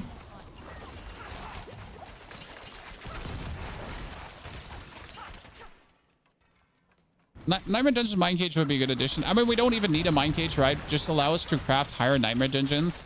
I feel like it doesn't hurt anyone to have like a Nightmare Dungeon Plus. There's no reason to have Nightmare Dungeons end at 100.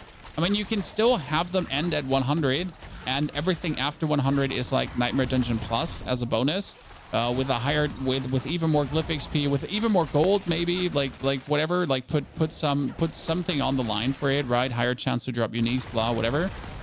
But yeah. I mean, there are people that actually enjoy doing Nightmare Dungeons. I know, crazy people, but no reason to not give them like a bonus accomplishment. And since it's like wholly optional, like who does it hurt to have? How do you increase the text font? I mean, you can generally increase the size of the font under the gameplay tab. There's the font size increase. I'm just not sure if it actually had an influence on the damage numbers and so on. I literally don't know why my damage numbers are the size they are, and poison damage stings, chat. I'll say it again as many times as you want to hear it or not. Poison damage stings. I hate it.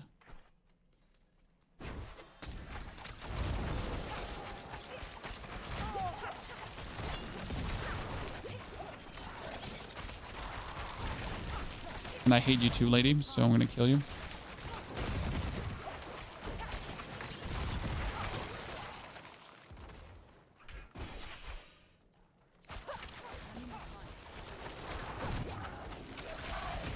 Hey chat, did you know you can like stand to the side and then you can shoot around the corner with Heartseeker? Yeah, because you don't actually have to shoot at people, right? I can shoot down here and still hit him. I can shoot here to the side. We're still hitting everyone. Because guess what? Heartseeker. What do you think about replacing Shaker for Godslayer? I mean, it gives you a 60% multiplier. The difference is that Shaker is always, where Godslayer is sometimes. Right? So Shaker is a permanent boost that always works, that enhances your cooldowns, that enhances your Heartseeker damage, and your Heartseeker is still a lot of DPS. And it essentially happens always. The Godslayer happens for 3 seconds every 12 seconds, which makes it happen every 9 seconds, and you would be losing out on the damage reduction that Shaker provides. I mean, the damage reduction is probably neglectable to a degree, but honestly on Rogue, I don't actually think so. So personally on Rogue, I think it's one of the few classes where I'm going to say, you know what, the damage reduction is actually worth it to be had. For example, the Necromancer, the damage reduction from the Harlequin Crest is kind of like so-and-so. It doesn't really make the goose fat. You know, it helps a little bit, but it's not like, oh, wow, yeah, you got that Shaco damage reduction. Well, suddenly you're going to be able to survive things. No, you're not. So buff for Rogue with the dodge chance and the Dark Shroud. I mean, right now we have 5 times stacked Dark Shroud, right? Every Dark Shroud provides us with 12% damage reduction. And you have like the damage reduction from the Paragon board, which is actually significant. I think I'm getting like, what, 20 to 30% damage reduction from the Paragon board. And then on top of the 20-30% damage reduction on the Paragon board, we're also getting like whatever the Shroud has to offer. That's quite good.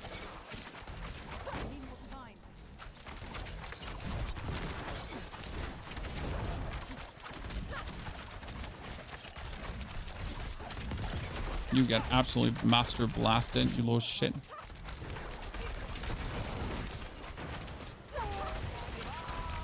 Oh no, not the wind thingy.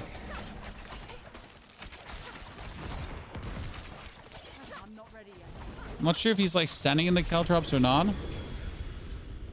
Should be. Yeah, this is, by the way more satisfying than farming with the Necro ever. Why do you waste an aspect slot running a curse? Because I don't have the vulnerable role on the ring, top dog.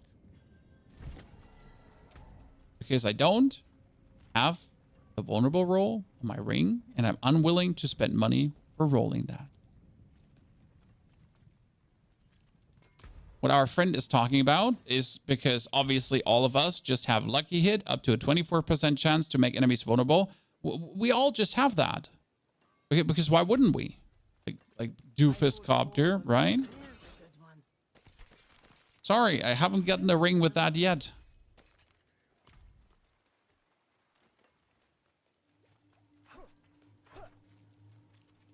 Generally, when I try to make builds, I try to make them as accessible for everyone as possible. Right?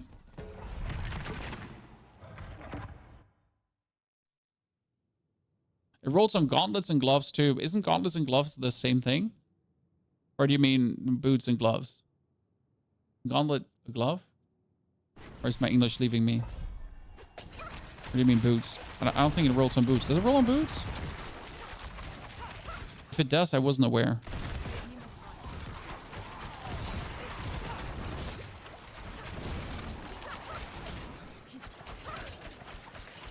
I think he's dead. I'm not sure.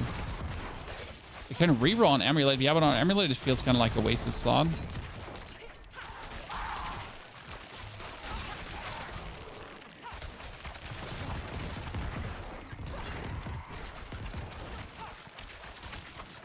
I'm not crazy, right? I didn't do the oopsie there. My English didn't leave me. It's not my first language, you know, so excuse if I'm making mistakes in between.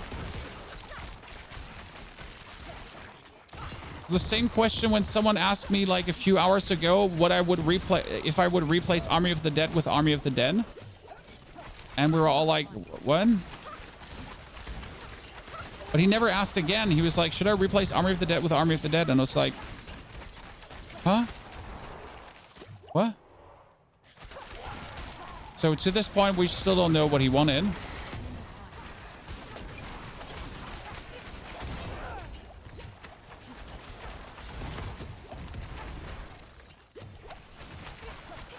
It could have ended very bad for us. It didn't though, because we're obviously better.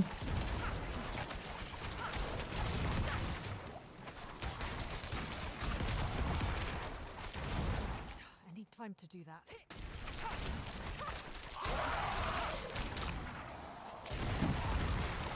Almost died there because I always forget that like concealment is a button, right? So when I get stunned and I don't have my dash or my shadow step available, I'm kind of like, what should I do? What should I do? I can't. I'm stuck. You know, I can't do anything. Yeah, that's wrong.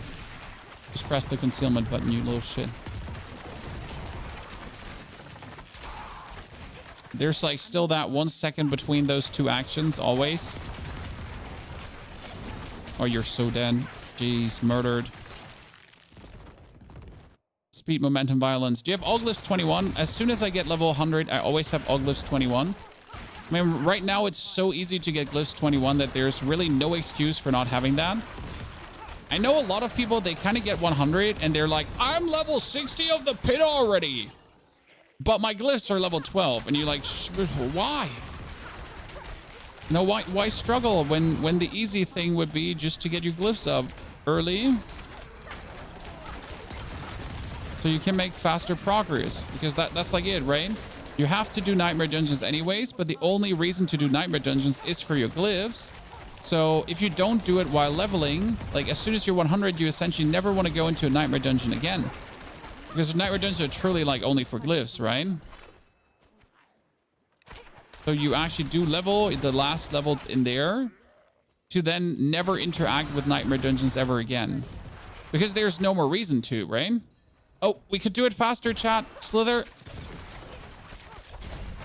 Come on, new speed record.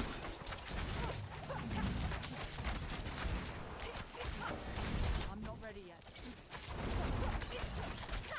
Come on, faster. Give me that. I need more time. Made a oopsie on my Caltrops.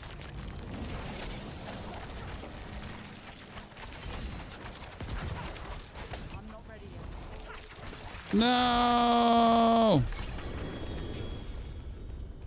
2 uniques from that sadness.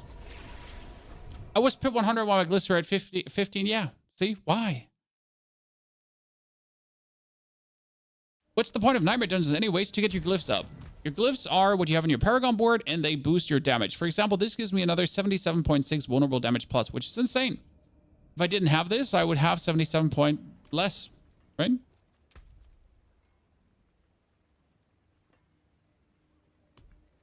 What do I wanted to check? How much Neath Iron do I have? Oh, look at me, chat. 600 Neath Iron. We've been farming. Tacit of the Dawning Sky. Useless.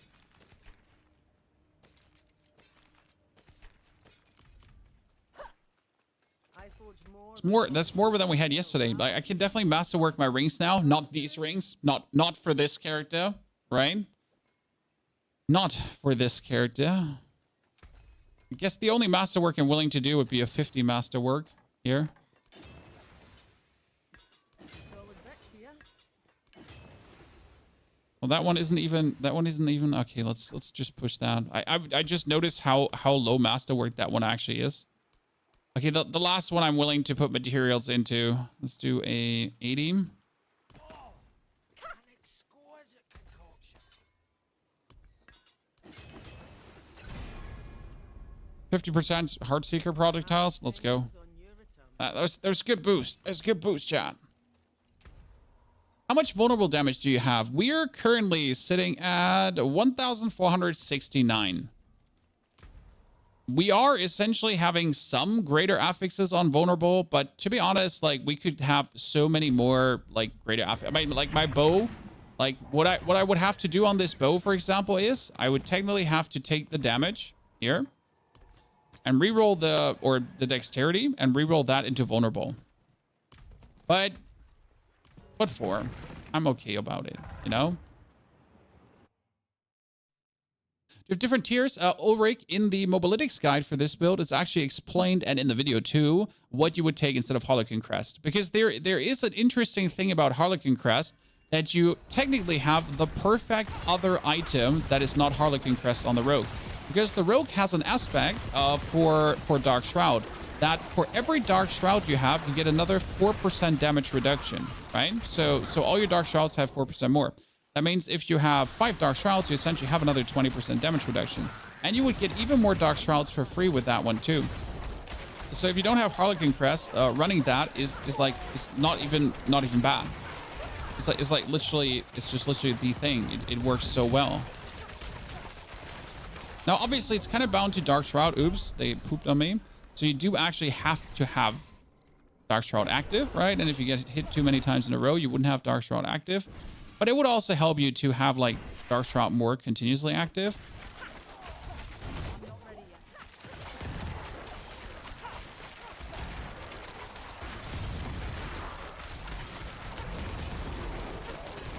I need more time.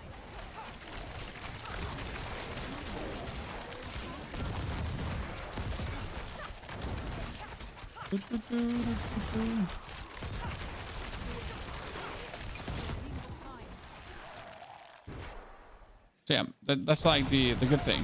And if you get a helmet, you get 2 more temperings, so that doesn't hurt as well. More temperings is always good. Oh, Jesus Christ. You build a wall. You literally build a wall on me. Uncool. Biggest slowdown in existence, just building a wall.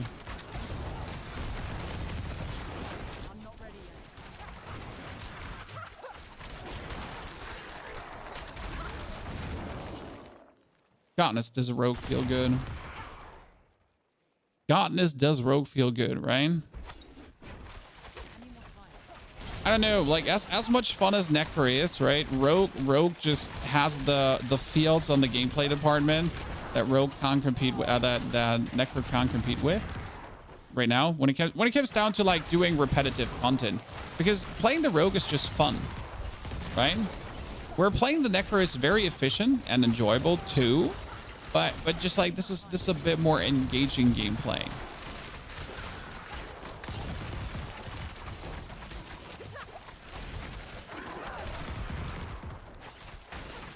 Not sure how much more engaging rapid fire actually is, and if it even is.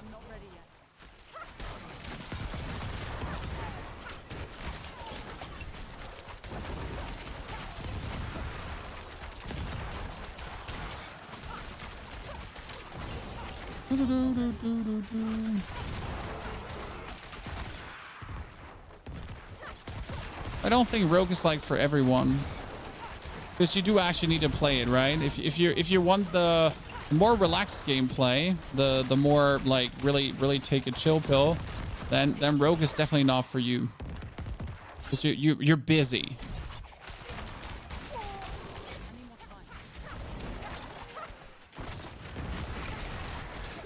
This was probably from like an enemy to world design perspective, probably the most unfortunate one, right?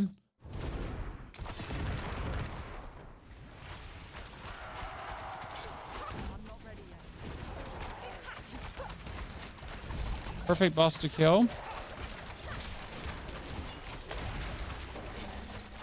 Caltrops on. Smoke bomb on too. All the damage multipliers in the world. Dash in. More Caltrops. Dash out. Dash out. Dash around.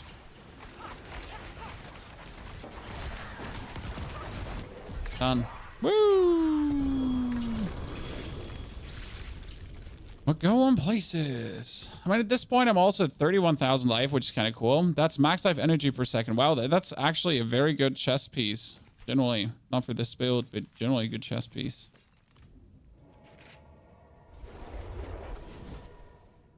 Is the Rogue Darkshroud aspect better than Shaco or Might for hardcore? I mean, Might is definitely an option. MacDog, thank you for the $5 donation. That's very kind of you.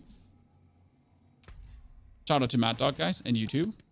$5 is a lot of money in today's economy. So which aspect we're talking about is the Shroud, and it is the Enshrouding aspect.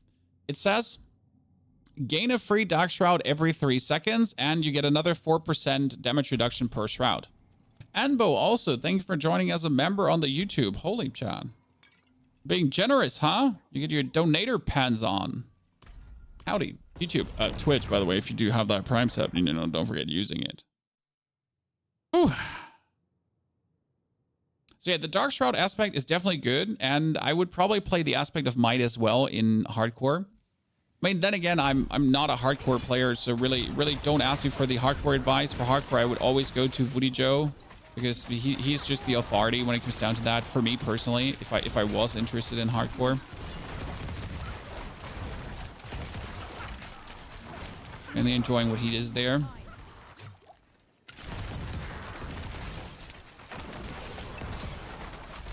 But yeah, also not interested in ever playing hardcore, because I do these things, right? And I couldn't care about, like, you know, in order to do this, to just full focus and not randomly die. And you would expect me to actually always focus on the game, right? But I wanna look at the chat. I wanna talk to people. I don't want to look at the game the whole time. Forgizo, thank you for gifting Silent a subscription. That's very kind of you. Forgizo, hope you're doing good. And you're still enjoying the Diablo content as well. You're the 2 gifted.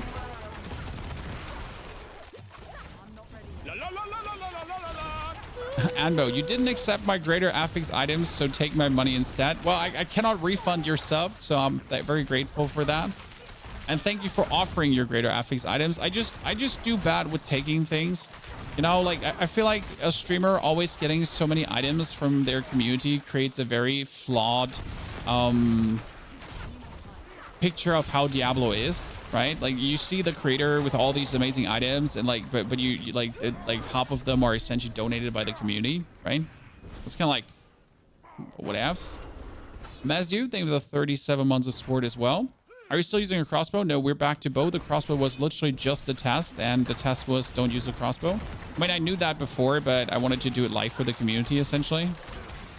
We're going to play the Elden Ring DLC. Yes, live here on stream. But we're going to start with the Elden Ring DLC a week later because I'm on vacation. I like, the story is, Chad, start of the year, I told the wife we're definitely going on vacation because the wife, like, my job might be busy, but I want to at least fly once per year on vacation. More, and I'm probably mentally not going to stomach that. I promised that the waifu. And then I checked all the game releases. Like I checked the Diablo 1-year anniversary, right? When is season 5 coming out? Mid-season update. I checked everything. I was thorough. And it was perfect. I booked the vacation. 21st of June. What could go wrong? 21st of June, we're flying to Greece, to the Pinopolens, I think it's called. Pelopons. One of the bigger islands. And I plan everything, right? And and then literally 2 days after I booked the vacation, 2 days, it's like, hey, Elden Ring DLC, huh? 21st of June. It's like, are you for real? Are you fucking kidding me or what? You hate me. Is that it, universe? The universe gave me a big stinky finger. Why is the crossbow worse than the bow? So the build is all about attack speed, right? And the crossbow attacks slower than the bow. Even if you max out your attack speed to the max with the crossbow, you will attack slower. So you're not going to be going like to the attack speed cap kind of. And you want to essentially hit as many shots as possible because more shots means more double shots because of your Heartseeker cast twice, right? And more double shots means more chances to essentially trigger Victimize. And since your damage is actually not your Heartseeker, right? I mean, your damage is your Heartseeker too, don't get me wrong. But the main damage you're doing is the Victimize too. So like get more Victimizes out. And that is with the fastest attacking weapon.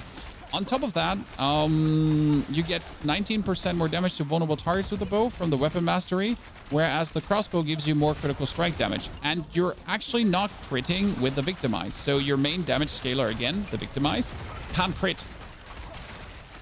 Like, right? You're only doing damage. Why not dagger rather than sword? I don't have good daggers.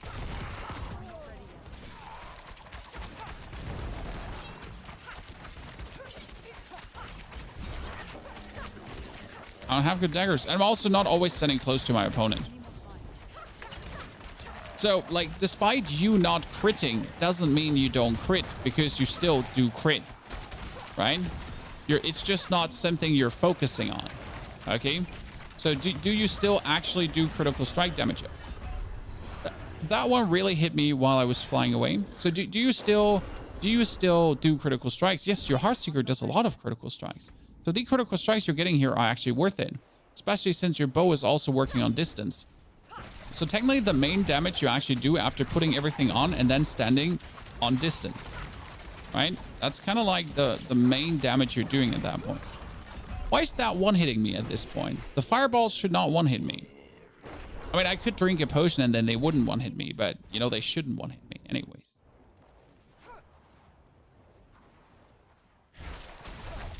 How much do you have in Dex and AP? AP is useless. Dex I have a lot because I'm wearing 2 Dex gems currently. We currently have 2 Dex gems on my gear. Oh, look at that damage, chat.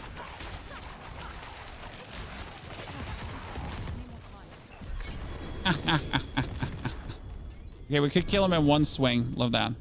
So we currently have like 54,000 attack power, and we have 2,000 dex. Wow, we actually have 2,000 dex. Jeez. And that means we're currently at 41.4% dodge chance, but if I use a cooldown, we're actually at 50% dodge chance. Ha ha ha! I found it 2 greater affix, vulnerable, and damage crossbow. Me too, bad boy. Me too. Not in town. Here. We have dexterity, maximum life, and I could roll that into vulnerable. We have dexterity, maximum life, and damage as well. I have good crossbows, but I have them just lying around, you know?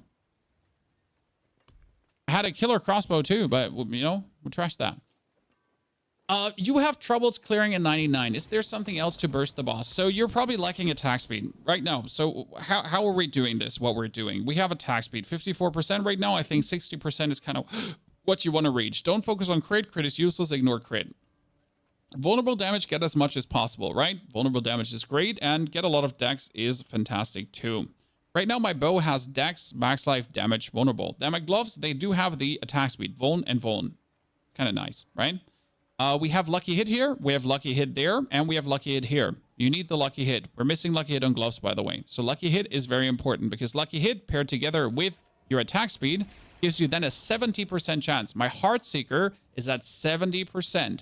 70% lucky hit means that now with a 35% chance, because this is 50% chance, with a 35% chance I trigger victimize, which then means I could have more vulnerable, but the vulnerable wouldn't be worth it, right? I could get vulnerable here right now, but it doesn't do anything. I'd rather have the attack speed and the lucky hit, because otherwise I won't actually trigger this. And since my Heartseeker is casting twice, that means I have 2 arrows with every single shot that have a 35% chance to trigger victimize. Right? And we actually hit our goal today, which was getting a sub like 3-minute pit done. So kind of happy. What pod are you using right now? The attack speed lucky hit chance pod. What's your opinion on gem fragment drop rate? There could be just more dropping, yes. But honestly, it also like you get them. But it is a bit low. I mean, I have my second character right now, and I don't have enough royal rubies to essentially equip both characters, so that's a bit of a bummer. But I think that's more like a luxury problem, right? You will, with playtime, get your gems. The problem is that you might already be sick of your character by the time you get the gems. That's what I see as a problem.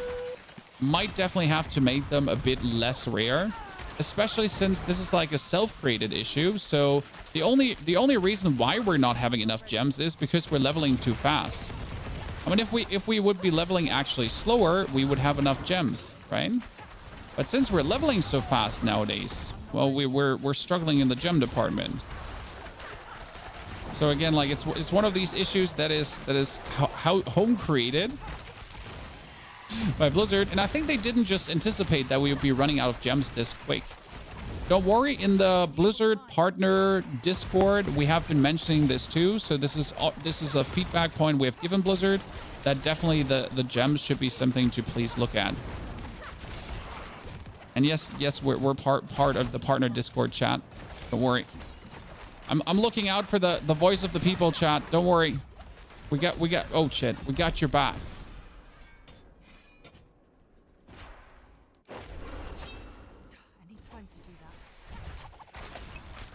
So I'm really sad I died there because I feel like I shouldn't have died there. No, wait, everything's so good under control. Aha, take that. My favorite thing, throw the daze bomb in and then dash after, right? Get closer. Why am I actually like dashing into them? Because I kind of heal with proximity too, right? So it's not actually that detrimental to go in there. But if I'm very close to my opponents, then my arrows don't have to travel that much.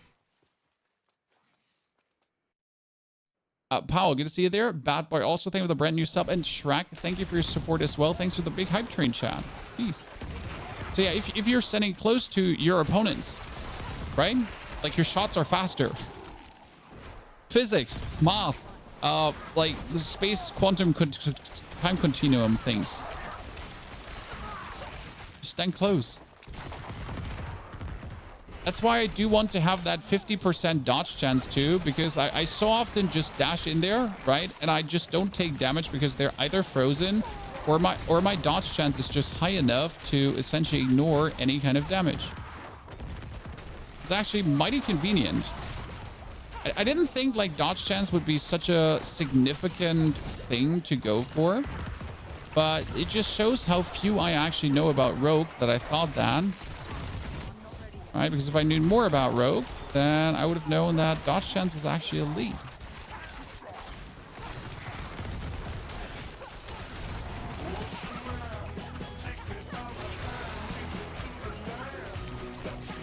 We're gonna kill him? Yeah, come on. Are we gonna kill him or leave him alive after murdering his friends? I don't know yet. I don't know. I haven't decided.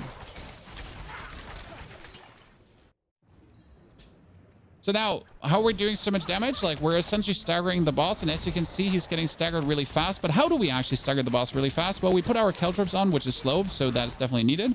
But it's not the main reason why we stagger him so fast. The main reason why we stagger him so fast is actually that we have all these lucky hit chance staggers on our gear. But in order for your lucky hit chance staggers on your gear to actually work, the most important thing is, well, you do actually need to... You need to actually have the lucky hit chance to trigger those, right? Because what is it used? That's another Stygian stone actually today. So what does it use to have like a 31% chance to immobilize or freeze or stun or slow if you're not having lucky hit? And that's where, like saying, currently we're at 40.3% lucky hit chance bonus. Worth it. How many hours do you have into this build? Not many. Just like 20 hours maybe. Doesn't crit make your victimized do more damage? Nope. Victimized can't crit. It is a fact, not an opinion. Victimized can factually not crit. It can't. So crit damage and crit chance does nothing for you. The interesting part is that your crit chance is actually not 12%, minus 12% currently, right? But with all the stuff that's going on, with all the things that are happening, we're literally at a 50% crit chance due to using our cooldowns, having people like go into our Caltrops, that kind of stuff. It actually amuses me about this build, like how you're essentially just cheesing crit chance with the game mechanics.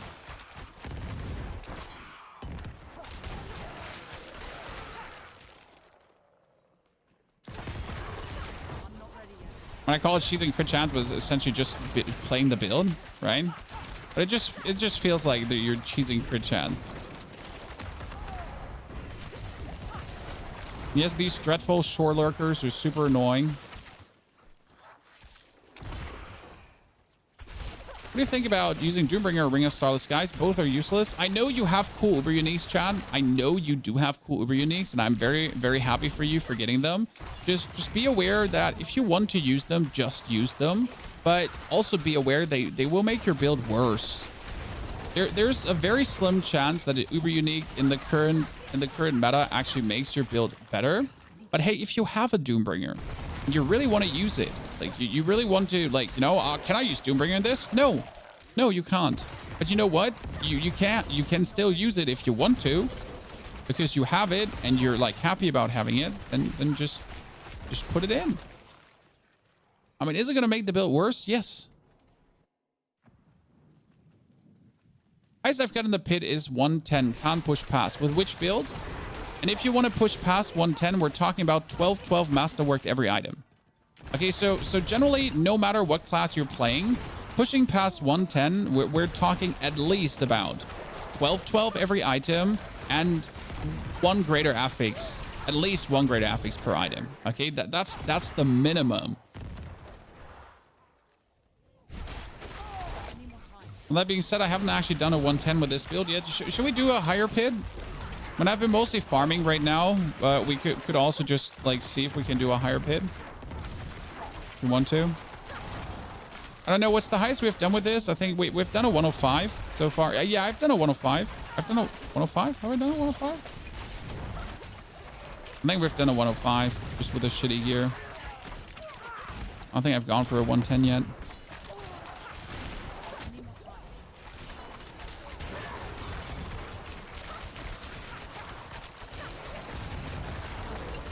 Playstyle wouldn't pretty much hold up for 110 probably because I'm just jolling around too much.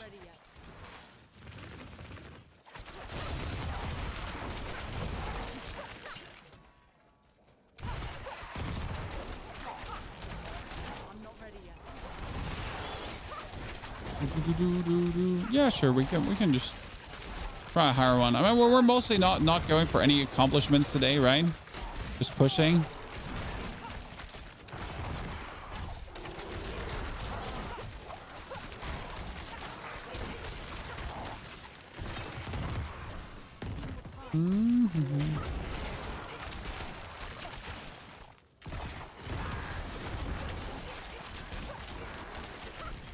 And my rogue is definitely going to be my character for farming materials now.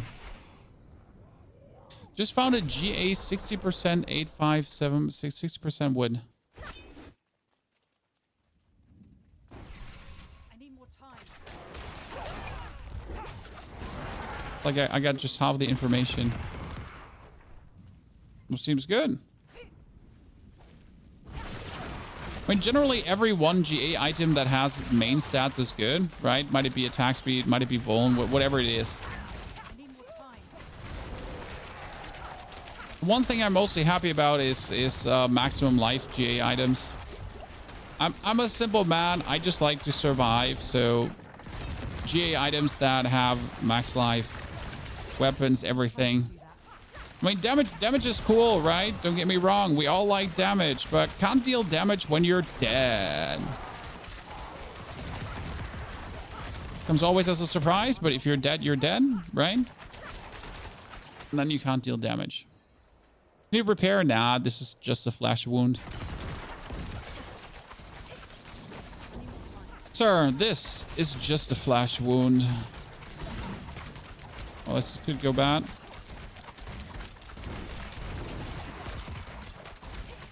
I need more time.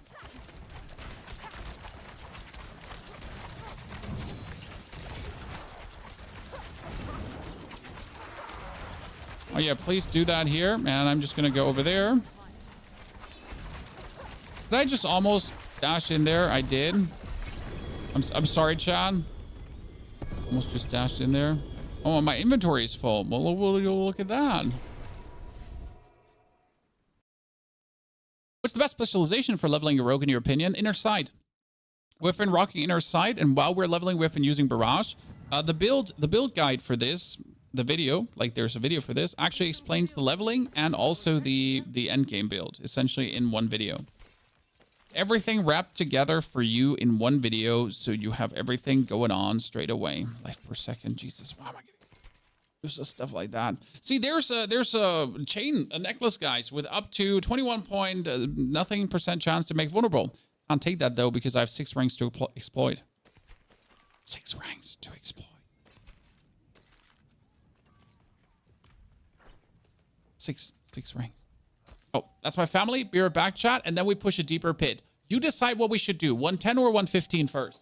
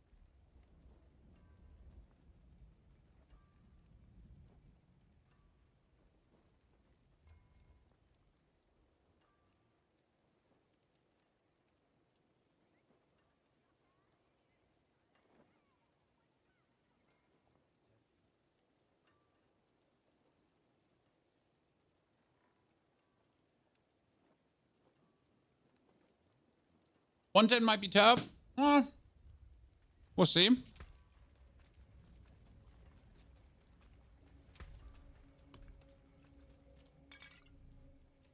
Let's go in with 1 potion.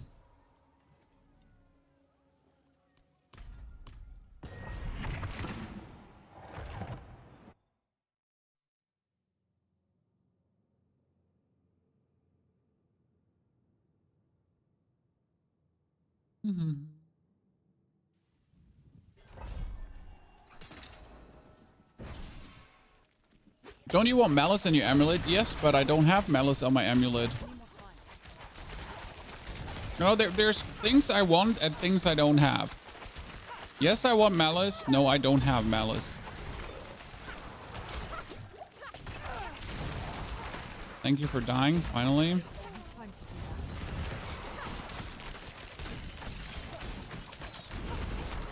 Okay, damage is good. Damage is good. I mean, seriously. The first time we're in a 110 and that elite just... Oh shit, yeah. So they will one-hit me, obviously. Right, the explodey thingy duties.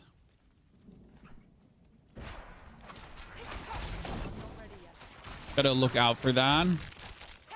Not get exploded on. Oh, there. He said gotta look out for that to not get exploded on. First thing he does is he walks in again and almost gets exploded on. Reasons for that, because person is an idiot. Person is me. Right?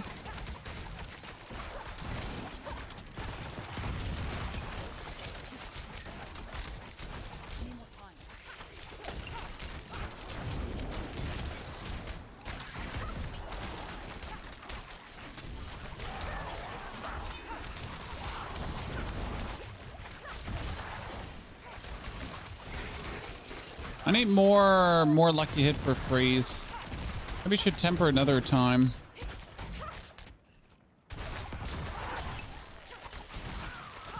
I'm not ready yet.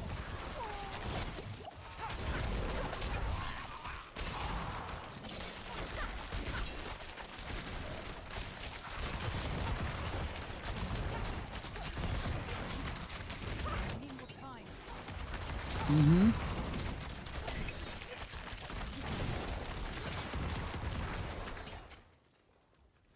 Oh wow, great. I went in a circle. We all love going in a circle. I mean, from a damage standpoint, considering that the boss fight always takes me slower than the actual dungeon, right? I'm positive. Oh great. For some reason your shots vanish in the wall there, Chad. Just in case you didn't know that.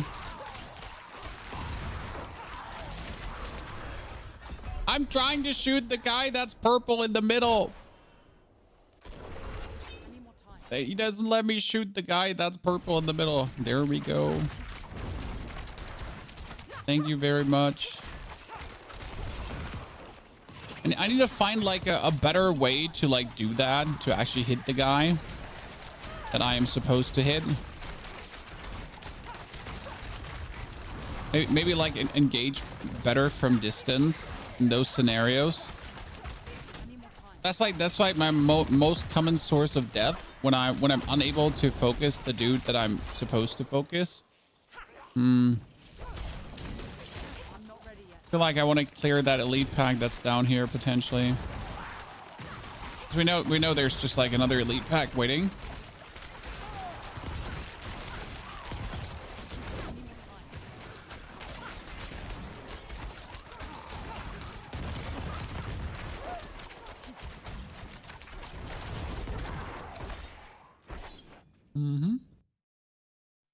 Why don't you have 20% attack speed for basics? Because I don't have the aspect slots.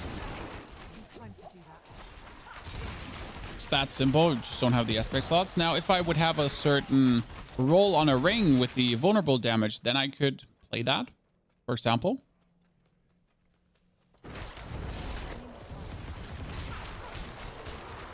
Also, I think you can reach the attack speed breakpoint without rapid. So that's also something. Like, sure, rapid is good, but if you can reach the attack speed breakpoint over gear, you'd rather reach it over gear than actually using the aspect, because then you can use another aspect for multiplicative damage instead, for example.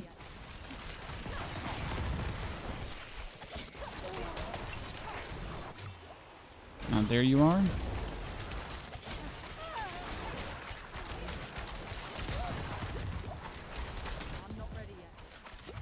Oh, there's a double fire enchanted. That's fantastic. And with fantastic, I mean it's not fantastic, right? I mean, who would enjoy a double fire enchanted?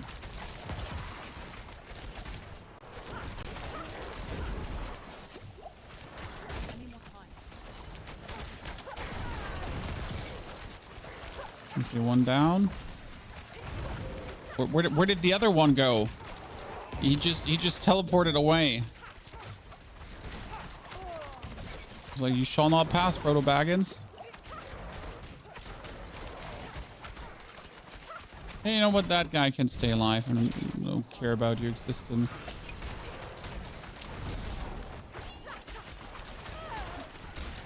I'm wrong. I should care about his existence because they're just more.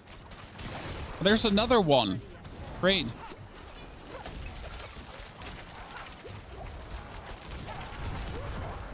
They're just more. Oh, what? Pardon me? Why here? It's not that I cleared every single thing in the dungeon. No, didn't I? Chat? Did I not clear everything in the dungeon? It seems like I didn't.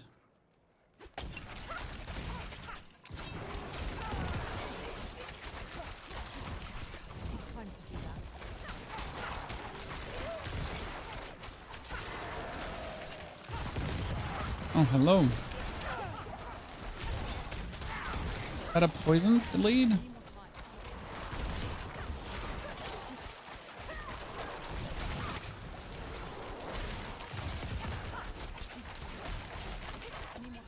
We're gonna kill you. No, we're probably gonna kill you.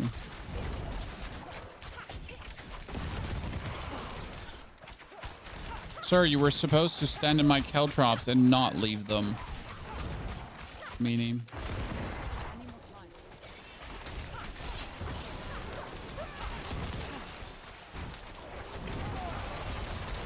Oh shit. Yep. We're dying definitely a bit too much for like playing as we would play in our WoW again. So we're kind of playing like as we would play in our lower ranked dungeons. So gotta rethink how much I want to change the playstyle, right? But most importantly, I want to see how much damage we do to the boss. This is our first 110 with a rogue. And I'll definitely have to play a bit different. Not much different because it's not that much different. Okay, like these two are just a joke.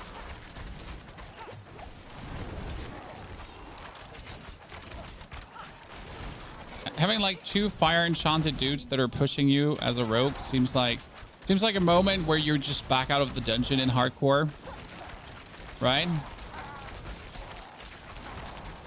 This seems like one of those moments where you're like, you know what? I'm good.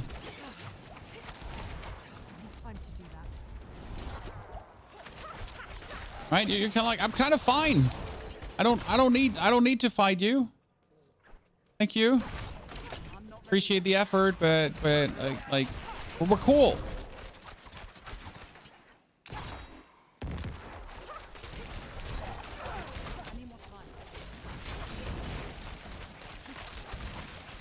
Starting the Heartseeker build because of you. Exclamation mark Diablo shows you all my guides, or you just check the YouTube. That's where all the guides are anyways.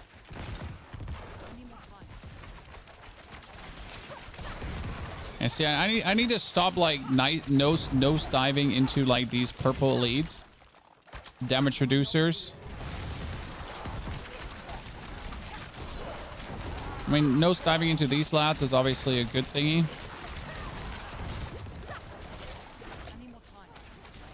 What you gonna do? Like beat me?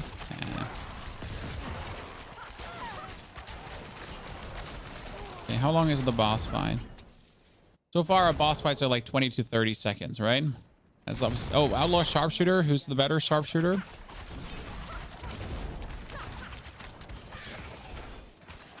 Oh, great. That's bad. I need more time.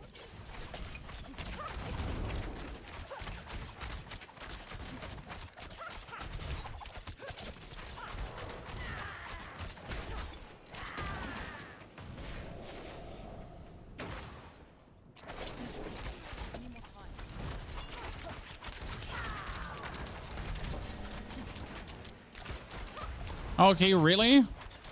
I stood on the other side of the dude. You should have never hit me.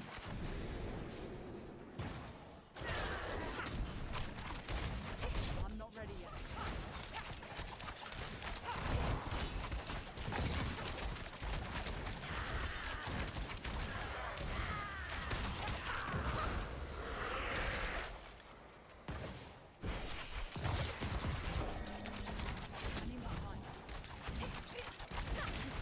And what we say, like from a fight perspective,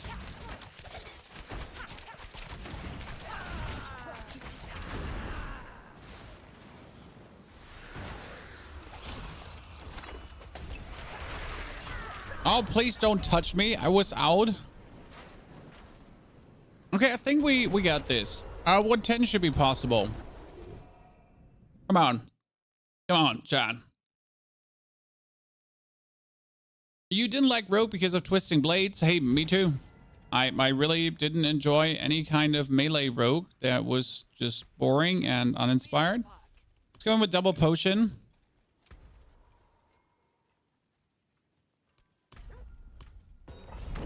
Yeah, 3 minutes or so to kill should be reasonable. If we don't die, if we don't muck around.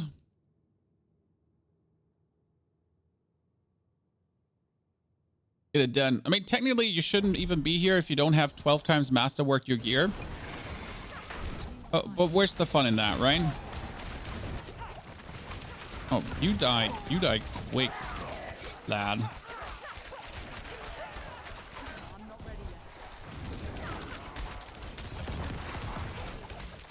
You know what I would like? If Caltrops would actually stack. They sadly don't.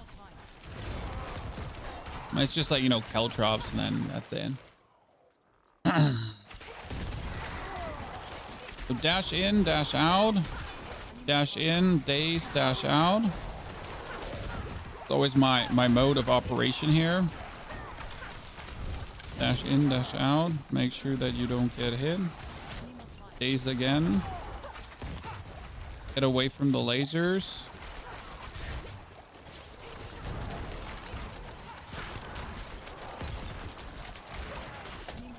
You're on the ground.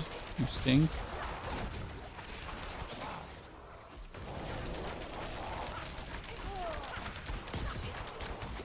And we kill the one that does the lasers, and then we kill you with your stupid poison snake friend on the side, right?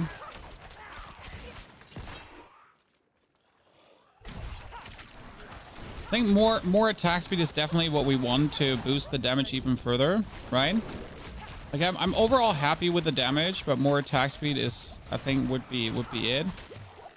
Okay, let's just get him out because the damage reduction person stands like so far deep in that trench that I, for the love of God, can't like single that out with my ability right now. Right? I'm trying to shoot at the one person that is like deep entrenched there. Guess what? It ain't working. But now that we pulled them apart, I can actually focus on this better. And we get that kill. Worth it. Now let's ignore that guy. Because usually these vampires, they kind of like travel quite a long way with you. Like some of the others elite just get like really reset fast. But the vampires they're very clingy.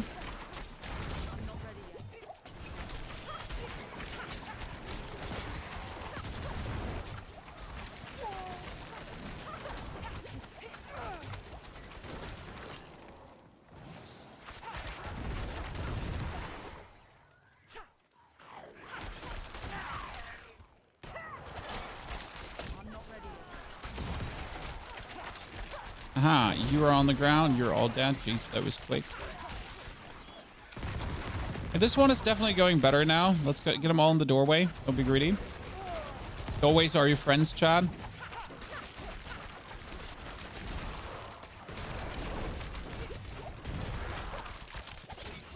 All right, you could just blast into a doorway. I'm not ready yet.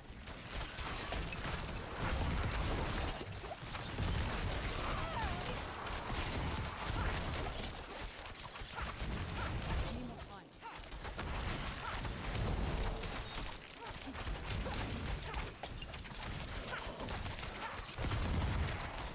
You know what? If you're teleporting, you're probably gonna be coming with me, aren't you? Teleporting units are also rather clingy, usually.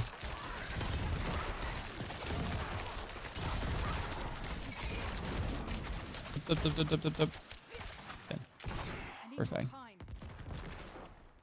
Are trying out shared misery? No.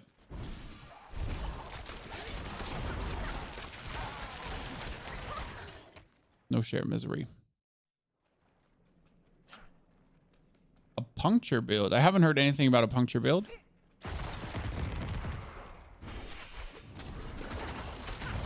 And the two builds you know that work currently for Rogue are Victimize / Heartseeker and Rapid Fire.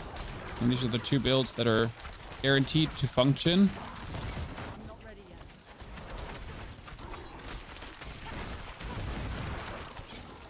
Other builds, levels of uncertainty. I'm not ready yet. Okay, you're probably gonna come with me, right? Like, never worth it to like shoot like one guy if you can shoot multiple guys. I need more time. There's somewhere the purple tiny dude hidden. I don't actually know which of you is the purple guy. I think I'm hitting him. I need more time. I think I'm hitting him, but I don't know.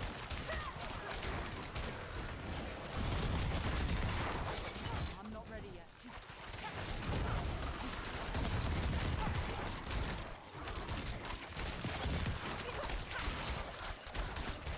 I think they're all dead, Chad. I don't know. Okay, that's it. Actually, there was no further enemies coming here. Yikes, robbery. I need more time. Oh, there he is. There he blows.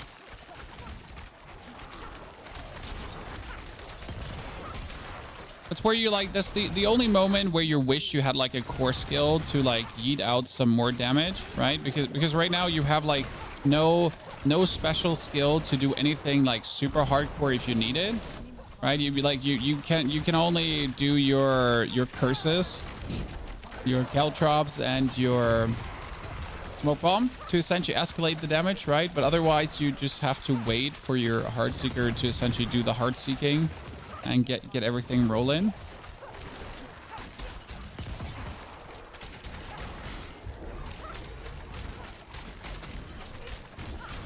need more time.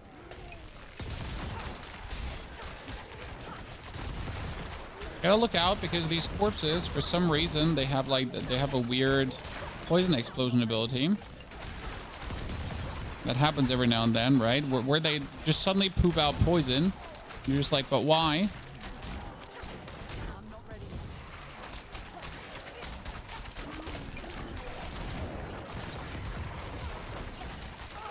Also, I kind of feel like we should have died many times over there. I'm not ready yet. Actually, unsure how we didn't die many times over there, currently. But seriously, we just lived inside of them for such a long time. I need time to do that.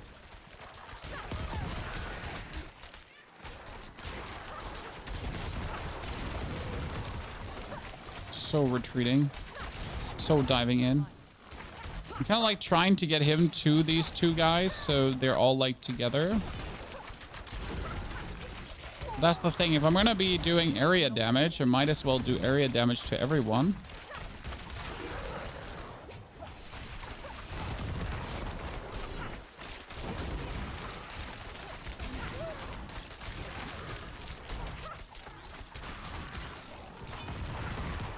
hope there's enough enemies left here to essentially... Oh, shit. I'm not sure if I'm hitting anyone back there.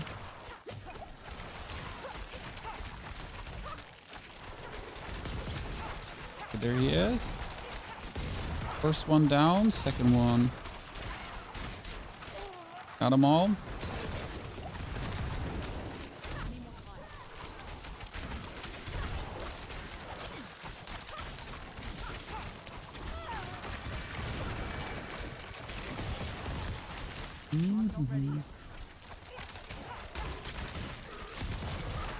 Pulling another elite. Yeah, that's what I wanted to say. Should grant me. Uh-oh. It's somewhat unfortunate.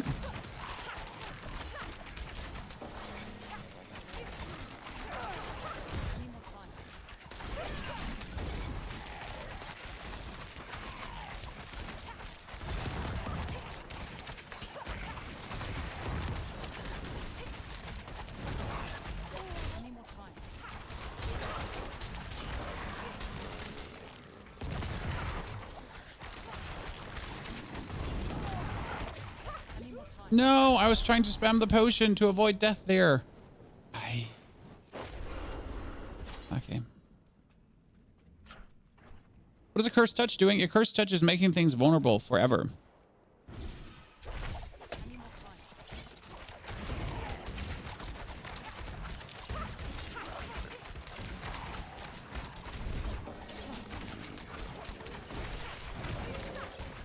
I wasn't aware that I could actually dodge that.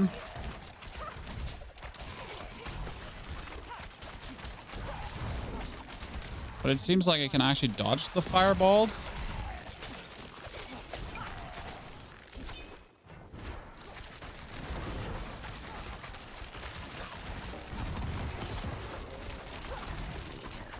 Kind of interesting. I thought dodge is only like physical dodge, but it seems also like magical dodge. Which I really won't complain about, Chad. Oh Jesus, I got ping pong between the two. Holy. That was unfortunate. When I'm trying to like really maximize the damage right now, we know that we can do the 110, so that's like out of the question, right? This is all pointing towards success. I want to do it like as efficient as possible. It's exploding the minions. That is my victimize.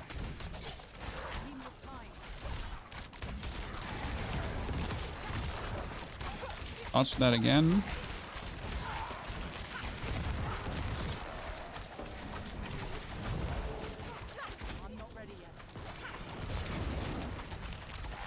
Maximum risk.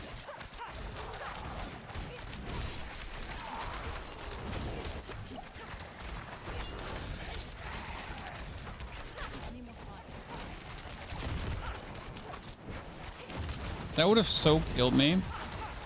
Uh-oh. I'm not standing on the other side of him. Despite dying 2 times here to my own noobism, right? We're still on track of actually getting it done, which is crazy to me. I'm not ready yet.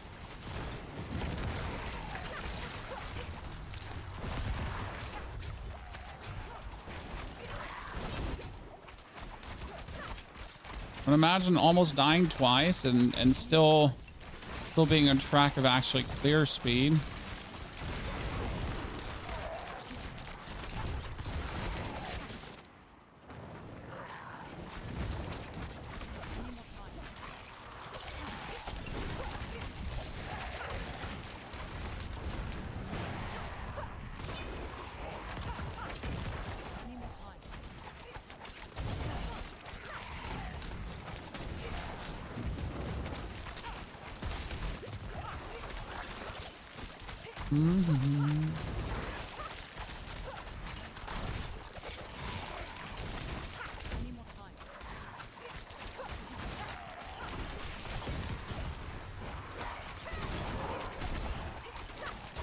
Well, this could be a bad situation.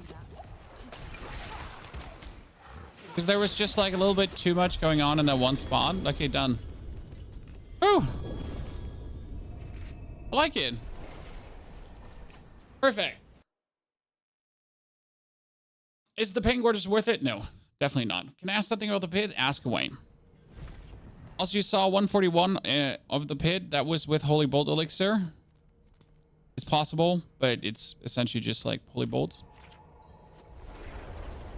We got to do another one of those. So if I can do a 110 with spare time, do you think I can do a 115 chat, or is 115 not happening? I mean, that was a 110 with spare time. I need time to do that. Right? What about a 115? Chat. What do you think? I need time to do Finally that. got my golem chest, has +6 to golem. Oh, that's amazing. Or if I would never try to get it to +7. I'm not even trying to get mine to +6. What pit tier is the best to farm? 99.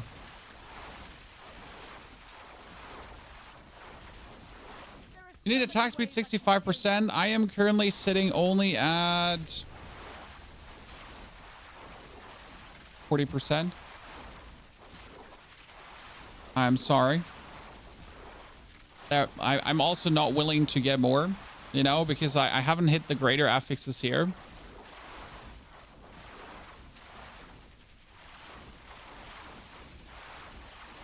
What level should you start the pit? Whenever you feel comfortable. I would not start before 100 because it's just a waste of your time, technically. You can get your glyphs master, but you can gift your glyphs to 21, and then you're just gonna fly through the pit. It's like the thing. So you could start the pit with lower levels and then just noob a bit through and waste your time and not be efficient. Or you could get yourself to 100, get the equipment, get your glyphs to 21, and then just start blasting, right?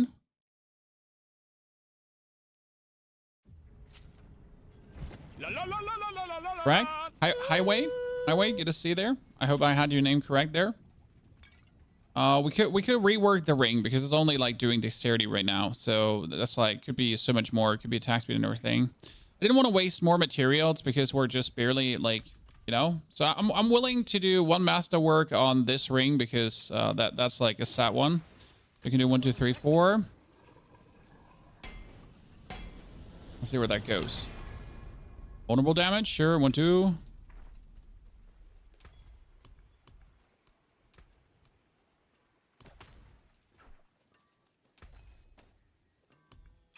Three, 4, 5.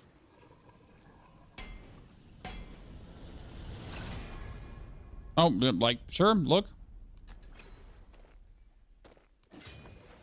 So, that's the max I'm willing to do.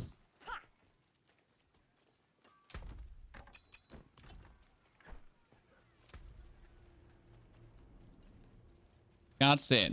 Okay, ladies and gentlemen. 115. Let's try. Is new class coming to Diablo at the end of the year? Probably.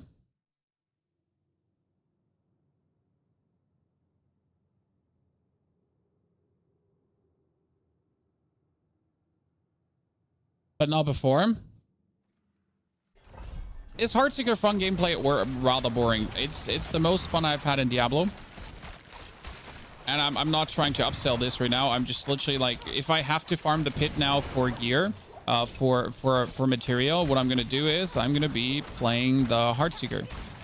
It's just so much more fun to play than the Necro. And the Necro is not terrible, don't get me wrong. It's just that Heartseeker is just so much more superior on a fun department, right? I need more time. Oh Jesus Christ, that was terrible. The units were just following you. Okay, so snakes. Let's. Oh, we're not repaired. Okay. Ooh. Any idea how to farm stick and stones? Yeah, you make new accounts and you farm the Iron Wolf thingy, because with the Iron Wolf thingy, you know that every 5 to 6 hours you're gonna get 6 sticky and stones. Whereas we have farmed the pit today for 5 hours and we have gotten 3 sticky and stones, and these 3 sticky and stones were completely random because we might have as well gotten 0 sticky and stones. Okay.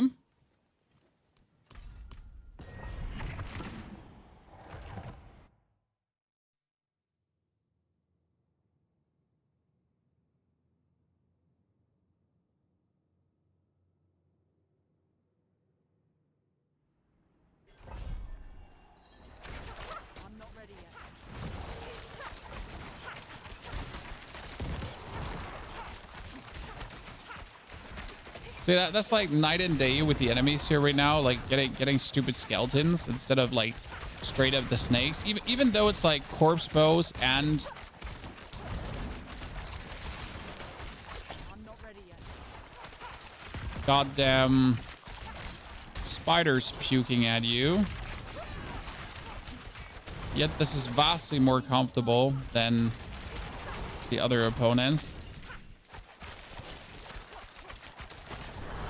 But 115 is brutal right now. Jeez. I mean, 110 was nice, like from the HP on the opponents, right? 115, we're putting in work to get something killed. I'm not ready yet.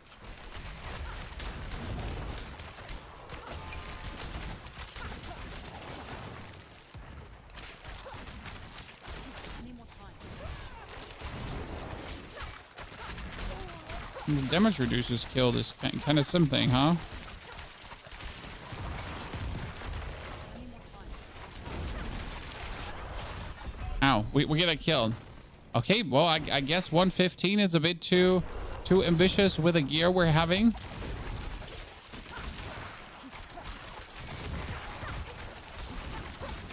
I mean, we're killing the elites now that everything is down, but we're just getting killed by the spiders. Because they're standing still too long. Is the guide updated to the current build? The current build just has minimal changes, like a little bit of tempering, a little bit of Paragon board. The skills are exactly the same, actually. So, yeah.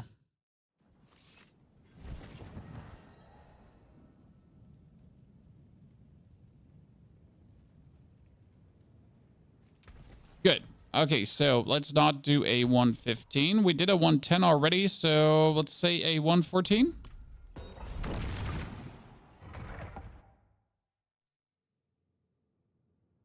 I mean, honestly, to do a 115, I should masterwork everything to 12, but I just don't want to.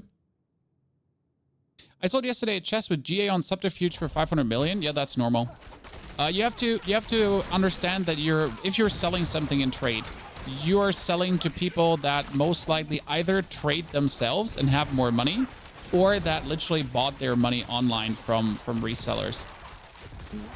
Because the people that are looking for these kind of like super killer items, these are the absolute tryhards, right? The ones that really want to push deeper, and they're the ones that will do whatever it takes to essentially push deeper, right? It's no valuation of their behavior. That's just like what it is. And these are the people you're essentially trading to. That's also why the trading prices are so crazy, because who has 500 million, right? I don't have 500 million just lying around. I had 300 million because I essentially traded one item to people who most likely bought their gold. So you're essentially actively supporting the gold buying industry. How dare you? Wow, that was so much lightning damage straight away in a row.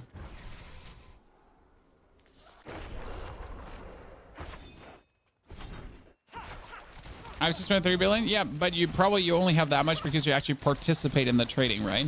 That's the thing. You want to buy an absolute end stage item and just like if you play the game normal, right? Just play the game. Then you're probably never going to be able to afford something from the trade. Not a good item, like something subpar probably. I mean, for example, I'm looking for a focus that has a greater affix on maximum resource and cooldown reduction. That focus is relatively rare, right? The focus is relatively rare, but I can get one for 50 million because it's not like the craziest thing out there, right? Whereas if I want a focus that has a greater affix on resource and cooldown reduction, so the double, right? Then you're essentially, yeah, we're looking at like 400 million upwards, right?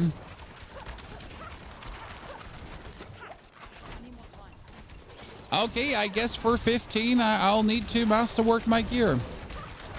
I'm okay with that. It's kind of interesting how 110 is currently the breakpoint, you know? It's really true. Like 110 seems to be the breakpoint, right? Let's go back to 110 just to like check how crazy like the difference is.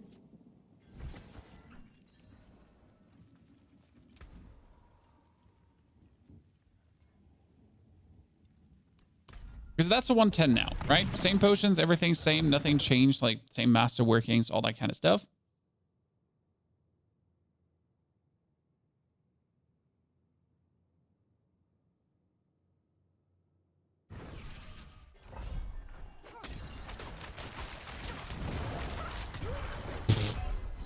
I don't actually know what stabbed me there to kill me that quick.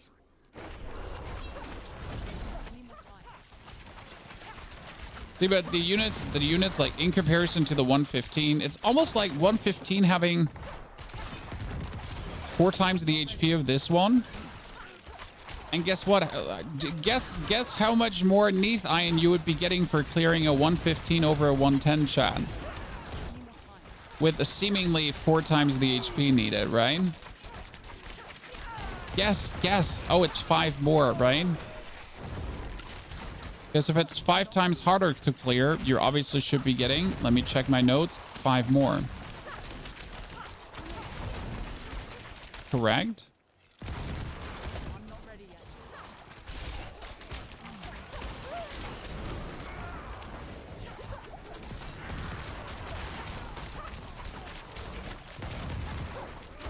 I did the math one single time and it checks out. Yeah, these are made out of paper. They're absolutely made out of paper just compared to a...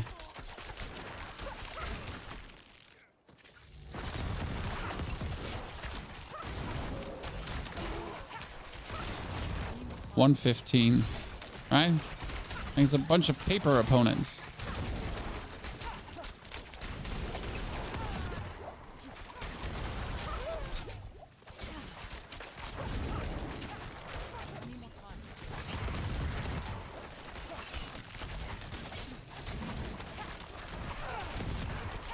You are frozen. That means you die.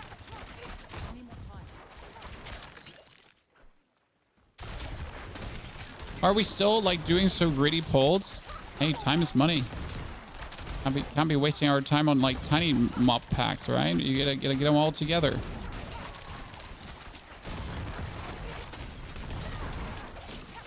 The more you can get together at the same time, the merrier.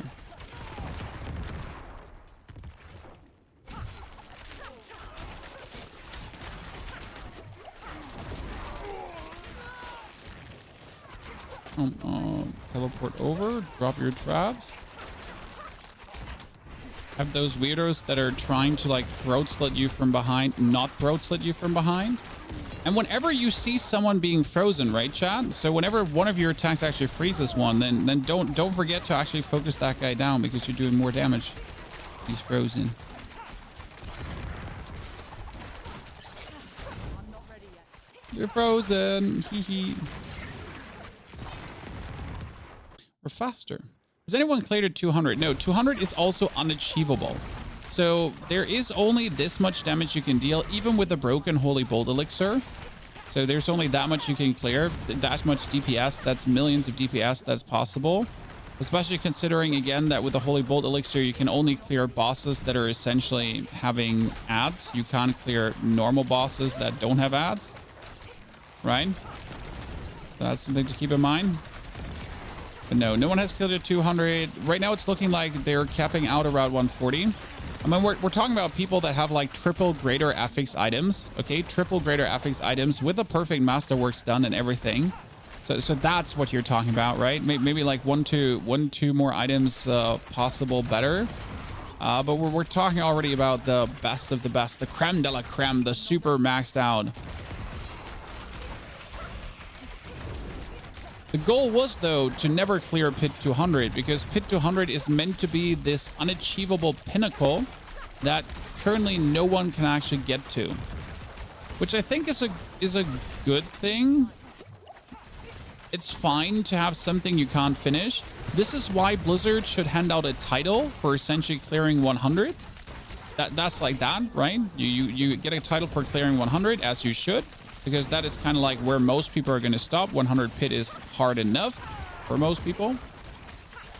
And then everything afterwards is obviously just optional ego gameplay, kind of. The best way to look at it.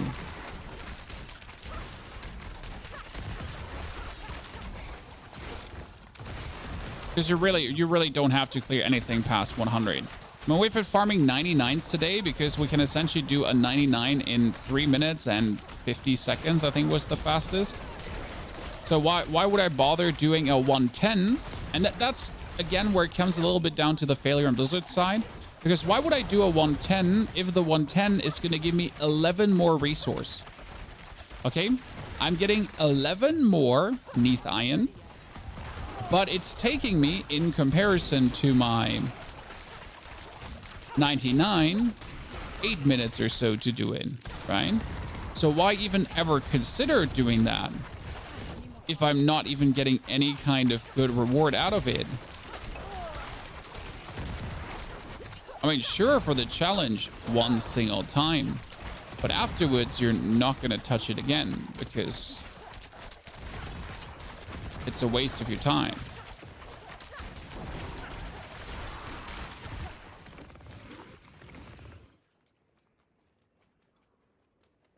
Also not 100 for mats, 99 for mats. I mentioned this multiple times now for most people. Like, don't fall for the 100 trap, chat. 100 is a nice and even number, but 99 has vastly less HP. No matter how fast you do a 100, you'll do a 99 faster. I need more time. And the difference is one single Neath Iron. One single. I'm not ready yet. And I could probably do a 90 also in like sub 3 minutes, so it would be more sense making to farm 90s instead of 99s. 99s is like the last one where like the big bump happens, right?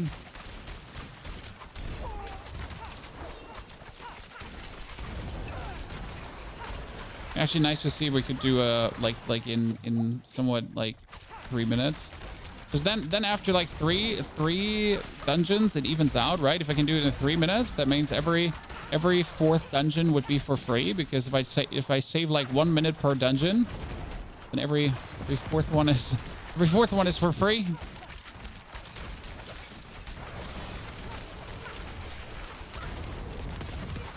I'm not ready yet. That was a lot of weird ass damage over time things. Thank you very much. Let's give me the Sea Hag. Hive Master. Hive Master, I don't dislike the Hive Master, but... I'm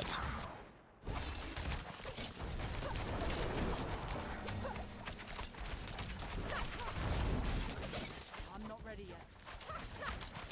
It's good. First life bar gone in the first stagger.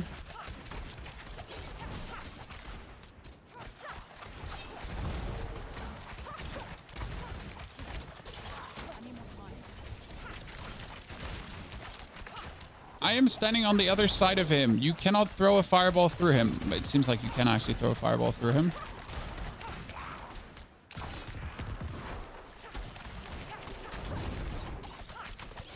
I need more time.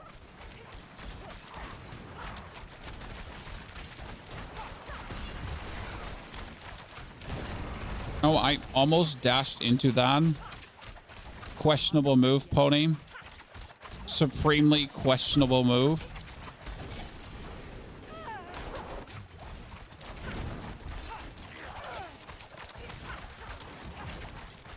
I need more time.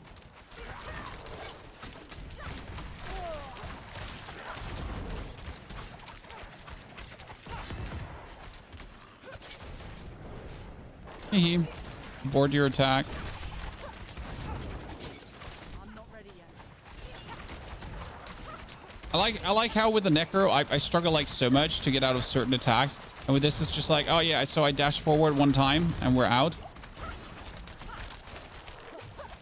I'm not ready yet.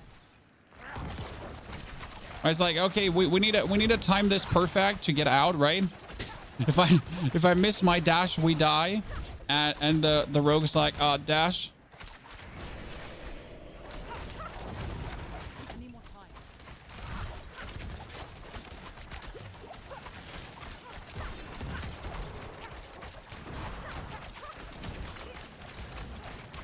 I need more time. Oh, that was bad.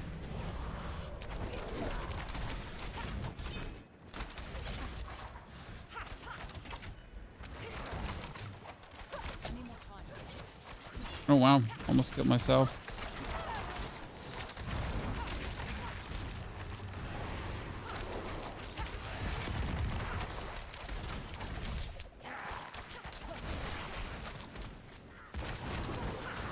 I'm not ready yet.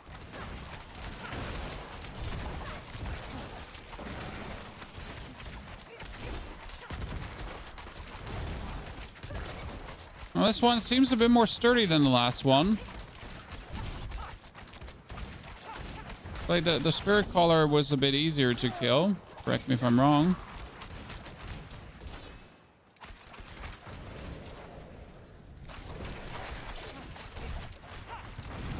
I'm not ready yet.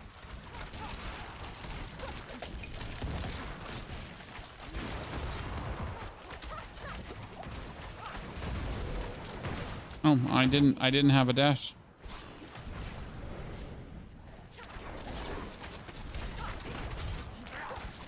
I am going to not get hit there. I am surprised that I didn't get hit there. Any more time.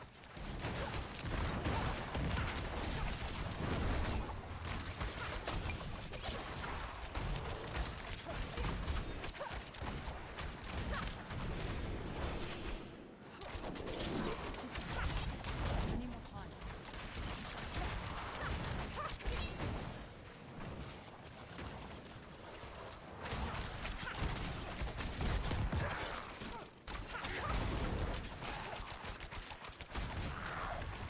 I'm not ready yet.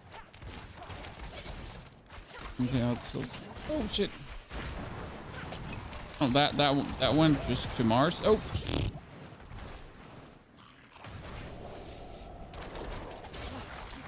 I'm not ready yet. Why does it feel like we're doing less damage? Just because the Hive Master is so annoying?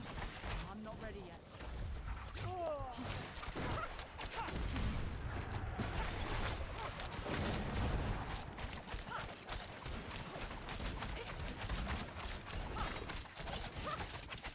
Oh, really? I love it when I'm like stuck behind the wall.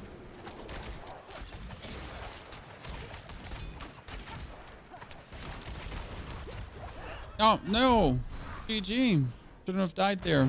There was a Mei-chan. Missing one elixir. Well, the elixir is a live elixir, so the damage didn't make a sense there, right? Is Harlequin Crest still worth it with your new final golem build? Harlequin Crest has never been worth it. Harlequin Crest was always just there.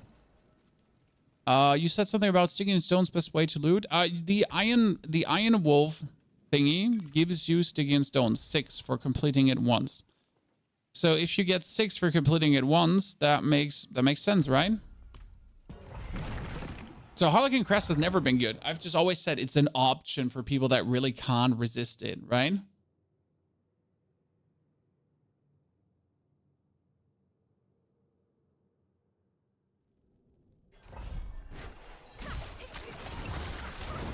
Okay, let's just see a 90 because I wanted to see how much damage it would be. I'm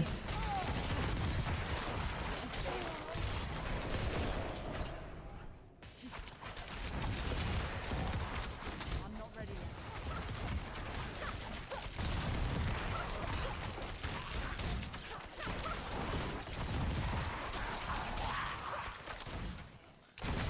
Any more time. Everything is literally made out of paper. I mean, paper that can still kill you, right? But paper. I'm not ready yet. It's kind of cute. Not gonna lie.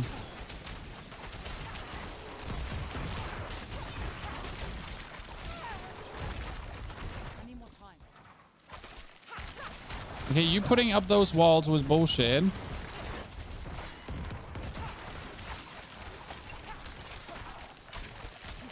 Did not appreciate it.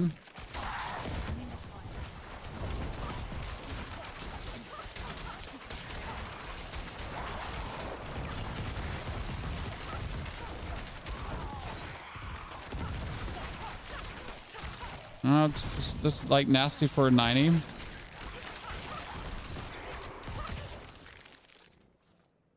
Is your gear all master work 12 times? No, that's the point. It isn't. And not only is it not masterwork 12 times, I actually don't have the best of the best gear, right? I have okay-ish gear.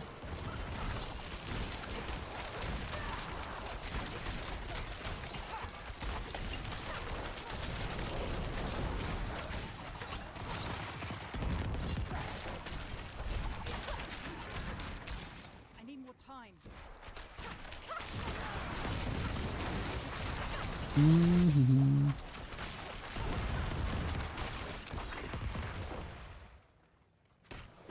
That's not gonna work. I need to focus that demon. At least try to focus that demon.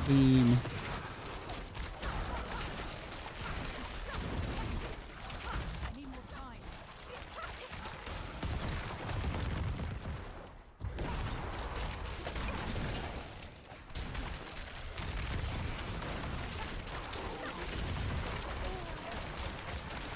I need time to do that. Really not that much faster than doing a 99. But what is faster is that I can just completely phase out. I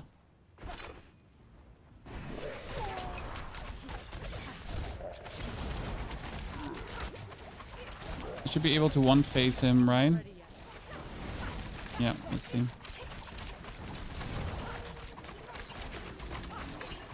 Done.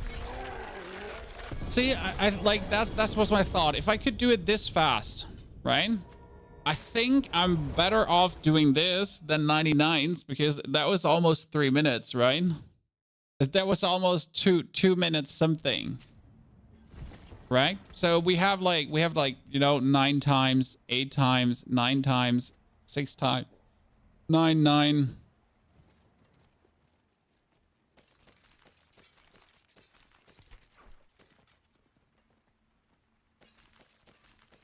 Not lot what you're looking for.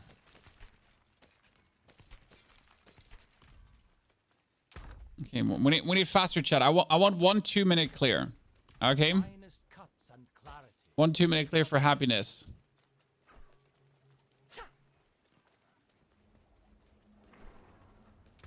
The 50 XP event starts on Thursday evening, and we're gonna start on Friday morning with a level speed run and essentially try to get 1 character to 100 like super quick.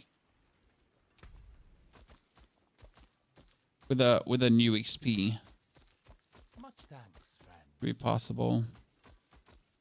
How many materials are we sitting at currently? The highest we've been today was 600 plus 500.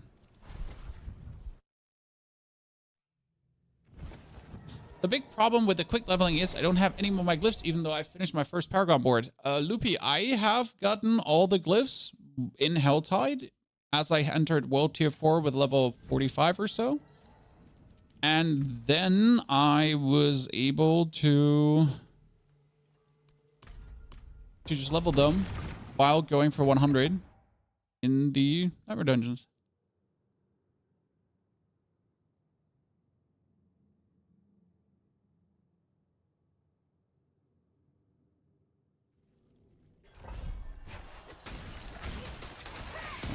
That's these lads. It's like 90 is such a 90 is such a joke. Like I'm not making fun of your struggles. Sorry, don't get me wrong, chat. If you can't clear a 90, I feel your pain. But 90s is like such a joke in comparison to what like comes later, right? I mean, we could still die, don't get me wrong, because we don't have like the insane amount of HP, right? And I refuse to take the double HP potion for a 90.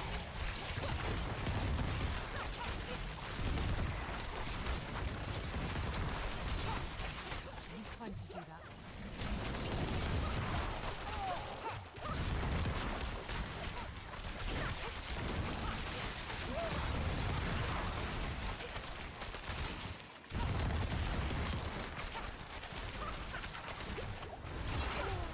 There's a corpse bow. There's a corpse bow. I can let you tank with damage here at this point. Like, we're just going through. I need more time.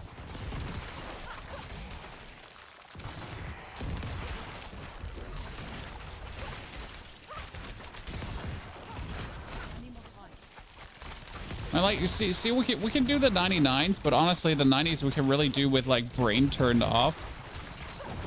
Funny, not gonna lie.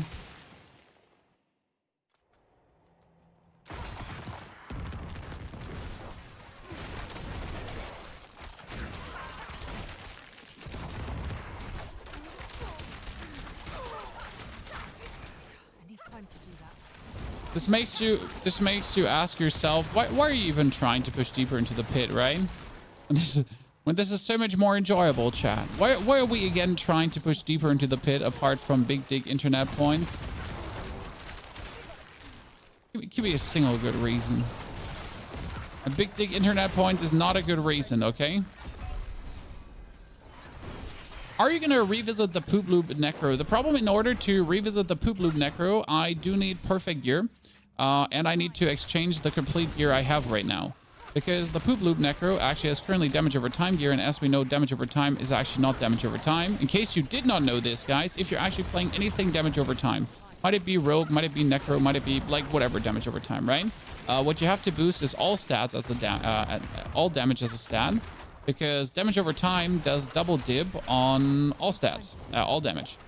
So if you're now having like 90% all damage plus, that is 180% all damage plus because it works twice on all your damage over time things. Ergo, if you have a damage over time build and you feel like you want to do more damage, well, you just literally have to rework all your gear.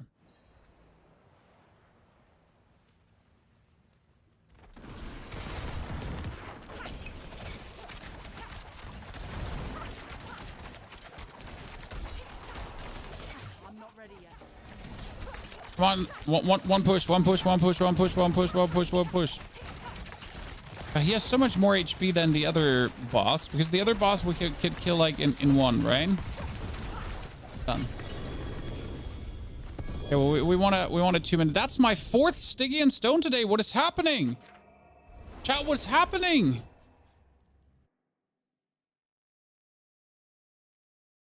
Ooh.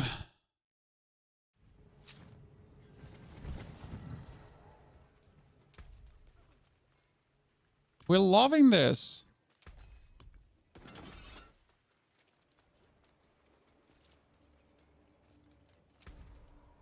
Beautiful. I want to do a 2-minute one without dying.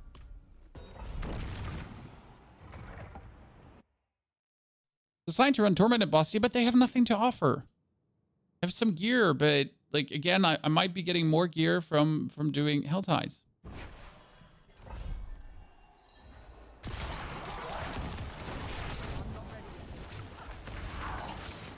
Oh wow, I just really wanted to do a 2-minute one.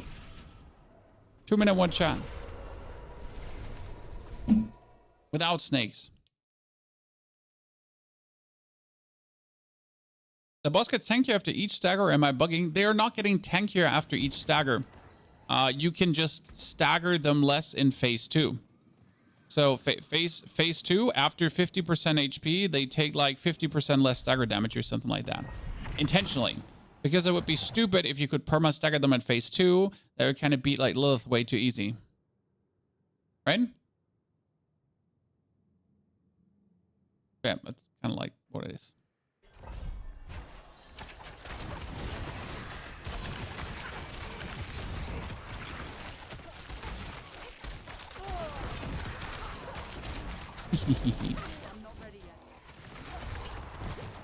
I just get assassinated almost by the one guy, and that's what like just killed me with like one single hit. It did, right? And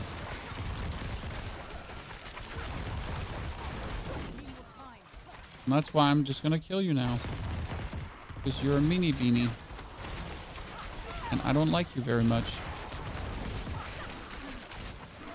It is very, very cathartic. Is that the word? Now, when you just pummeled your fists against a 110 and you kill those elites, right? But it takes you some time. And then you essentially, with 2 crits, take down an elite and a 90. Like, yep. That's good. That's good for my soul. Literally sending these dudes back to the lobby so hard it's not even funny anymore.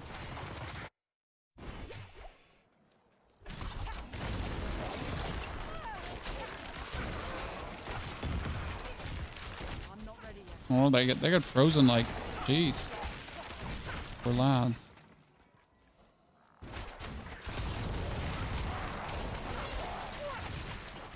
Damn, son. I have the fear that we're running into a dead end right now.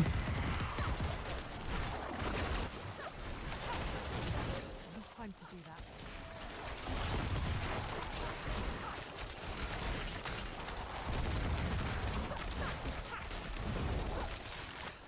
Come with me, vampire dude.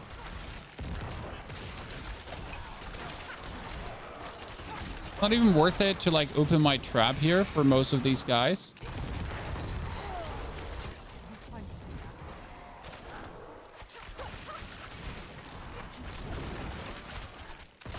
that. That vampire he's sticking, Chan. He's not going. That's him. He followed us all the way here right now.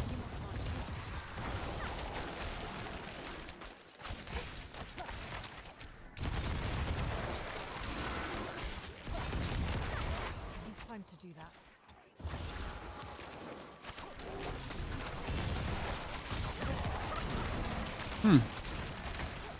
Surprised that we're so much slower in this one, because I feel like we're putting down a good time, right?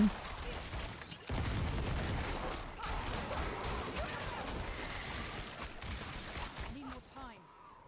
Yeah, it's roughly the same. So this seems to be the max where we're going with right now.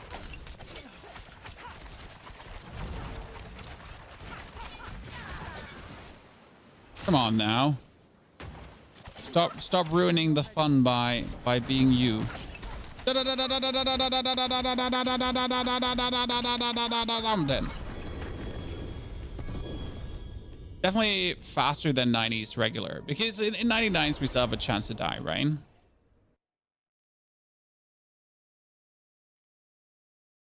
Rapid fire rogue? I haven't made a rapid fire rogue yet. Katie, you can put the live stream all the way back up to the end. But we're also putting the VOD live, you know, at some point, so don't worry about that. Too weak this season? Yes, Blood Knuckles are too weak this season, sadly. They're not really working. Getting Masterwork crits on Heartseeker pants will help you. I have a decent one currently. I have a +5 and I'm not doing more. I think I could get it to +6. Wait, let me pull up the cheat sheet again. Where's the cheat sheet? That is a +2 rank, and I hit it. No, I think +5 is max. No, wait, it was a +3 rank, and I hit it on 9 to 5. Yeah, so that's max. I'm not gonna get it to 6 because it was a +3 rank, skill group B +3 ranks. I hit it on 4, and we're at 5 from 9, so it's not gonna go higher. We're making Druid this season on Thursday. We're going to make a Druid.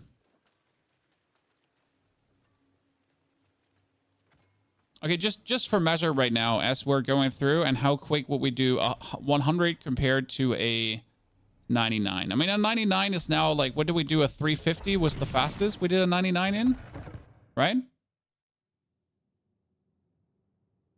Yes, Katie. It's like for an hour or so until you get the VOD. When is a good time to rerolling items for better stats affixes? Depends on what you need. Truly depends on what you need. I mean, I would not reroll a stat on technically a non-greater affix item, because you're more likely, as soon as you get a single greater affix item, to replace that one. That's why, like, don't start wasting your money on items that are very interchangeable. Unless it's like skill rank items, because skill rank items are in a special category at this point. Like, for example, my Heartseeker pants, I will probably not get better pants. I mean, sure, could I get a greater affix Heartseeker pants? Probably could get a greater affix Heartseeker pants, but how likely is it? So I'm gonna deal with a +5, because also like a greater affix Heartseeker pants is potentially, instead of +5, +6. So it's not like that much of an approval, right? To like see how happy you are. For example, my bow right now is very good, and finding a greater affix bow that's actually better and is rolling better temperings is not going to happen. because my bow has like vulnerable damage, max roll on the temper. It has the absolute max roll on the arrows cast twice, so that I get my Heartseeker to go out twice. And finding like rolling that again, even on a bow with greater affixes, is not likely to happen. So I might just be having this bow now for the longest time possible.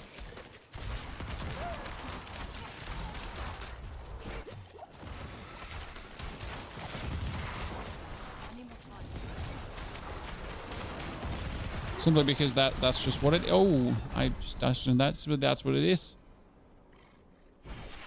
When's your birthday? Birthday was in May. I turned... What did I turn again? 35 this year. Together with a waifu, who's 2 weeks older than me. Yes, I know. She likes them young, Chan.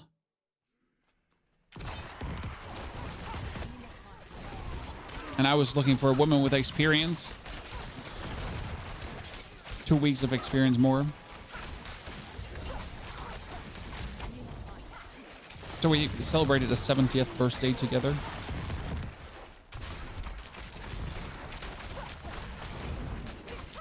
It is currently very interesting to me how that 100 is actually not going in any way slower than the 99. I mean, you're going to notice it during the boss fight because the 100 boss is just more sturdy than the 99 boss. So like during the actual elite push, you're not really going to notice big of a difference.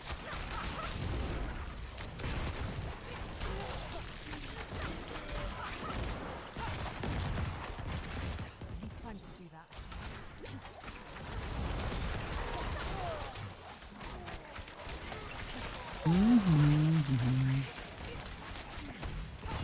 Give me one pack of elites. Time to do that. I hear these nerds. Aha, you thought you could get me, but you walked into my trap card. Can I do it in a minute? Oh, Scorch of the Land, my favorite one. Jeez, I'm so lucky. It's actually really lucky here right now.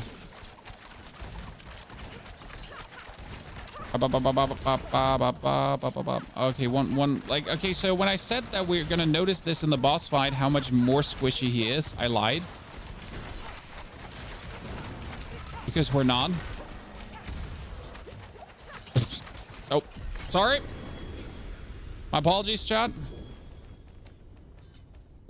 We're not gonna notice that because we're just, right?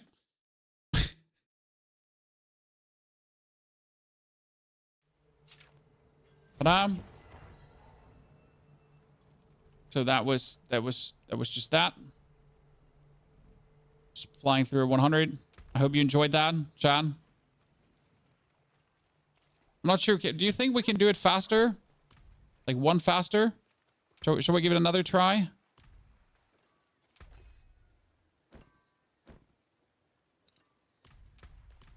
And just sell things.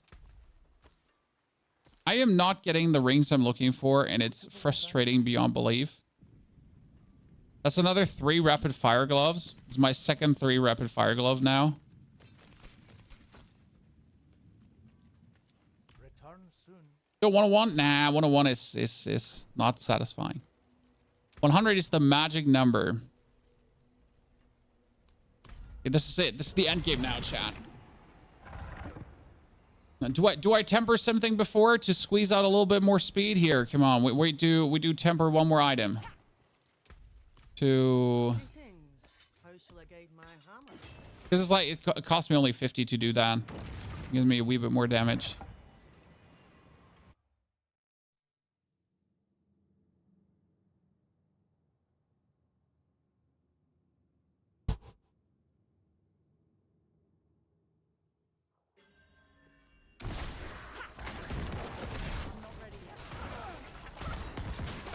Hello, Madame Succubus.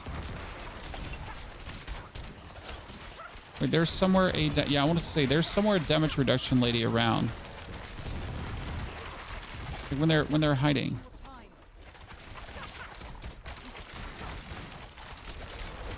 These are not very good opponents to make a good time with because they're separating themselves, right? The succubus, they always separate themselves from the rest. So you're literally chasing single elites that you want to essentially bunch up. But hey, at least these wolves are good. I need time to do that. It's funny how we started relatively strong this morning. So the build was already good this morning, right? We had some master working with some tempering, and so far it has been only minor changes. So nothing like super crazy. We didn't get any absolutely outlandish upgrades, right? We just played. And yet the power level has gotten so much higher, you know? So much higher. Crazy. How much vulnerable do we have? 1,400, 1,500 at this point with the masterwork, roughly. So 1,500. How do we have so much attack power? It has a lot to do with the good Paragon board. I mean, attack speed. Attack speed scales attack power up immensely. So more attack speed, more attack power. We're currently sitting only at attack speed bonus of 54% with a potion. It's not a lot, to be honest. Can I play golem build and push T100 plus? Yes, that's what I'm doing with my golem build. The highest I've done so far is 114. I haven't actually gone over 114 simply because I haven't masterworked my gear further.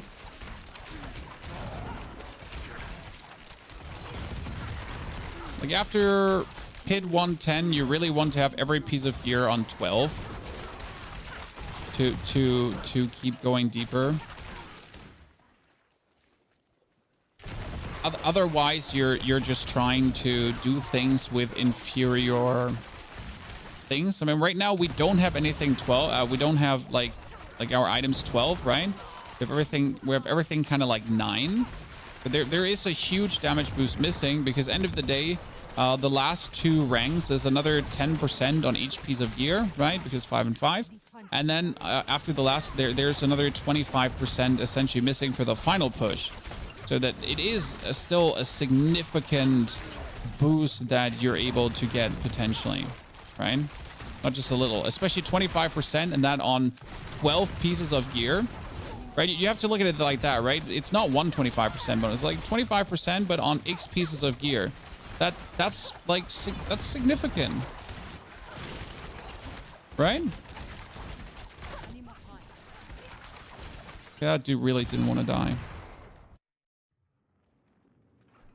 Especially if you hit the right things. I mean, if you hit like a little bit more max life, sure, that's just going to make you tankier, right? But then there's like hitting the golem damage, or in this case, hitting the vulnerable here, hitting the critical strike chances, depending on the build, going for more cooldown reduction on respective skills. Like there's so much, right, that the 25% can actually do for you. I was really hugging that doorway there. I was really hugging that doorway. Daze them all.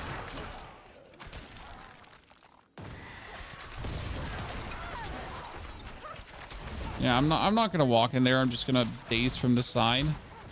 Here, another daze. Leave me alone. Get dazed.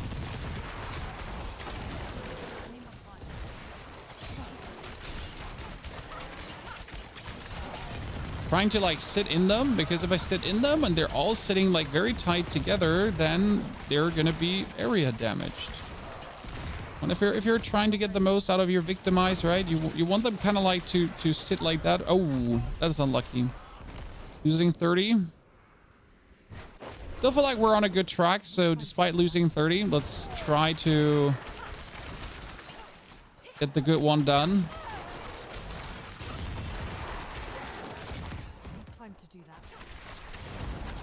We're stretching that there hard. I'm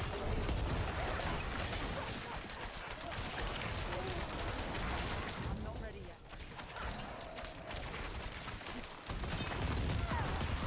I need more time. Vampires, freeze. Cowbell. Caltrops. Cowbell, Caltrops, the same, right?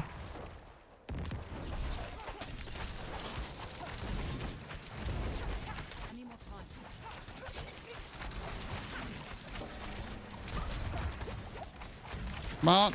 More. More. Oh, there's a weak damage phase.